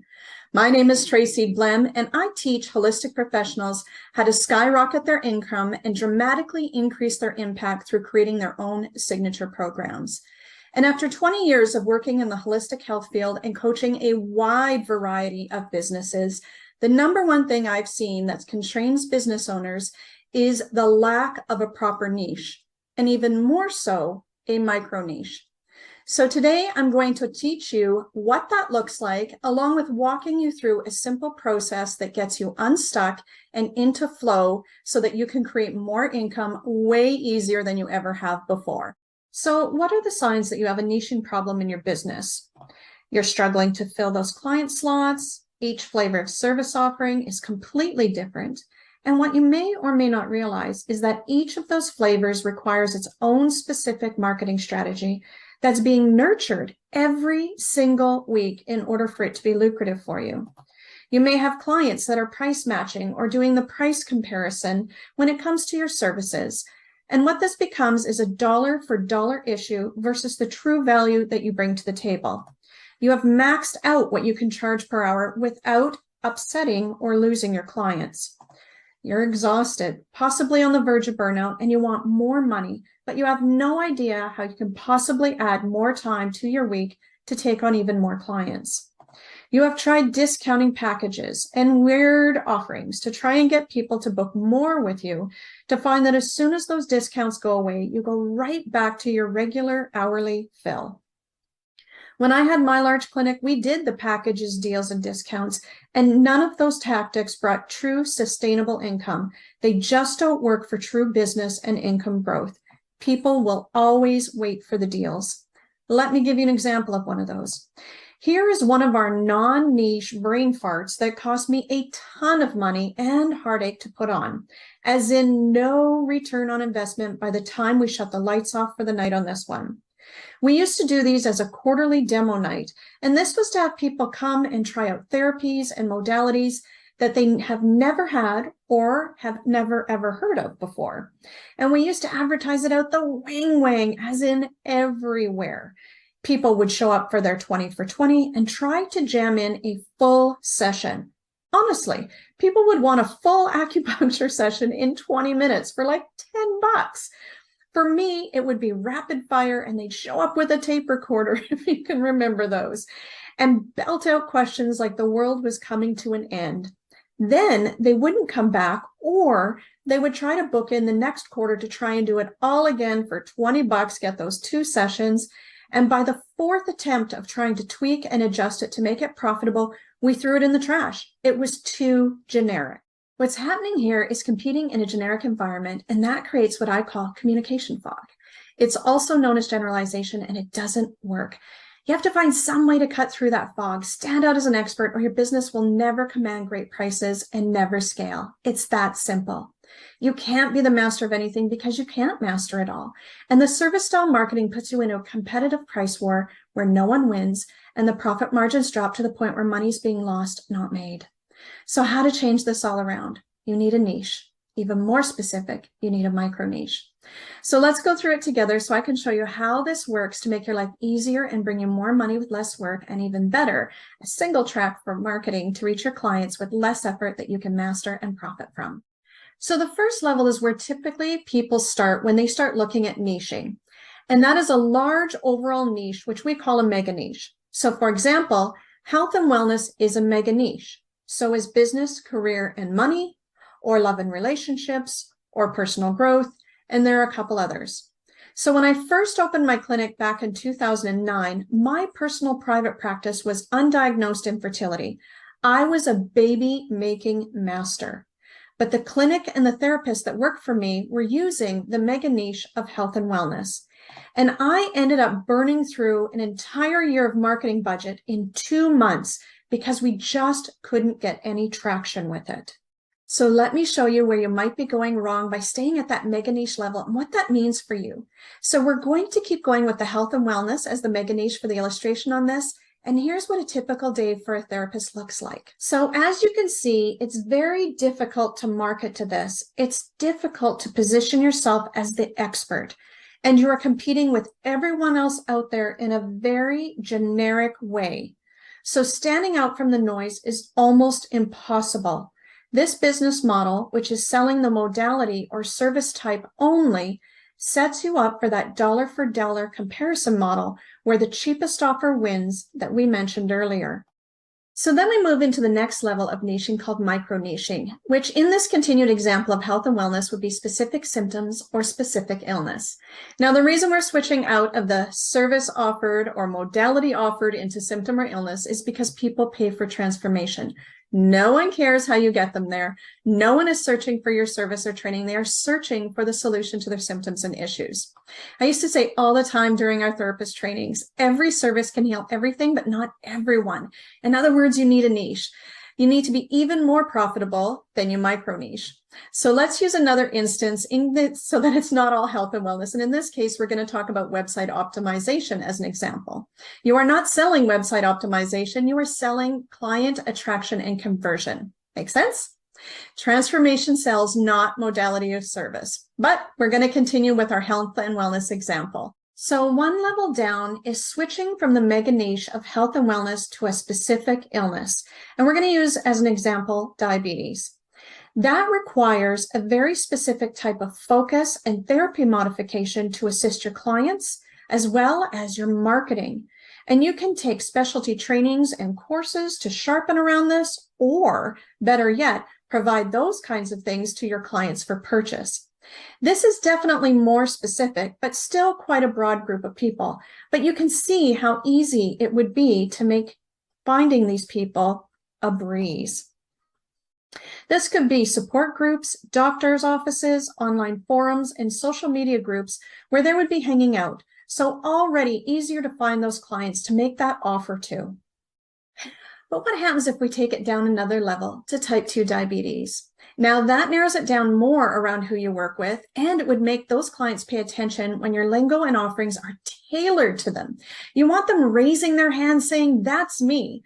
However, if you wanted to be the master of your niche, you could take it down one more step, down a third level, which could be type 2 diabetes in teens. You want to see parents line up cash in hand to help their kids. It's right here. Now, let me show you that you can even take it one more level if you wanted to. It's not required. I just like being hyper specialized. So that would be something like type 2 diabetes in teen girls. Now, why would I do that? Because type 2 diabetes in teen girls affects all their hormones and all the stuff that goes along with that is not the same in boys. And moms will fight you for a spot for their daughter when it comes to hormones and periods.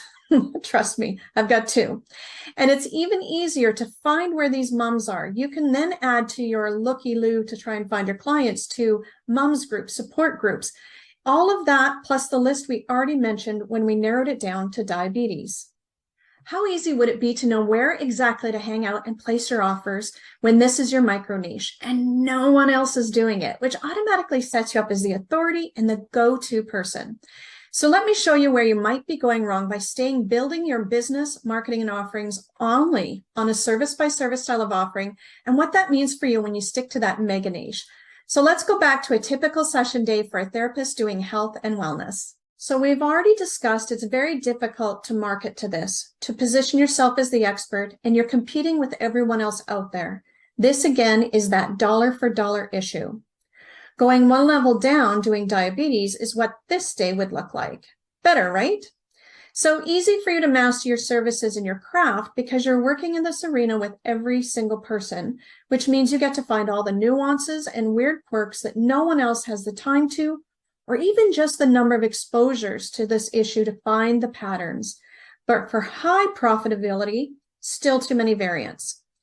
So let's look at your micro niche, type 2 diabetes in teens. Your offer could revolve around maintaining blood sugar, weight loss, meal planning, or pre-made meals and snacks programs. You could run support groups, et cetera, et cetera.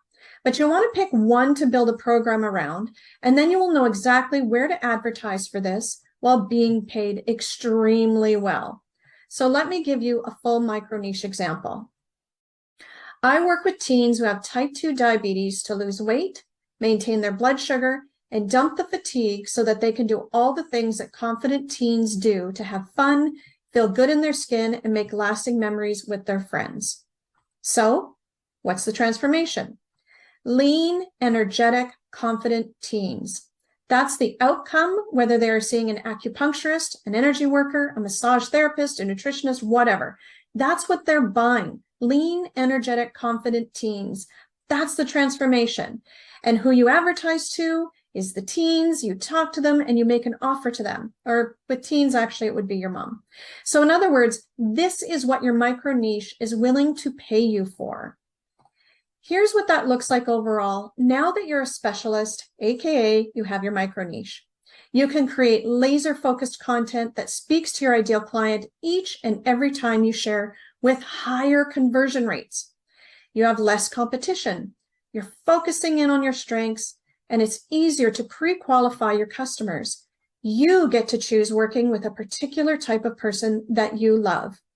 And when you go to see a specialist, what happens? You, the specialist, can scale and make more money per client while doing it. And who doesn't want that? So here's why micro-niching is where the money's at. And we're going to use doctors as an easy example. So here's what a general medicine doctor makes in Alberta, Canada for the year. They work their butt off, they have crazy long hours, and just like our earlier mega niche therapist example of a client day, each appointment can be vastly different. Now, here's what a micro niche as a brain surgeon looks like and what they make in Alberta, Canada for the year. And it takes forever to get in to see them. Why? Because they only work certain days of the week. They never have to work those evenings or weekends. They don't do walk-ins. They are a specialist. So they get to tailor their days and hours because they are in high demand. And for me, I will wait for the specialist in everything that I do. I want the best. And so do you. And so do the clients who come to see you. Now, say you are that holistic professional and you're getting paid as the expert, and then you add a signature program offering to it that's online. Can you hear the clients and money rolling in? Can you see the opportunity when you stake out this micro niche as the expert, the increased demand? How about how that translates into more impact that you can make, and of course, more profit for your business? I call that time freedom, which is easily doable now that you have micro niched. So who wants to be the expert? I know I do. So let me show you how to unlock where your profit potential is within your micro niche. Now that you've nailed down your niche and to something that you like and love and are ready to get going, you just need to make sure it's going to be profitable. You want to ensure that what you offer is exactly what your micro niche wants and is willing to pay for, thus unlocking your profit potential. So here are the steps to validating your micro niche and your offer. Step number one is you want to research, as in how many people have what you're offering to solve. Do they have the issue that you have the solution for? You want at the very least 10,000 people as a minimum for it to be a viable market that you can grow and scale into. Google is your friend here. Once you know that, you can move into the next step, which is interviews. Now, this is a critical step that I take my clients through when they sign up for Signature Program Mastery. I have it templated to the point where not only are you figuring out where your profit potential is, you also gather crucial information on where and how to market at the same time. You are looking to interview 10 to 12 people that will actually purchase what you are offering, not people who offer what you offer or family and friends who aren't struggling with what you're proposing to solve. Actual potential purchasers. 10 to 12. Do not skip this step. It is so very, very important. And last but not least, you need to determine if your offer passes what we call the face test. After you've done the research, completed your interviews, and then have sharpened what you're going to offer, you want to ask 10 people if when you state your offer that someone comes to their mind, as in it passes that face test. If you don't get at least 8 yeses, then you need to go back to the drawing board. And this does 2 things for you. 1, no matter what or who you share your offer with, they can come up with someone to refer to you. And 2, if it's them, they're going to say, hey, that's me. And this allows you to attract the clients you want, and it ensures that you're attracting your people into your business. So now let's talk next steps for you, because micro-niching and developing a signature program is so crucial to your business and wealth growth. And in 20 minutes, I have very limited time to share with you. So therefore, I've created a free PDF for you called Your Comprehensive Micro-Niching Checklist to Nail Your Niche and Make Marketing a Breeze. In this checklist, I lay out in detail the overall mega niches and what's included in each. And using my template that I've created, you will be able to narrow it down to a micro niche.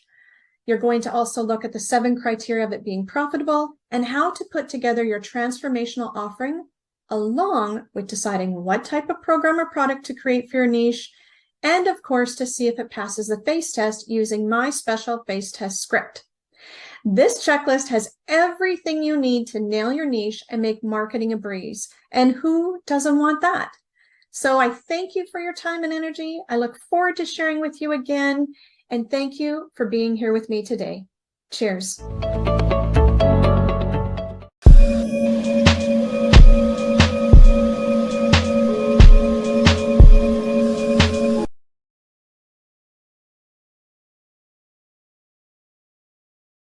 Bonjour and welcome, Sisterpreneur. Congratulations for being in attendance. I say congratulations because you are here, which means that you had this real talk with yourself and you also made a decision. You are in this room because you are prepared or preparing for what's next in your life. You want something new, something different, something powerful, something that is going to get your energy level on the rise, your feet dancing, and your soul full. How do I know? Well, I'm glad you asked. You see, researcher Brene Brown says that uncertainty, such as what we are experiencing in the world today, in our society, for example, we have this abortion right thing going on. Our economic conditions, we have the Great Resignation. And basically what those are things that's happening in the world that keeps us playing small. And we play small because we are afraid. And fear just, we don't get out of it. We latch on to what is familiar. That is what Brene Brown believes, that uncertainties makes our comfort zone smaller. Now, it doesn't mean that because it's shrinking that we get to grow out of it. It doesn't happen that way. Instead, we shrink along with it. And the thing that we do know, now we heard what Brene Brown says, but what we do know is that with the right system, the proper tools, and continued support, you can have a big enough breakthrough to break out of the small space that we have come to know as our comfort zone. And when that happens, we start to learn a little bit more about ourselves, which will help us grow and develop. We also start to make new experiences because we're out of our box. We're no longer small, feeling small. And because of that, we're making new experiences, and we are also creating the lifestyle we deserve, or, creating the lifestyle that we want. And I say that because my name is Martha Dubois. I am a personal development strategist. I help prepare and position women entrepreneurs to live life on their own terms. That means breaking away from the unhealthy mental, physical, emotional, and financial habits some people call curses, but I call them habits and patterns. We got to break out of that. And soon I am going to be, throughout this presentation, I'm going to be your favorite. I'm going to become your favorite development strategist because I am going to help guide you out of your comfort zone and get you to living life in your own terms in as little as 7 steps. That is correct. Now, I can say that because, see, right now, I am about 57 years seasoned, and I feel honored to help and promote women entrepreneurs and allow them to live right out of their comfort zone, preparing them and positioning them to live on their own terms. But it wasn't always like that. In fact, I used to be the one looking for guidance, looking for the example, looking for an outlet. Yes, years ago, I can remember as if it was yesterday because I talk about it often enough. I got married at a really young age. I got married at the age of 21.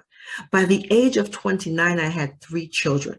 I was juggling everything: full-time job, company, projects, unrealistic deadlines, school activities, homework, housework, wife duties.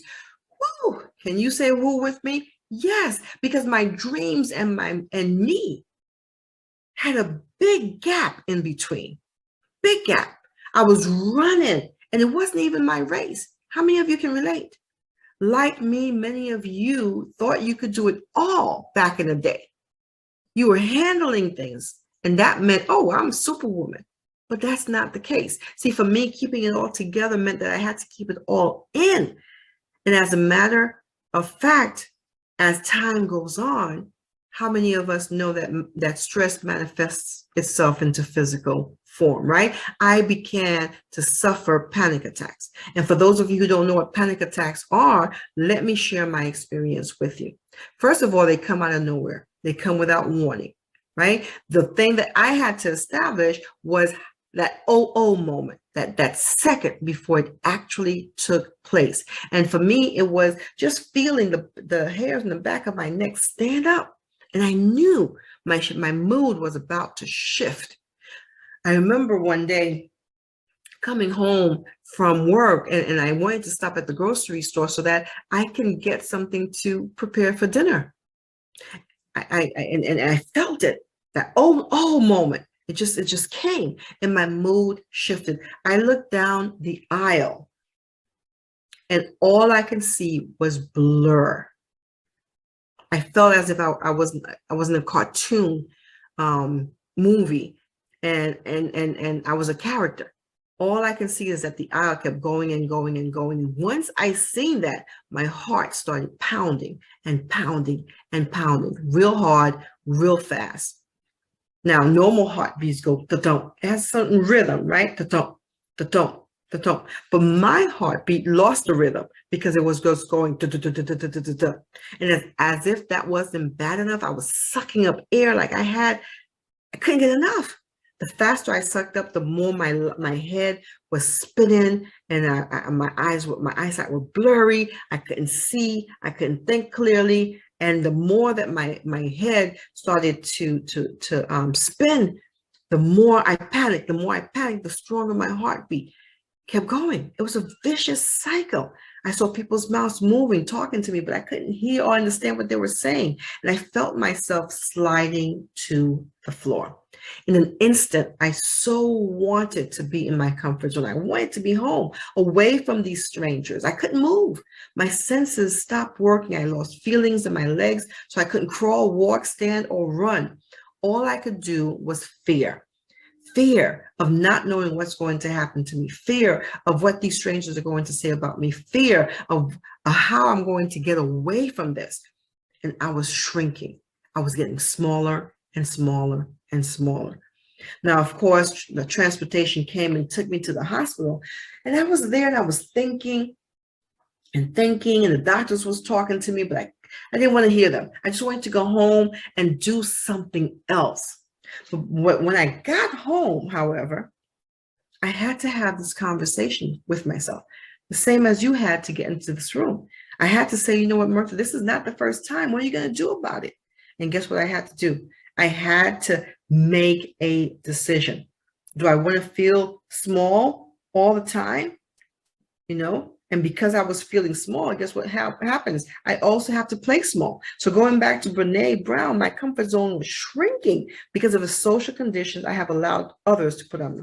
The house, the job, the children. For years, I made myself conditionally unconditioned because I was serving people instead of serving myself. I was loving on people and not loving myself. How many of you can relate? I was tired, frustrated, overwhelmed with anxiety. And that's when I remember the words, start where you are, use what you can and do what you have and do what you can. So I closed my eyes and I heard a whisper, Bertha, you are undeniable. And I had to accept that. Yes, I am undeniable. Yes, it is possible for me to live on my own terms. I don't have to stop serving people. I don't have to stop loving others. I just have to include myself in the serving and the loving. Listen, we are not here by happenstance. Despite the challenges, the naysayers, you too can get to your next level. That's what being undeniable is about. Getting the desired results you prayed for, worked for, and want for. In my personal Undeniable You 7 Steps to Soar blueprint, I documented what I learned going through the process, going through my personal process. The interesting concept is that I aligned the steps I took to get uncomfortable in my comfort zone to the steps a baby takes from birth. The reason is because it's a process. And we have to unlearn to relearn. Contrary to popular belief, when we know better, we do not do better. And the reason we do not do better is because just think about it. We are in this room. Do we not know better? But we're not doing better because we don't have the proper tools, the right systems, and we don't have a continuous support system. And we can't get to the finish line without them. So I'm going to go ahead and share the 7 steps. So go ahead, grab a pen and paper, get a recorder, your smart device, because trust me, you're going to want to write the action steps down so you can start to make a move. The number 1 is about intentional breathing. See, intentional breathing happens oftentimes when we need to become aware, we need the clarity. I had a mentor once that always talks about what's now and what's next. And I look at intentional breathing just like that. Breathing brings me to the here and now. It answers the question for me, where am I? Because you need to know where you're starting from before you know where you're going. So just for a moment, I'd like for you to inhale through your nose slowly and deeply, taking in all the power you have not yet unleashed, all the possibilities that come with it. I want you to hold that air internally for a few seconds, allowing every inch of your body to be filled with goodness, allowing the oxygen to fill your lungs and the blood to circulate through your body.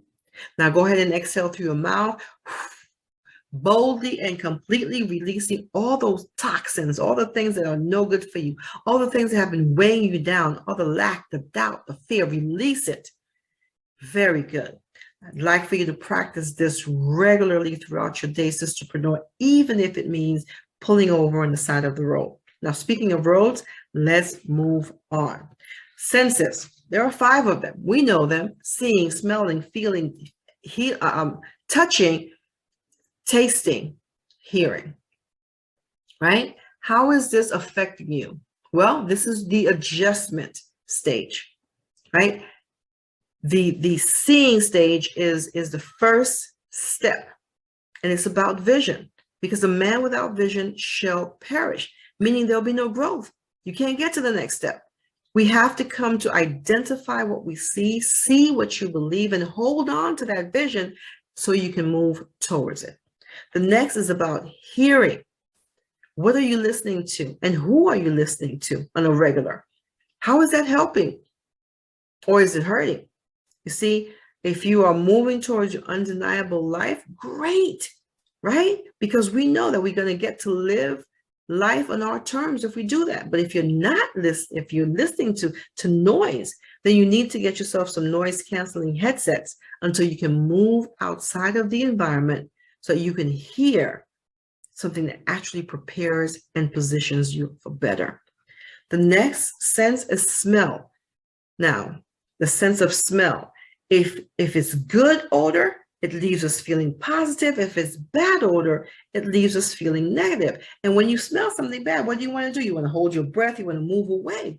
So therefore, identify what you smell around you and make the move. Same way. It doesn't change just because you want to be politically correct. Don't do that. Don't do that to yourself. Next is about touch or feel. And this is, it can actually regulate your emotions. This is the sense of touch is about reducing the stress level associated with feeling overwhelmed and frustrated. Think about you being intimate with someone. Does that touch bother you, or does it bring you pleasure? Does it leave you feeling satisfied or not? And guess what happens if you're not satisfied? You're not going back. You're not allowing this person to continue to touch you. Next, the sense of taste. This is about identity. Sometimes when we haven't tried something, we always say, what does it taste like? Does it taste like chicken? Does it taste like what? Right? But what happens is if you try it and you don't like it, or it leaves you feeling sick, do you stick around? Do you continue to eat that food? The same could be said about people and things in our lives. We have to be selective. Do we want them to make us feel sick, or do we want to be removed from that area? Next is about eating. This is all about health of the brain and health of the body. Okay, this is you want to win. You want to identify who and what agrees with you and make them your preferred food, because they can either give you energy or they can take away your energy. Okay, now let's talk about stages. The first one is crawling. Crawling is about claiming your independence. Ever seen a baby learn how to crawl? They are gone. They are zipping and zapping all over the place. So this is a way for you to develop. This is where you start to develop, start to build your muscle. The more you move, the stronger you get. Now, I want to pause here for a moment because I want to remind you that a baby starts to crawl before he or she can walk or stand or run. You are not in a race just to be the first one to get to the other side. You are on a marathon, and it's about just simply getting to the cross line, right? It's about gaining strength, having some level of improvement, circulation, and it establishes how you do certain things. Next, standing opens up your vision to what you can become. It allows you to explore. Explore is about learning. Remember, we have to unlearn to relearn, and it's all about you. Then we have walking. Walking prompts you to create that rhythm, not that panic attack rhythm, heartbeat, right? It creates your rhythm with a nice beat to it, da-dum, da-dum, and it builds your momentum. And this is about balance as well. Take a moment here when you get to this stage to celebrate. And running. Woo, running is all about being in the know. I mean, the wind is on your side. You're confident. And you don't even need noise canceling headset, because whatever was being said, you can't hear it. The wind is a source of positive energy, and it's all about momentum and what is ahead of you. Now, the point that I want to make is that you are called, you are chosen, and like me, you too are undeniable. The problem that we have is that we give so much of ourselves that we have nothing left. We give so much of ourselves that we have nothing left for ourselves. We go through the shadow of someone else, we start to lose our identity, and now we're juggling so much that we become lost in service and the people that we serve. What's the solution? The solution is what I introduced to you, the 7 steps, being in the know, making it simple. It's not easy because you have work to do, but it can be simple because you can trust the process. You can unlearn to relearn. You can get tools that you need, the systems in place, and you can also receive continued support. Now, what I can say is clear, because you, sisterpreneur, are coming back. Yes, you are the comeback champion, and you're coming through. So I'm going to go ahead and step out of the way, step aside. But remember, my name is Martha Dubois, your personal development strategist, and I would like nothing more than to start strategizing with you.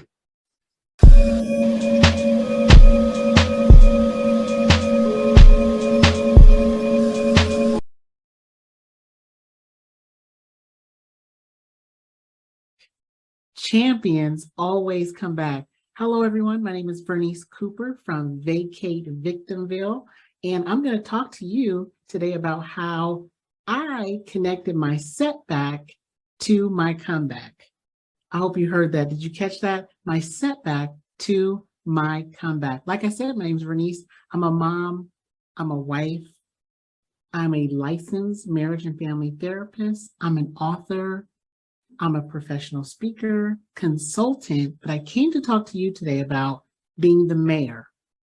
Yes, a lot of people don't know about me being a mayor. I was actually the mayor of a place called Victimville. Yeah, you probably haven't heard of it because it's not a physical place. It's only a place that exists in our minds. And I'll talk to you a little bit about that, because to say that champions always come back means that there has to be a setback, right? So let's talk about this place called Victimville, where I reign as the mayor for many years, right? And how I knew I was there, people were saying, Bernice, well, how did you know you were mayor of Victimville? Well, I did things like this. On my way to work, and this is no shade to Starbucks, but on my way to work, I would stop at Starbucks knowing that I was 5 minutes late already, but I needed the fix, right? Because in my mind, I was not operating from a place of excellence. All right, let's get back to the setback. Let's talk about the setback. In Victimville, there's 3 things I want to tell you about that you're going to have to understand before you leave Victimville, before you vacate Victimville. 1, here's some hard things you're going to have to do for your comeback. The first thing, forgive people who are not sorry. I'm gonna let that sit in for a minute. Yeah, because sometimes we're waiting for an apology. An apology is not a prerequisite to forgiveness. So yeah, that was the first lesson I learned in Victimville. If I wanted to vacate Victimville, I was going to learn how to forgive people who are not sorry. Yeah, don't wait for the apology. Don't do it. The second thing I had to stop doing is I had to stop isolating. Right? Because when you experience a setback in life, because you will, if you haven't already experienced some, you will experience some. When you experience a setback in life, you tend to build a wall, right? You actually begin to build a story about why you isolate. Now you've created a narrative about why you don't deal with other people. And when you build a wall, it doesn't just keep other people out, it keeps you trapped in.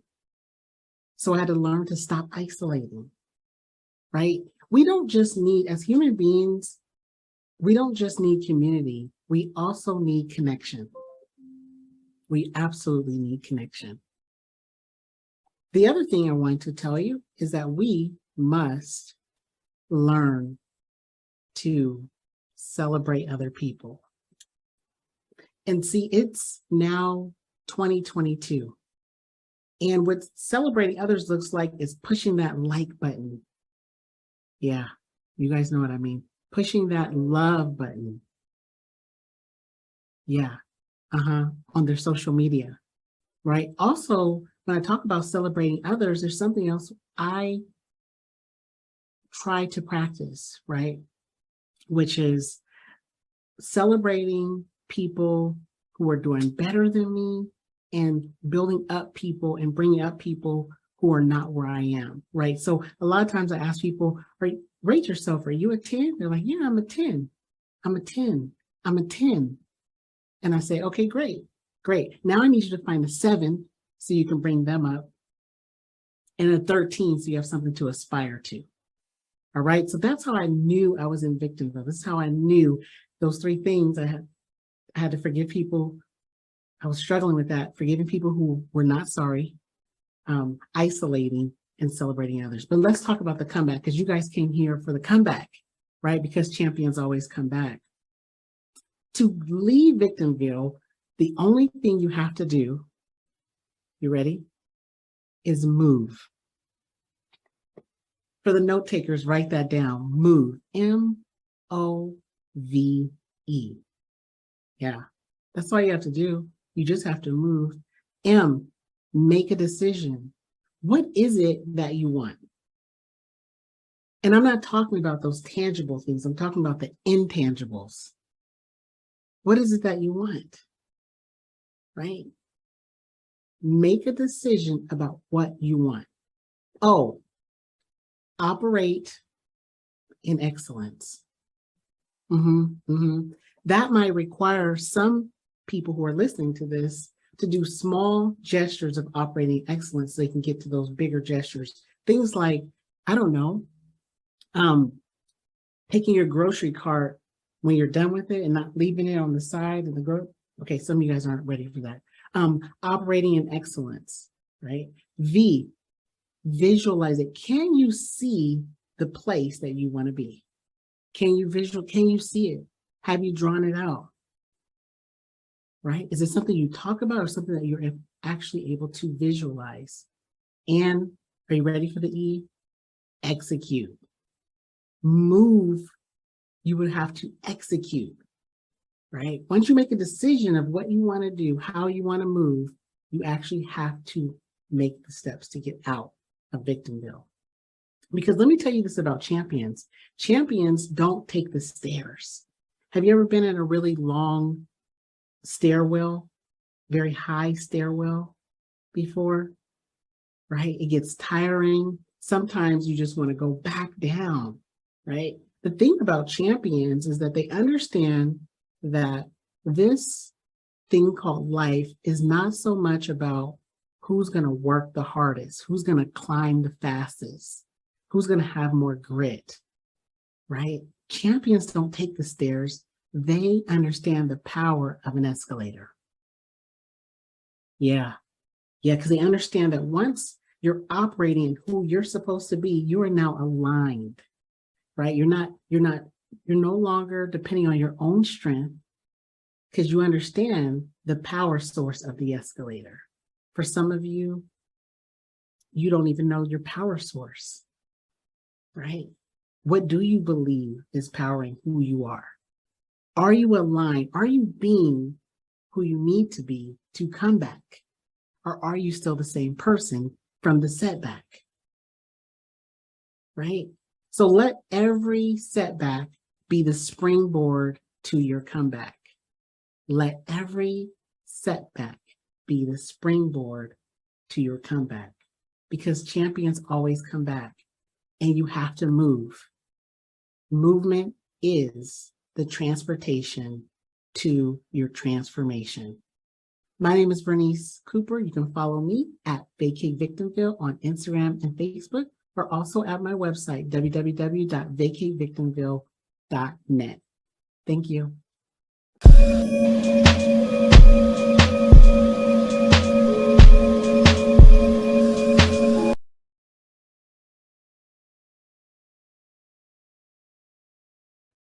Hi, I'm Lori Johnson, money and tax strategist, international speaker, and two-time author.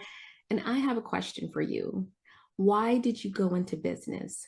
What got you excited about it? What made you say, I have to do this? I'm leaving my career and stepping up on my own and launching this business. Did you have an experience that was so impactful that serving in this area became a passion for you? Was it to have more freedom, like no more bosses? Or did you want to be able to help family or maybe other people in need? So go ahead and put your answer in chat or write it in your notes why you started your business. What was it that made you turn your idea into action? As for my business, I was 14 years into a regular 9-to-5 with a pension when my husband's job started moving us around from state to state every year. I could not find a job. I was feeling pretty useless and I had no control. So my business was born out of my need for consistency and security and independence. But the IRS says that there is only one reason to own a business, and that is to make a profit. Here's the problem. Most small business owners aren't aware that there's a set of rules that the IRS has in order to consider you a business. There are things that you could be doing in your business right now that can not only be increasing your tax bill, but also slowing down your business growth and leaking your profits. So let me show you the progression of what the IRS has going on over the last few years. So a couple of years ago, Bloomberg reported that the IRS had announced a 50% ramp up in small business audits. Those audits have already started. Then this year, the IRS added 2,500 new auditor. And then the heel, a warning that expanding the IRS is the latest front in Washington war on small business. And recently, just very recently, the Wall Street Journal, the IRS is about to go beast mode, carving out $45.6 billion just for audits. The article says that a particular target is pass-throughs. That's small businesses, sole proprietors, LLCs, partnerships, and S corps. The article also says that many of these small businesses will settle rather than fight the IRS, which is exactly why the IRS has made small businesses their target, because they count on you not having a floor of accountants, not having a room full of tax professionals, not having a financial advisor, and they definitely count on you not having the time, money, or energy to fight back. So how do you keep your business out of the crosshairs of the IRS? But before I start with your answer, I do want to disclose that this is not legal or tax advice. As always, you will want to seek out a professional who can give you advice on your specific circumstances. So today, I'm going to share with you 3 out of the 9 factors that the IRS looks at when they are determining if your business is what I call a 100% certified hustle or a hobby. A hustle means that there is a provable intent for the business to make a profit. And then a hobby means that the activity is done primarily for pleasure or recreation. And the reason for this distinction is so important because it has something to do with the amount of taxes that you pay. If you are a hustle, you will report all of your income and be able to deduct all of your expenses. So that is accounting, tax services, marketing, supplies, etc. On the other hand, if you're declared a hobby, you would still declare all of your income, but you would not be able to take any of your deductions. So here's an example. For a hustle with $60,000 in income and $20,000 in expenses, the taxable income would be $40,000, putting it in the 12% tax bracket, and the tax bill would be about $4,600. A hobby with the same income would not be able to take any deductions. The entire $60,000 would become fully taxable, moving it into the 22% tax bracket, and the tax due would be $8,950. This almost doubles the tax bill, adding an additional $4,350 in taxes. And the more income the business makes, the more extreme this example gets. So let's get started with those 3 factors. The first factor that the IRS looks at when determining if you're a hustle or a hobby is elements of personal pleasure and recreation. These are activities in your business that speak to enjoyment rather than the pursuit of profit. It can also refer to an industry where there's a natural tendency for the activity to be a hobby. Say, for example, a housekeeper. They provide necessary services that they may actually enjoy providing and doing, but when you speak with them, I don't believe that they say, like, I'm passionate about scrubbing toilets. And if you look at their list of activities, it does not scream personal pleasure or recreation. On the other hand, I work with a client who was a fashion stylist for a popular clothing brand, and she started that business because she loved their clothing and she wanted to have a discount. And so even though she had a quarterly quota, she never cared if she met it because she just grabbed the items she liked, put them in her closet, and the rest she sold at cost. It was apparent from her business activities that it was not her intent to make a profit, which is why the IRS declared her a hobby, instantly adding over $3,000 to her tax bill. If in your industry, there's lots of pleasure, there's travel, there's meals, if you are doing something in your business that is that someone else might do just for the enjoyment of it, if any of this applies for you, you have to look at your activities and ask yourself, do they point to you being a business where your intent is to make a profit, or something that you do for pleasure or recreation, or is it something that you're doing to while away your free time? And if the answer is not, my activities are a 100% certified hustle, here are your first steps. 1, make your business legitimate. If you haven't already registered your business, Make sure all of your required licenses and permits are, applied for and received. Get business insurance. And then number 2, track your IGAs, your income generating activities. Show how your activities are leading to closing deals. And when you get that business, use a contract. Contract shows that you are legit, that you are protecting your profits, because there are clauses in your contracts that do that. And then after that contract is signed, use a legitimate payment processor that is intended for business. Don't use the Zells or the Venmos or the Cash Apps. The IRS considers paying merchant services fees a regular cost of doing business. And if you don't have it on your tax return, it's a red flag. When your business has activities that qualify you as a hustle, you are focused on making a profit, which allows you to reach your goals faster. You can have as much fun as you want to have because you have receipts that you're trying to make a profit. You can also feel confident knowing that the IRS can't come after your deductions. When you are engaged in more pleasurable activities or activities that are not resulting in a profit, this lack of focus on what you need to be working on makes it take longer for you to reach your goals. Your business is waving a big old red flag to the IRS, putting you right in their crosshairs, and you could be declared a hobby and all of your deductions taken away. So another factor that the IRS looks at is time and effort. How much time and effort do you put into making a profit? Not only how much time and effort do you put into working on your business, but also working in your business. Those are income generating activities. Not long ago, a well-known TV personality came to me because she had received a letter from the IRS denying her business deductions. She was doing courses and going to business retreats and summits and conferences. And the IRS said, no, you are not making enough money in your business to prove that these expenses were made with the intention of making a profit.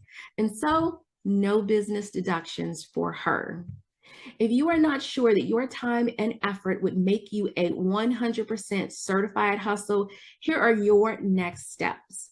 First, create goals for your business. Studies show that having goals in a written plan increase your chances of growth by 30%.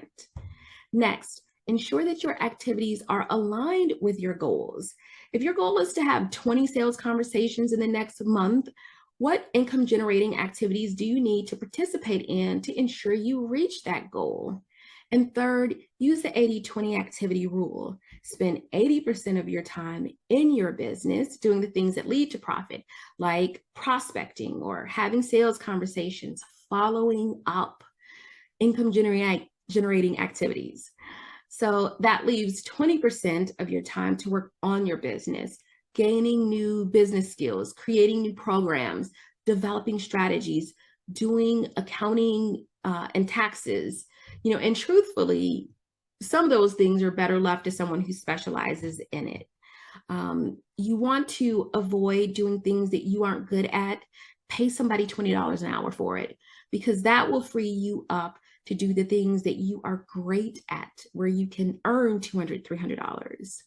And because your time and effort qualifies you as a hustle, you know exactly what is necessary to achieve the results you desire. It is like right there, you have a plan in writing.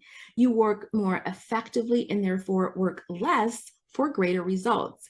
And because you have your mind focused on your money, you make more profit and you don't overpay in taxes.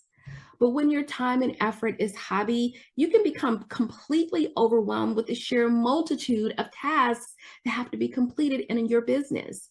You can be putting in long, hard days and still getting too little return on your time and effort investment. And you could be declared a hobby and all of your deductions taken away. So the last of the factors that I am going to go over is a biggie. It is participating in a business-like manner. And this means that you are running your business like a successful CEO would and maintaining clear and accurate records. So imagine this. You are sitting in your office doing a little happy dance because you just signed a new client, flipping through your mail, when you see a letter from the IRS and the dancing stops. Because you know the IRS did not send you a letter to say, hey, we owe you a couple $1,000s. No, they send letters saying you owe them money, or you are being audited, or they're declaring you a hobby. And when you get that letter, what will the IRS see in your records? So here are the steps you want to take to prove that you are 100% certified, participating, 100% certified hustle, participating in a business-like manner with clear and accurate records. So 1, clear up your numbers and make a business budget. There should be no commingling of funds, commingling personal and business money, like using the same bank account for both, can make it so your business, if your business were sued, they might be able to come after your personal asset, like your home or your car. Get an accounting system. An accounting system connects your bank and credit card accounts and automatically categorizes your spending into buckets that will support the numbers on your tax return. A spreadsheet is not an accounting system. Again, you want to participate like the big bosses, and Walmart does not use a spreadsheet for accounting. Step 2, use your numbers to make better business decisions and then document those decisions. Your accounting system creates reports that acts like an X-ray into your finances and helps you make decisions like, do you need sales training? Should you increase your prices? Is it time to hire an assistant? And when you make those decisions, you want to document the reason for them. So say you decide to pay $25,000 for a sponsorship. Instead of just handing the IRS the receipt for what you spent, you should also be able to show that there were like 3,000 attendees and 80% of them were your target market. And you made that decision because 1%, a 1% conversion rate would double your investment, or whatever the numbers are. So that is proving that you are participating in a business-like manner. And step 3 is to make sure that you are in compliance with all federal, state, and local rules and regulations, including keeping up with your accounting and filing your taxes on time. When your business-like manner qualifies you as a hustle, you know exactly what is going on financially in your business. You know how much money you have, how much you owe, your income, your expenses, if you have enough cash flow to get through the month. And you know exactly what to do to make the profit you need every month. You can tell if you're on track to hit your income goal. You can also see if you're not hitting your goals, where you are in your client funnel that you're having problems, so you can fix it. And knowing your numbers makes it easier for you to make those business decisions. It gives you permission to buy what you need to grow your business. So if you need a tax and accounting person or a business coach or a new piece of technology, you know the money is there. And even better, it gives you permission to say no. You will never have to say, I don't know again if I can afford that. You know, whatever it is, the program, the software, the new administrator's assistants, because you already know the money ain't there. But when you are running your business like a hobby, you yourself are threatening the shield of legal protection that your registered entity gives you. You don't know what to do to make a profit. It can add years of struggle to your growth because you don't have a plan. And you could be declared a hobby and all of your deductions taken away. So now is the time for you to get your hustle on and fight back.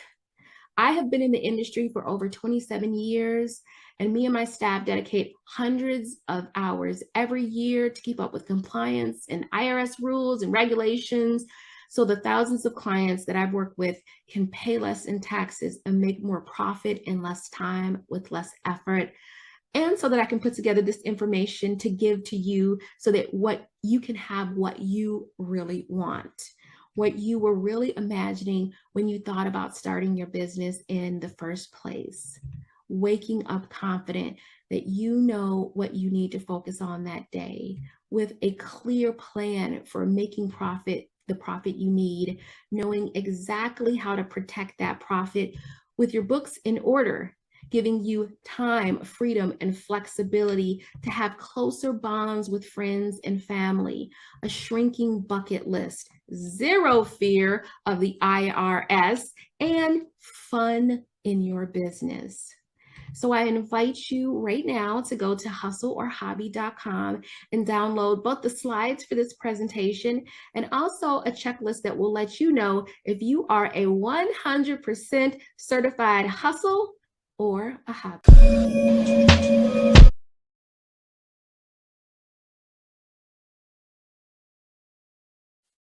In August of 2010, at the largest historically Black college and university in the nation, a student died on campus while participating in an unauthorized event. As the chief crisis strategist, I was responsible for managing the brand reputation of the university and the chancellor while honoring and respecting the dignity of the student and his family. The call to the chancellor about the tragedy that happened went something like this. Houston, we have a problem. Women make up 31% of the executive level positions in our country. And when we talk about Black women, that number drops to a staggering 1%. The barriers to getting to these positions are both real and self-imposed. There's a whole nother conversation around maintaining the positions as well. And there I was telling myself, look at you managing this crisis for a university, 11,000 people, and you can't manage the crisis in your own life. I was the Olivia Pope of my profession, complete with Ms. Pope's messiness. All of us, one thing we all have in common is painful experiences. Trouble in life, it's going to find you. All of us experience that and none of us like it. We don't like to have trouble in our lives, but we do. But great leaders know that to advance and deliver results, personally or professionally, that you have to have resilience to do that. And there's a number of ways for you to be resilient, but that's something that you will need to lead.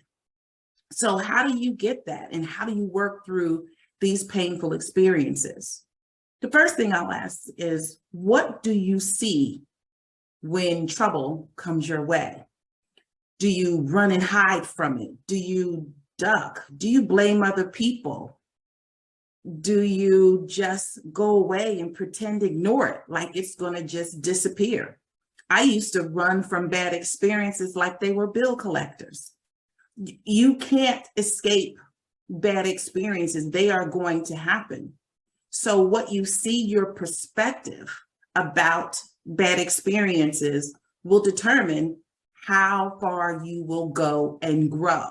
You have to see opportunities each time a painful or bad experience happens in your life. I was about 30 years old and had just recently got divorced. I had a 10-month-old and a 2.5-year-old, and there I was back at home living in my parents' basement. I couldn't work because my infant son, my 10-month-old, was born with heart disease and a disability that was associated with it. And the top cardiologist in the world told me that he was going to die. He wasn't supposed to make it to the age of 3. I was home and struggling and thinking to myself, what am I going to do? All I could see is death, being single, broke, busted, starting all over again. I felt like at that time that my life was over and that $47 a week child support payment was not going to get me where I needed to be able to take care of my children. So then I got myself together and dried up my tears and said to myself, wait a minute, no, I have to take care of my children. I am responsible for them. And being sorry for myself as a single mom now as single parent is not an excuse for me to just sit there and cry and give up. So I knew I had to and decided I was going to fight back. And I started looking for the opportunities on what I could do with this new experience, with this new situation that I was in. So I opened an unlicensed daycare in my parents' basement. I took the books and the toys and all of the things that my children had and used them to have a daycare. So the same room that the three of us slept in, that was our bedroom, was the same room as the daycare. And that allowed me to get up on my feet and get myself together to go back to school. And that began the beginning of my career. So you have to be able to look for opportunities. Good management of bad experiences leads to growth. So your perspective matters. What do you say to yourself in bad experiences when something painful happens to you? Is it, oh, I knew it. I'm just so messy. There's no reason why this would work out for me. I can't do as good as she did. I will never have that position. They will never give me a chance. I'll never be able to reach that goal. There's no way I could finish college. There's no way I could start a business. I'm not going to be able to do that. I'm not as smart as she is. Does it sound like you? Well, it sounded like me at one time. I would tell myself things that was so bad. The negative self-talk can take over if you let it. I remember when I was applying for a position, and it was the obvious next step in my career. I was in a job and my manager was retiring. And so his position was a vice presidency. It was a C-suite job, and I wanted to have that job. I felt I had delivered my work. I had earned my way to be able to get the position. So I applied. I went through the process and I was a finalist with one other candidate, which was an outside candidate, and I was inside. So I felt that not only had I delivered and proven myself, but there was an opportunity for me being an internal candidate that would present to be more competitive than the outside candidate. I was wrong. I didn't get the job. And when I didn't get the position, I told myself all kinds of things. Negative Nikki went on a rampage. She was in my ear, sitting on my shoulder, telling me, you knew you weren't ready for that job. Why would you make a fool of yourself and apply for it? Oh, you're in that messy relationship and you cannot be in a messy relationship and lead at that level. Why'd you even bring him to those work events? You knew that they didn't want you wearing those heels. That's what the gossip people said, the gossip train said, your heels are too high for work. You shouldn't be wearing high heels to work. You know they don't like you. Remember all the things that they said about you and you were told was the gossip about you. All of these things, I went on and on and on about all of the reasons why I didn't get the position. And all of it had to do with something was wrong with me. I fell short somehow. I came under, I was less than the other candidate. And so I talked myself into a frenzy. The new manager came and joined the organization, and she began to lean heavily on me for a lot of work, not only my work to support her, but that of other team members as well.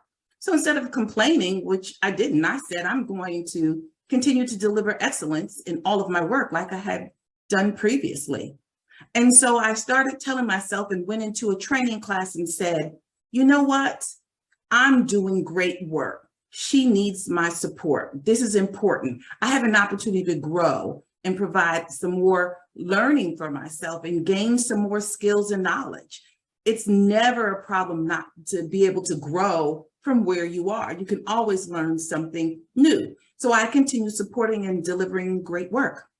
Less than a year later, she lost the job and I was promoted into the position. So I fed myself a different conversation and I was patient and continued to grow. And I countered the negative self-talk, because you're going to have to guard your self-talk.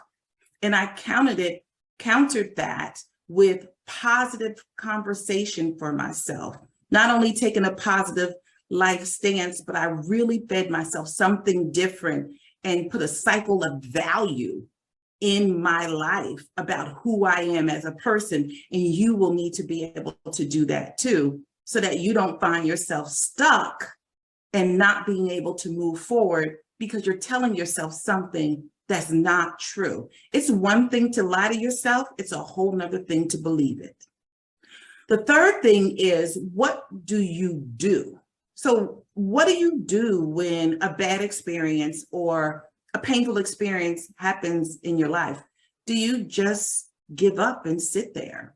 Do you just let all of your dreams and everything that you've ever wanted, your goals, do they go away? You get under the covers and just cover your head and say to yourself, I can't do this.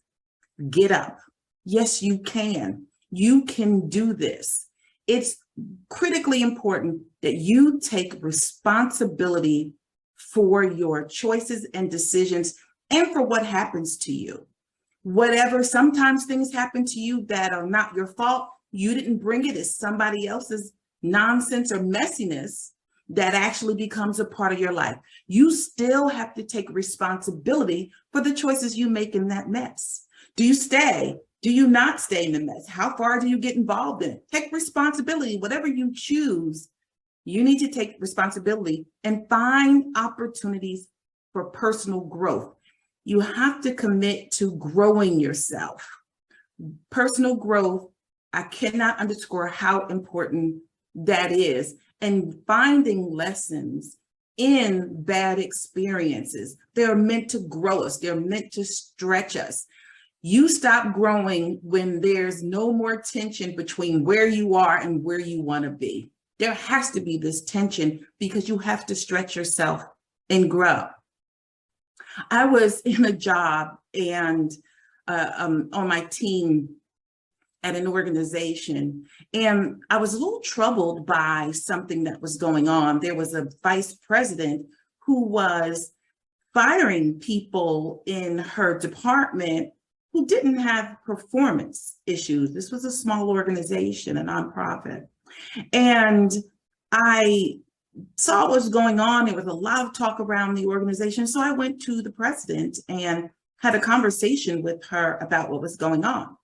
She informed me she knew what was happening, and I expressed my disappointment with her that she was allowing this to happen. A few weeks later, the president eliminated my division and laid me off. And so I was unemployed. My lesson there was, and what good leaders know is, we have to not only teach ourselves, but teach our team what hills you die on. You're going to have to make choices about what hill that you die on, where are you going to plant your flag, what cause are you going to take up, what matters. Everything that happens doesn't necessarily matter, or we want to see change, we want to grow it. You have to think through the ways, the channels in which that you could bring about change. So I took responsibility for my decision, and guess what? I would do it again. I would lose 10 jobs to express the importance and maintain integrity in an organization. That's just who I am. You get to choose who you are. But whatever you decide and however, what decisions and choices that you make in your life, you're going to have to take responsibility for them and find the opportunities for growth. The opportunity for growth in that for me was being very clear about teaching my team and myself where I plant my flag and which hill I'm willing to die on and which one I'm not, and opportunities to look for different paths to bring about change for something that is not effective for the organization or impacting employees. Personal growth is about finding opportunities, getting training, reading, growing, all of those different things. So listen, again, we all have trouble and painful experiences in our life. As long as you're living, you're going to have painful experiences. Sometimes you're going to be the pigeon, and sometimes you're going to be the statue. We all want to be the pigeon, and that's just not reasonable. It's not going to happen like that. So you need to be resilient, gear up, because even in your painful experiences and problems, you still need to live your purpose and pursue your dreams and your goals. Everything I have ever accomplished in my life was in the midst of mess. It just was. Whether it was mess because somebody was lying on me, or because I made a decision, a bad decision, or whether I made a good decision and people didn't like the good decision, whether it was a bad relationship, a divorce, financial problems, a loss of a job, you name it, the list goes on and on. But it doesn't stop you. The messiness and the problems, you can clean that up. You can clean those things up and still address those while you're realizing your purpose and while you are living your dreams. Don't make excuses and let those barriers stop you from living your purpose. There are people who need you, even in your mess, even in a painful experience. There is someone who needs you at that time to help them get through a painful experience too. Your lessons can help someone else. They can stop them from living the same thing or going through the things that you've gone through. So if you're ready to grow, and you know now you can come back from anything, you are a champion, you can be your own champion, you can come back from anything, and you want to be more resilient and you're ready to do the work because it takes some work. Text me "what if" at 984-282-0129. 984-282-0129. Text "what if," and I look forward to working with you. Thank you so much.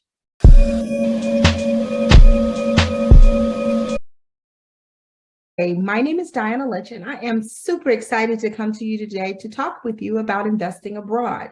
I am the only African-American female CEO of an international development company located in Dominican Republic. And we are the first owners and operators of a golf course in the international space. So I not only come to you from a point of just passion, but also from a point of personal experiences that I'd like to share with you today. And in this time together, I hope that you'll get your questions answered, many of which I had not too long ago about investing abroad.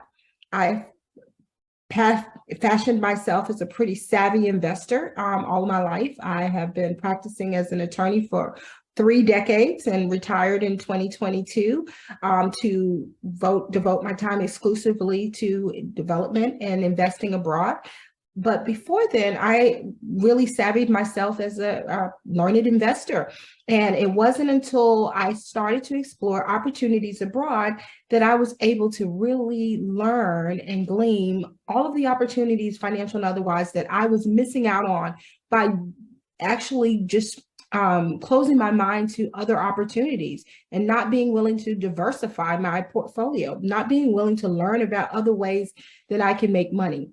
If you're like me, many of you have all of your life thought that you would work a job or get a career, you would buy a home, you would invest in the stock market and pray that nothing would uproot your plans to retire at a reasonable age. And before 9/11, I think many people were accustomed to investing in the stock market, understanding that that would mean some ups and downs, but by and large, historically, you would have a return upon retirement. After investing 2 or 3 decades, you would have an opportunity to live at least a comfortable life if you were prudent in investing throughout your career. I too subscribe to that model. And it wasn't until 9/11, to no fault of my own, I was being a good steward. I was investing as everyone had told me I should invest. As a lawyer, I had some disposable income. I was blessed enough to be able to consistently invest in the stock market.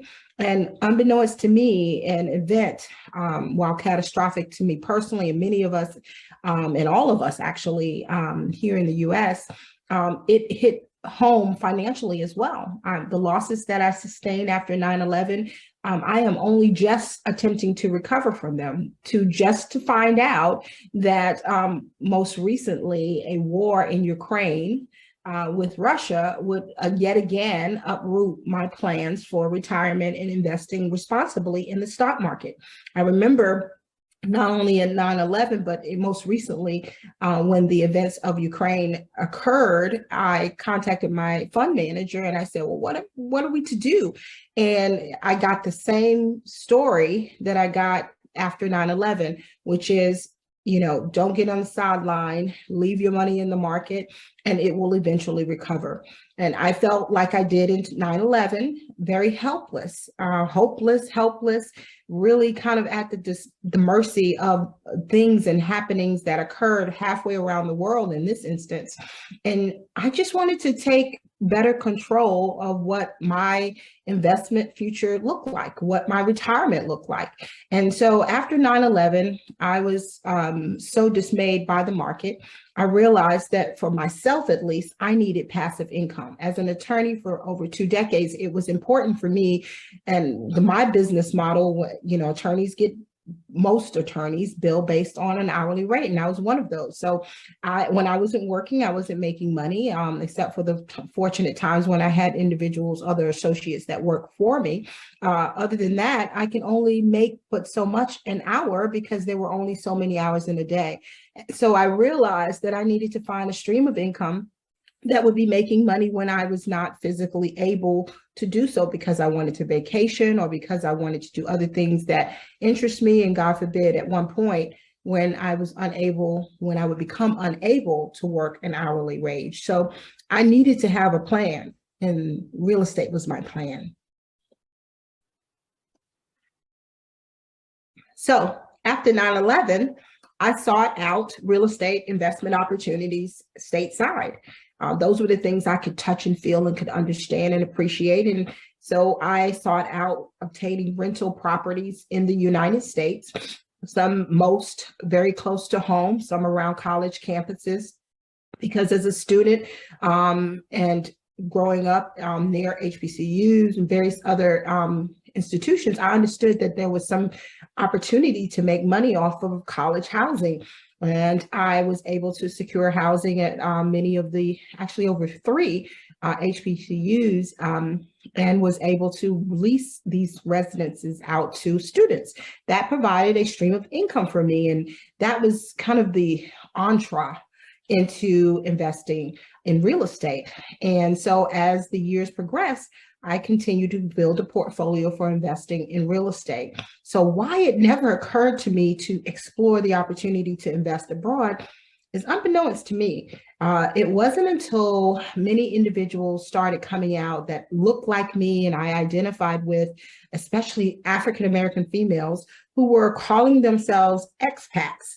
And while I would travel extensively, I did not make any money when I traveled. And while I loved it, it was not an income generating opportunity for me. In fact, most of the time when I worked for the opportunity to travel so that I can afford the opportunity to travel, but it never occurred to me to make money from traveling. And so when I started looking into individuals and learning of mainly African-American females like myself who are making their way into other countries and investing abroad and living abroad and working abroad, I wanted to know a little bit about what that looked like. And I think not only did 9/11 provide a shot in the arm, my left arm, with the losses that I sustained, COVID provided a shot in my right arm to give me the boost that I needed to say, okay, stop sitting on the sidelines. Let's figure out a way, Diana, after 3 decades of working and practicing and being a good steward and investing in the market, can you retire today? Can you live without working and charging an hourly wage from being an attorney? And I wasn't really sure that I could do that. And I really couldn't see a future in my recent or distant future where that would be possible, where I could sustain the level of my lifestyle. And so I just needed to learn a little bit about why my colleagues, these female, African-American female wonders, these amazing women were actually winning by investing abroad. And it wasn't by any sort of happenstance that I landed myself in the Dominican Republic. And when going there just to travel, I understood after decade after decade of investing in the U.S. and then traveling to and bringing nothing back of any sort of tangible value when I traveled, I just saw it was as an expense for my lifestyle. And these women were showing me a different way to do it, where I could actually own, not timeshare, but own abroad and actually provide residual income for me. And I think the market with the short-term rentals and Airbnb and all those other streams of income that people were, winning, created a comfort level for many of us, and should for you, as to the business model of actually owning property, and actually, instead of having a lease tenant where they have a lease for 12 months or more, where they do short-term rentals, and they may rent from you day to day, week to week, month to month, and you actually, as the owner, can allow this as an opportunity for you to have that property pay for itself.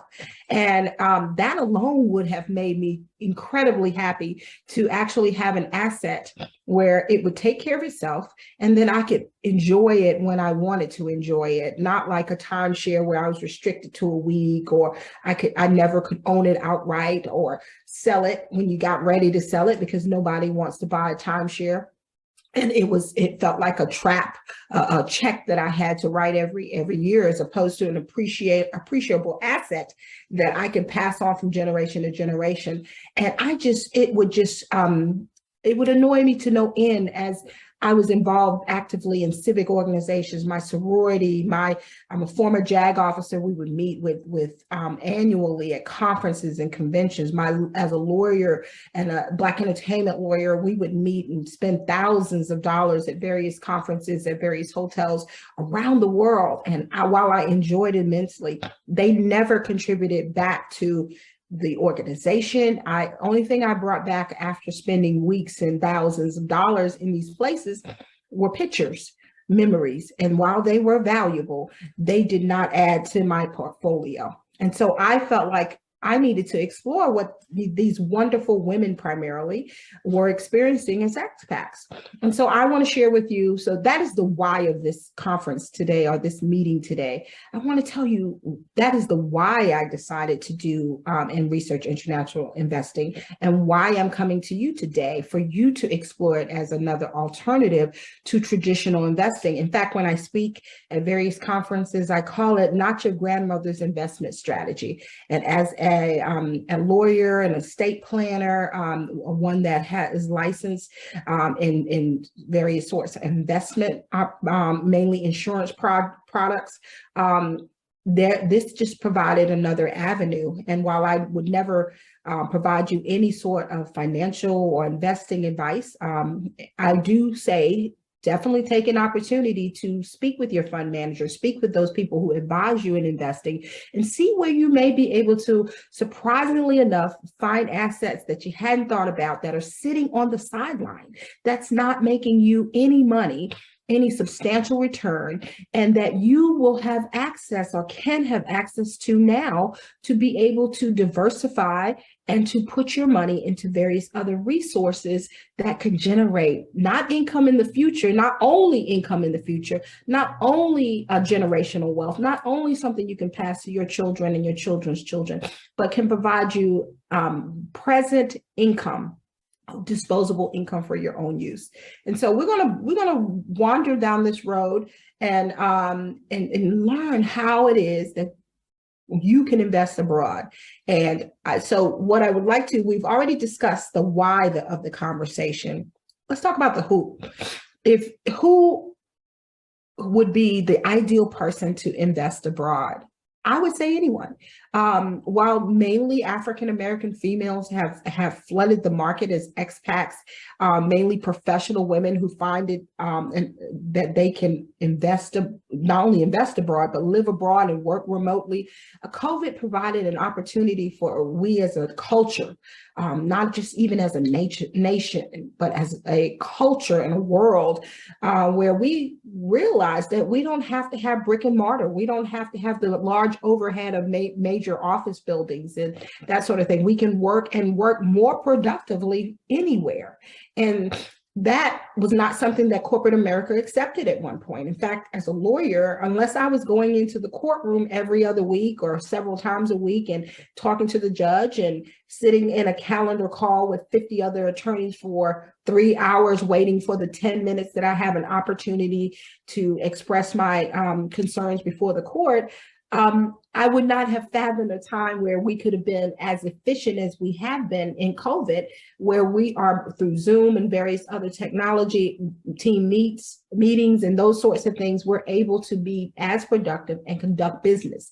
And as a result, I was not tied to being present at a calendar call in any particular courthouse. So that was very freeing for me. And for many of you, it may be a similar scenario where you have now the opportunity to work from anywhere, not to mention all of our entrepreneurs who work and historically work from anywhere. They work from home, they work in conferences and coffee houses around the world, and they meet and they're very productive. Our newer generation business owner, an entrepreneur, they're not tied to four walls. And I am so impressed with them, but they have taught me that while my profession is very conservative and there was a way that it was always done, that is not necessarily the most efficient way. In fact, many times in the last year or so of working and as a lawyer, when I was hauled into court, I questioned, why did I have to go to court when you could see me on Zoom? And so many of my colleagues felt the same way, and we are transitioning even post-COVID. And I don't know that I use that correctly, because is it really post-COVID? But the post-COVID era, if I am to use that term loosely, has really presented some different opportunities for us to work anywhere. So that is the who. You are the who. You as a business owner and as a corporate executive, if you are afforded the opportunity to work from anywhere, you could be an expat. But not only those individuals who can work and travel anywhere, those individuals like myself, I don't have the luxury of being out of the country the lion's share of the year. However, I wanted an opportunity when I did wish to travel, when I wanted to travel with my friends and colleagues and sorority sisters or whatever, family reunions, conferences, conventions. I wanted to have an opportunity to travel somewhere that welcomed me, but that also I had a financial interest in. And unfortunately, many of the opportunities within the United States for investing in luxury and or communities where the income generating opportunities or short-term rentals are plentiful, like near the water at the beach, Hilton Head, Martha's Vineyard, various other places that I've frequented as a tourist.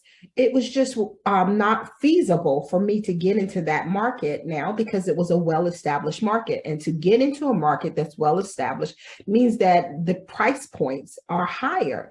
And so the margins that I needed to be able to, in this fourth quarter of my life, be able to capitalize on just weren't there. I mean, certainly if I was at 25 and I could have gotten in on some opportunities then and been able to sit on it for several years before retirement, I probably would have found some of those other pockets in the United States very feasible for me to invest in and pay down enough to be able to enjoy in these later years of my life. However, that was not the mind space I was in back in those days. And so for me, even though I was not one that could be an expat, I was one that could benefit from the opportunity of owning abroad, getting in on the ground floor of development, and then being able to capitalize on it from short-term rental. So after I determined the who was me, that I could actually identify with someone who could invest abroad, and that I had the desire to own abroad where I can get in on the ground floor of opportunity, where the market was not already established in many cases. And it provided a cushy opportunity for me to get in without an enormous financial haul. So the next thing I'd like to talk about is the what. What is it that I would want to invest in once I made the decision that this was a market that may provide me an opportunity for soft term. So after I determined that the opportunity to invest abroad and the idea of researching it was for me, I then needed to know, well, what would I invest in? What kind of opportunities were within my price range? And so essentially, I sought out to learn a little bit more about what sort of investment opportunities were abroad. And in doing so, there was a wealth of information that I could glean both on the internet as well as through relationships that I was able to garner from people who were doing the same thing, that looked like me and was in my space, and even those that were not in my space. I know that I'm from Brooklyn. I'm a Brooklyn girl. I grew up in a very urban environment, and everything that I have been able to accumulate, I've done so by just working a job and being a business owner. And so many of you who may say, well, this is out of my reach. I want you to rethink that, because there's so many assets that you can attach to be able to get into this market. So first, let's talk about what is available to you. That would mean that there are opportunities in various countries that, whether it be in the Caribbean or Europe or even in America, Hawaii or in St. Thomas or various other territories of the United States. And in looking at those particular territories, I wanted to see, I looked first at the US territories because I was familiar with the laws. I thought it provided me a level of protection that would make me feel comfortable for investing abroad. But I found that many of those economies were unfortunately not thriving. My family's from Barbados, and so that was naturally, instinctively, someplace I wanted to own. However, the GDP was not outperforming many of the other Caribbean destinations. And so in my research, I was able to learn that in this instance, the Dominican Republic was actually outpacing all of the other Caribbean destinations, not only in GDP, but they were outpacing them in the number of tourists that were coming into that region to actually enjoy that region. In fact, during COVID, the Dominican Republic outpaced, you ask someone from there, they would say, what COVID? Because it provided a refuge for many people who wanted to be outdoors and did not want to be sheltered in place during COVID term. And so as a result, those areas thrived. And the Dominican Republic, not only did I find that it was outpacing other Caribbean destinations, I found that they had a strong democratic government.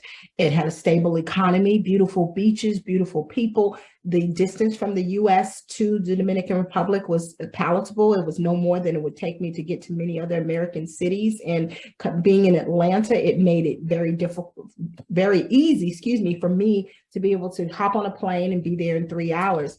And so it was an attractive opportunity for me to learn more about this particular region. But whether it's in the Dominican Republic or any other region, you want to do your research as to what is if the economy is stable, if that government is a democratic government, if they offer different incentives for you as an American to invest in those markets. For example, in the Dominican Republic, they have something called the Convertor, that if you apply for it and afforded that, you have various tax incentives for income made in that country from tourism. So that provided for me an incentive to learn more. I also want to caution you to learn about which countries will allow you to actually own in their country as a foreign citizen, or foreign, that one that is not a resident or a citizen of that country.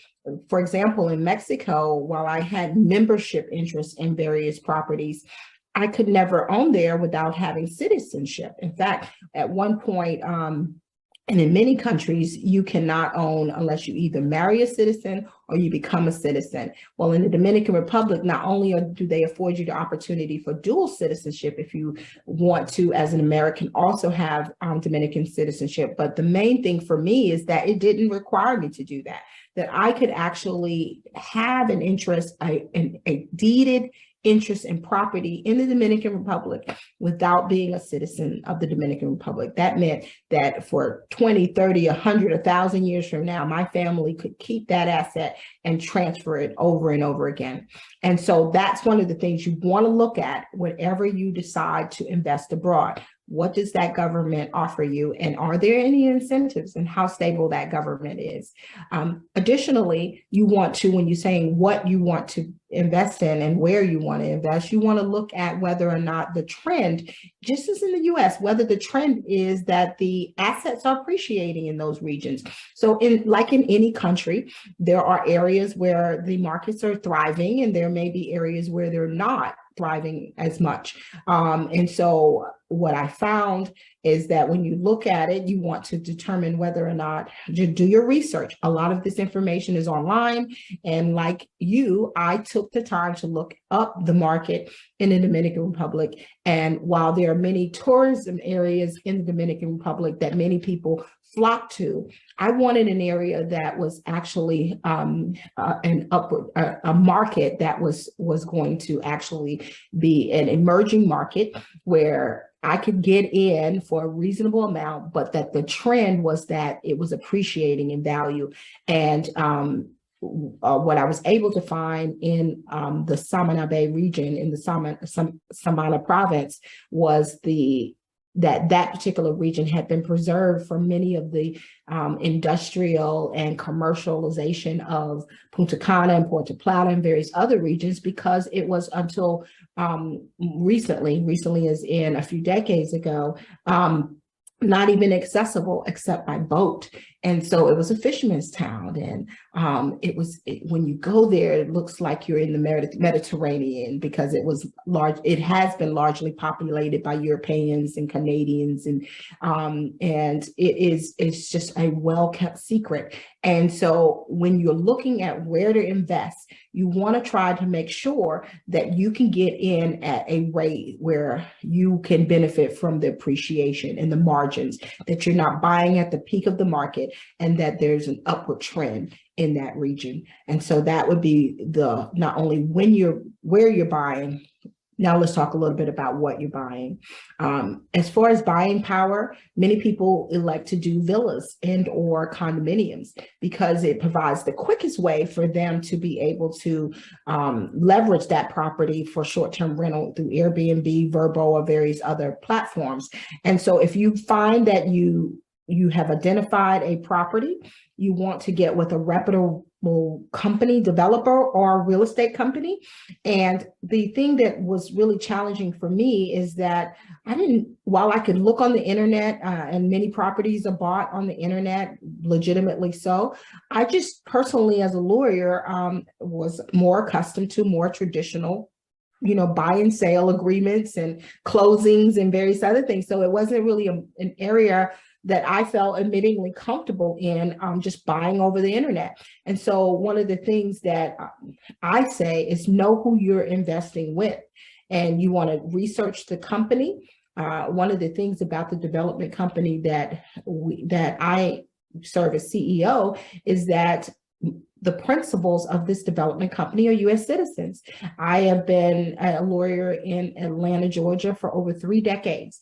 I'm entrenched in my community, my church, my sorority. I'm a former Navy JAG. You can touch and feel me, as can you, my colleagues. And so the people who have invested with us feel comfortable that you can regularly speak with us, you can talk with us, you can ask questions, you can reach out and make sure that you can follow your investment. So you don't want to just lay your money into someone else's hands that you really haven't researched or have a connection of some sort with. So look, like in this scenario with our company, look for a company that you have some comfort level that they're going to be around for a while. And so, and while you're going through, if they're building, most of the time when you're investing abroad and they're in the process of building the condominium or building the villa, you can follow that build. You may have a local agent who is entrenched in that market, and you want to stay in constant contact with them because your benchmarks for payments are usually tied to the level of construction. So as they construct, you pay. And so many individuals like that because you don't have to pay it all up front. You're paying along, which with most often the last payment being the last 40% being due once you take possession of the property. So that provides a lot of people with an opportunity to be able to invest provisionally along in installments, and that creates for some a level of comfort, not having to secure a full mortgage.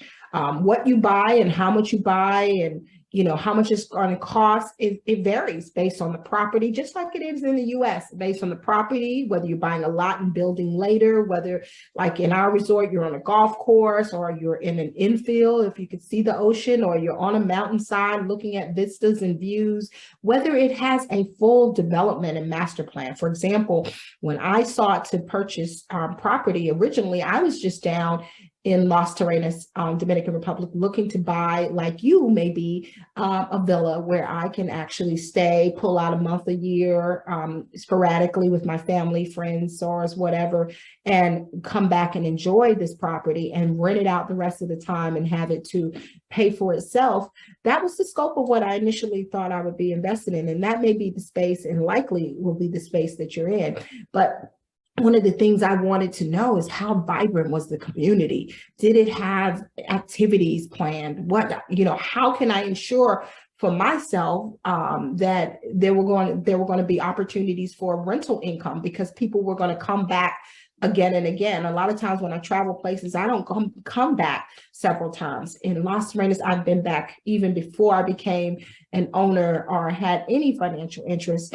I would come back time and time again. It is like the Martha's Vineyard of the Dominican Republic, the Hamptons. It is laid back and beautiful and lush, and so I found myself gravitating there. And so when you decide to invest abroad, you want something where people are going to want to continue to come back. But unfortunately, many people don't travel to the same destination several times. Even when I owned a timeshare and I had a home property, I don't know that I've ever gone twice to any of them. So it was only attractive if I could move around. And many people who want to invest have a concern about, well, I'm not going to be there all the time. Why would I want to invest instead put a flag in any particular place? And the answer there is because if you invest right, you're going to invest where there is going to be a reasons for not only yourself, but for your customers, these other tourists, to come back again and again. So you want to invest in a property that has a master plan. Our Samana Bay Resort has a master plan for an amphitheater, a sports and medical facility. It has a golf course. It has a sky lounge and pool. It is in its whale watching season, and the activities that are planned and the partnerships with all of the other corporations and golf, night golf, and various other things. Those things make it attractive for me to want to come back, but not only for me to want to come back, but for me to want to bring my colleagues and me to want to bring my families. And the next conferences my sorority have, we won't line another hotel franchises pocket to the tune of $10 million, we will be able to have our own resort where we can actually come back to, and we could actually have a partnership with these organizations where they actually are benefited from bringing tournaments and conferences and various other things. And I could imagine a day where our Founders Week, where we have lined the halls of this particular resort with people who are all encompassing of all the things that we are, not both our organizations and it being all inclusive, and actually having the opportunity to have the community come in and actually experience the culture as opposed to just seeing the culture. And those are the kinds of things I did when I traveled. I wanted to make sure I was a part of the culture, that I could comfortably and safely interact with the locals. And that is the things that made it so attractive for me when I decided to invest in this particular property. So when you decide to invest, look for a property that people, not only just you, would want to come back time and time again, because that is your pull. That is how you're going to guarantee yourself to make residual income, because what that does is they have activities and conferences and concerts and sports and pro athletes training on off season. You'll be able to fill your villa with people who want to vacation there and want to be a part of the experience when you're not there. And so that creates a dependable source of income, stream of income for you to ensure that your villa is taking care of itself and taking care of you when you're not there, and your family as it goes along. Because additionally, not only are you making money from rentals, as you continue to have this resort continue to appreciate in value, you have an asset that's appreciating while you take down the debt. So look at not only where you're investing, but what you're investing in, and make sure it's a profitable business model. Then we talk about how am I able to invest in abroad? Because many times people say, look, they are made aware, and I'll be candid with you, a lot of the financial opportunities for you to buy a home in the United States are not afforded you as a non-resident of these foreign countries. The way typically you invest is if you find a piece of property that you want to buy, and let's say it's $200,000 and it's already built. Many times the owner or the developer is going to want that in cash. Many of us do not have $200,000 in cash just sitting around. And if you have it sitting around, then you're not providing a good financial plan for yourself. It's because any $200,000 just sitting around is not making money for you. In fact, $200,000 sitting in most bank accounts, savings accounts, and checking accounts, they're not making money for you. It's almost embarrassing how much the bank pays you to use your money throughout the year, and they give you pennies on the dollar. I think I made 22 cents in the last quarter on one of my accounts, where the bank probably exponentially benefited from it. So my word says, I will make you a lender, not a borrower. And so I am keenly focused on the opportunity, any opportunity where we can put ourselves in position where we're not actually borrowing money. And so one of the things that I've learned is that there are so many other pockets of money, because I felt uncomfortable, as probably you would, pulling money out of the stock market. Not so much now that it's losing money. I've managed to pull myself away from that philosophy and say, look, I'm losing thousands of dollars a day as Russia and Ukraine continue to go to war, as they pull oil out of the stream of commerce, oil prices go up, as Russia threatens nuclear catastrophe. All those things affect my stock market, and as it should, because investor confidence is down. And so I have lost exponentially, even in the recent past, from my portfolio. And had I had any foresight, I probably would have pulled out and put some money in more more stable investments, maybe stocks, bonds, whatever, maybe bonds, excuse me, so that I could not have suffered such a loss. However, I'm not risk averse, so I did leave some things in the market and did not fare well. However, those minor pulls that I was able to pull out without penalty, I was able to reinvest in acquiring assets outside the country. And in doing so, even the appreciation in the value of those assets have exponentially benefited me more than I would have made in several years in the stock market. But that's my story. And so what I encourage you to do is look at where you have investments, see if it's outperforming the market.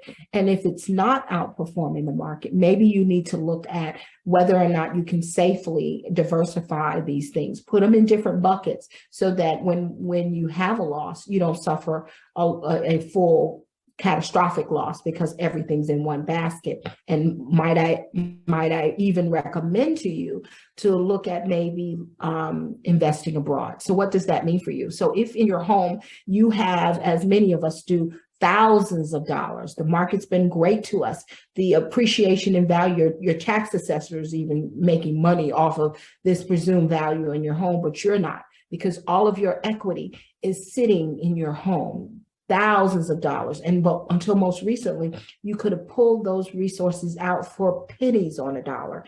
And while it's still, the interest rates have gone up to slow the market allegedly down, there are still opportunities to access this capital through HELOCs and various other things. And you say, well, why would I attach my home?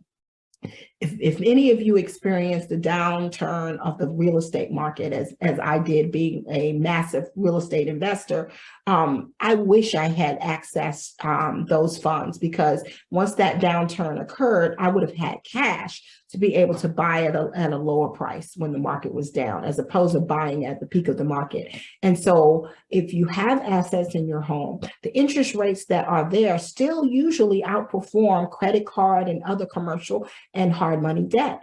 And so we're in, for example, in our development, our investors who purchase land at one price have experienced more than a 40% growth in that value in 6 months, based on appraised value, based on what they could sell it for in the market right now. And so they could have, conceivably, while I would hope that they wouldn't do that, they could have conceivably taken that asset that they put $50,000 in and doubled that and just cashed in.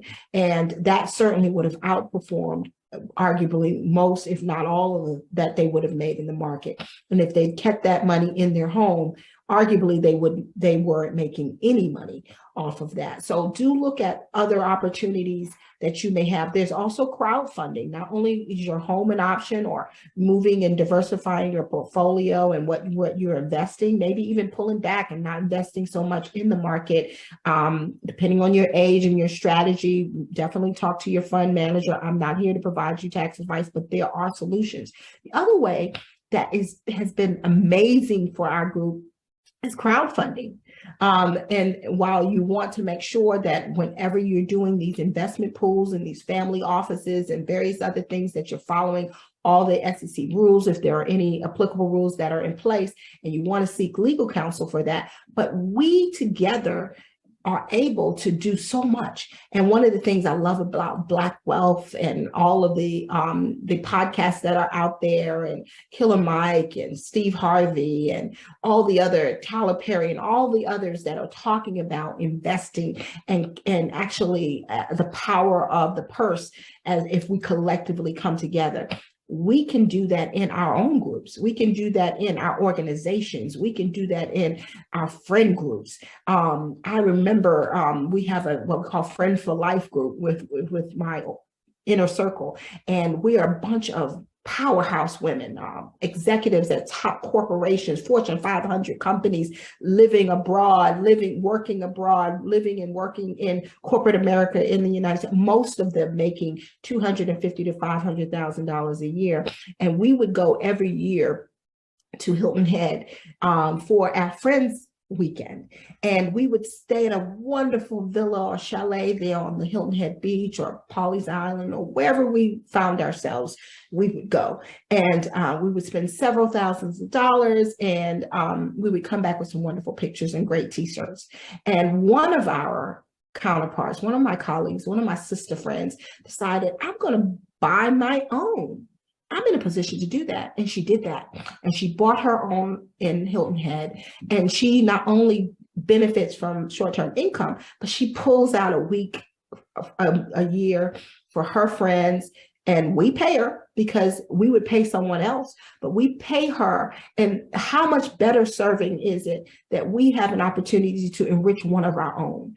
And yes, she gives us a discount, though whether if she did it or not, it wouldn't matter, because we are wonderfully blessed to be able to put some money in her pocket than someone else that we do not know and that does not have a vested interest in our well-being. So not only does she take care of her sister friends, she also takes care of her family. She pulls out a week. She said, you can't come during a peak season, but you can pick a week.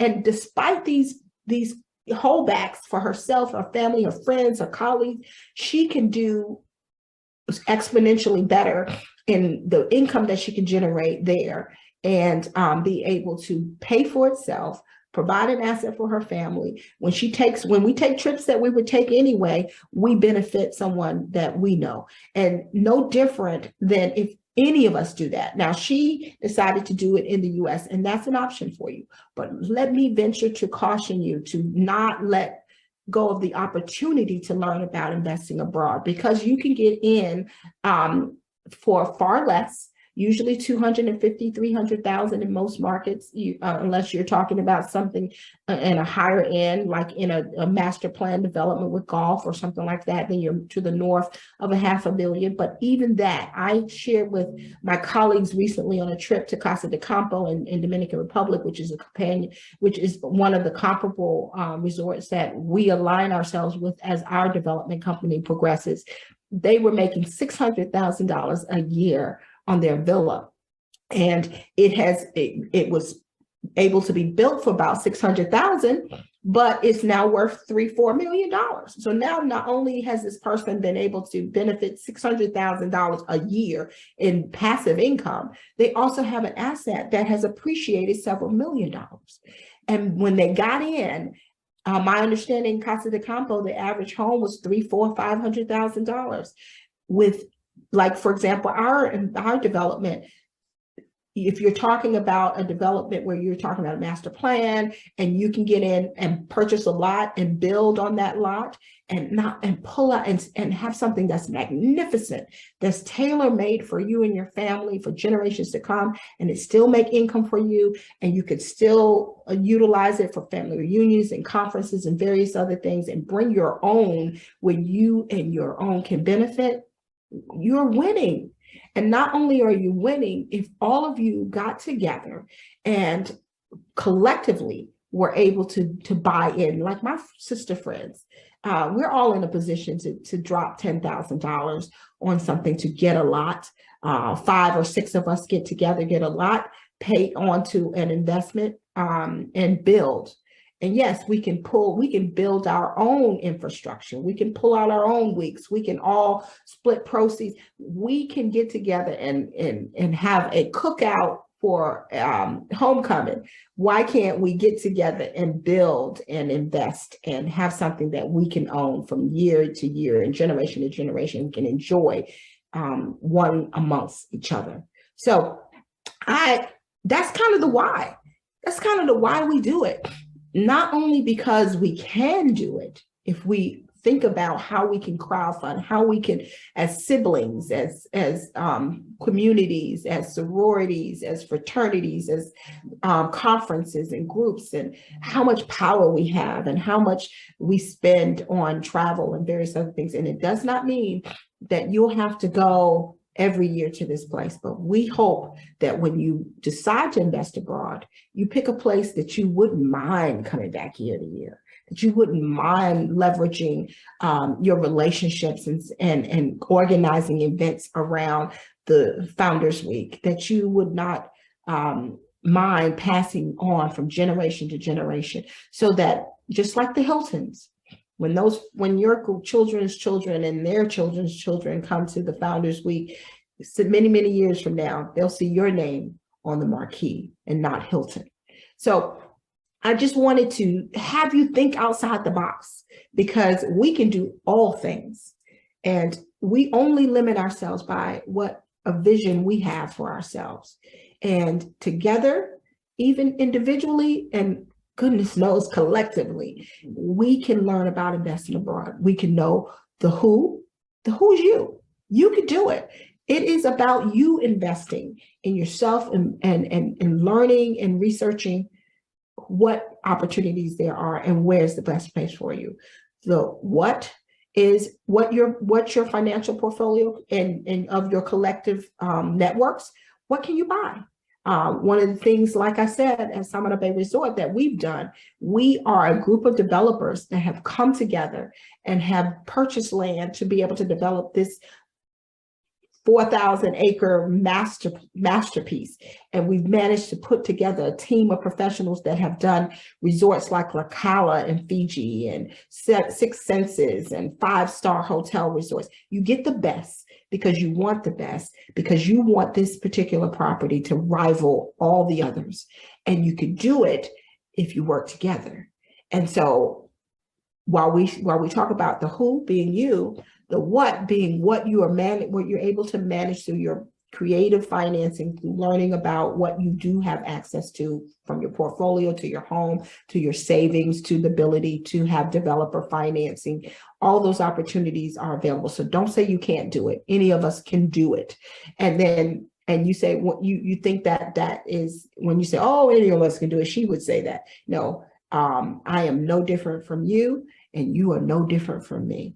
And you shortchange yourself when you do not at least look into the opportunity. And as far as why you will do it, is because it creates generational wealth. You're traveling anyway. You remember that timeshare presentation you went to just to get a free weekend or a free week somewhere, and they told you you're traveling anyway. Why don't you buy this? And now you and your family can have wonderful vacations. But what they didn't tell you is that you don't own it outright. You can't sell it when you get ready to sell it. You have to continue to write a check for them. This is not that. You want an opportunity when you decide to invest, that it is in the right place with a stable economy that welcomes you to own outright, not being a citizen of that country, and that offers you tax incentives that will allow you residual passive income, whether you're there or not, is able to make money for you because it's appreciating in value, and because the economy and the market and the tourism they're bringing people to that region over and over again, so that you can continue to make money. And what I would like to say to you today is there are so many reasons why to invest. Stop focusing on the reasons why not.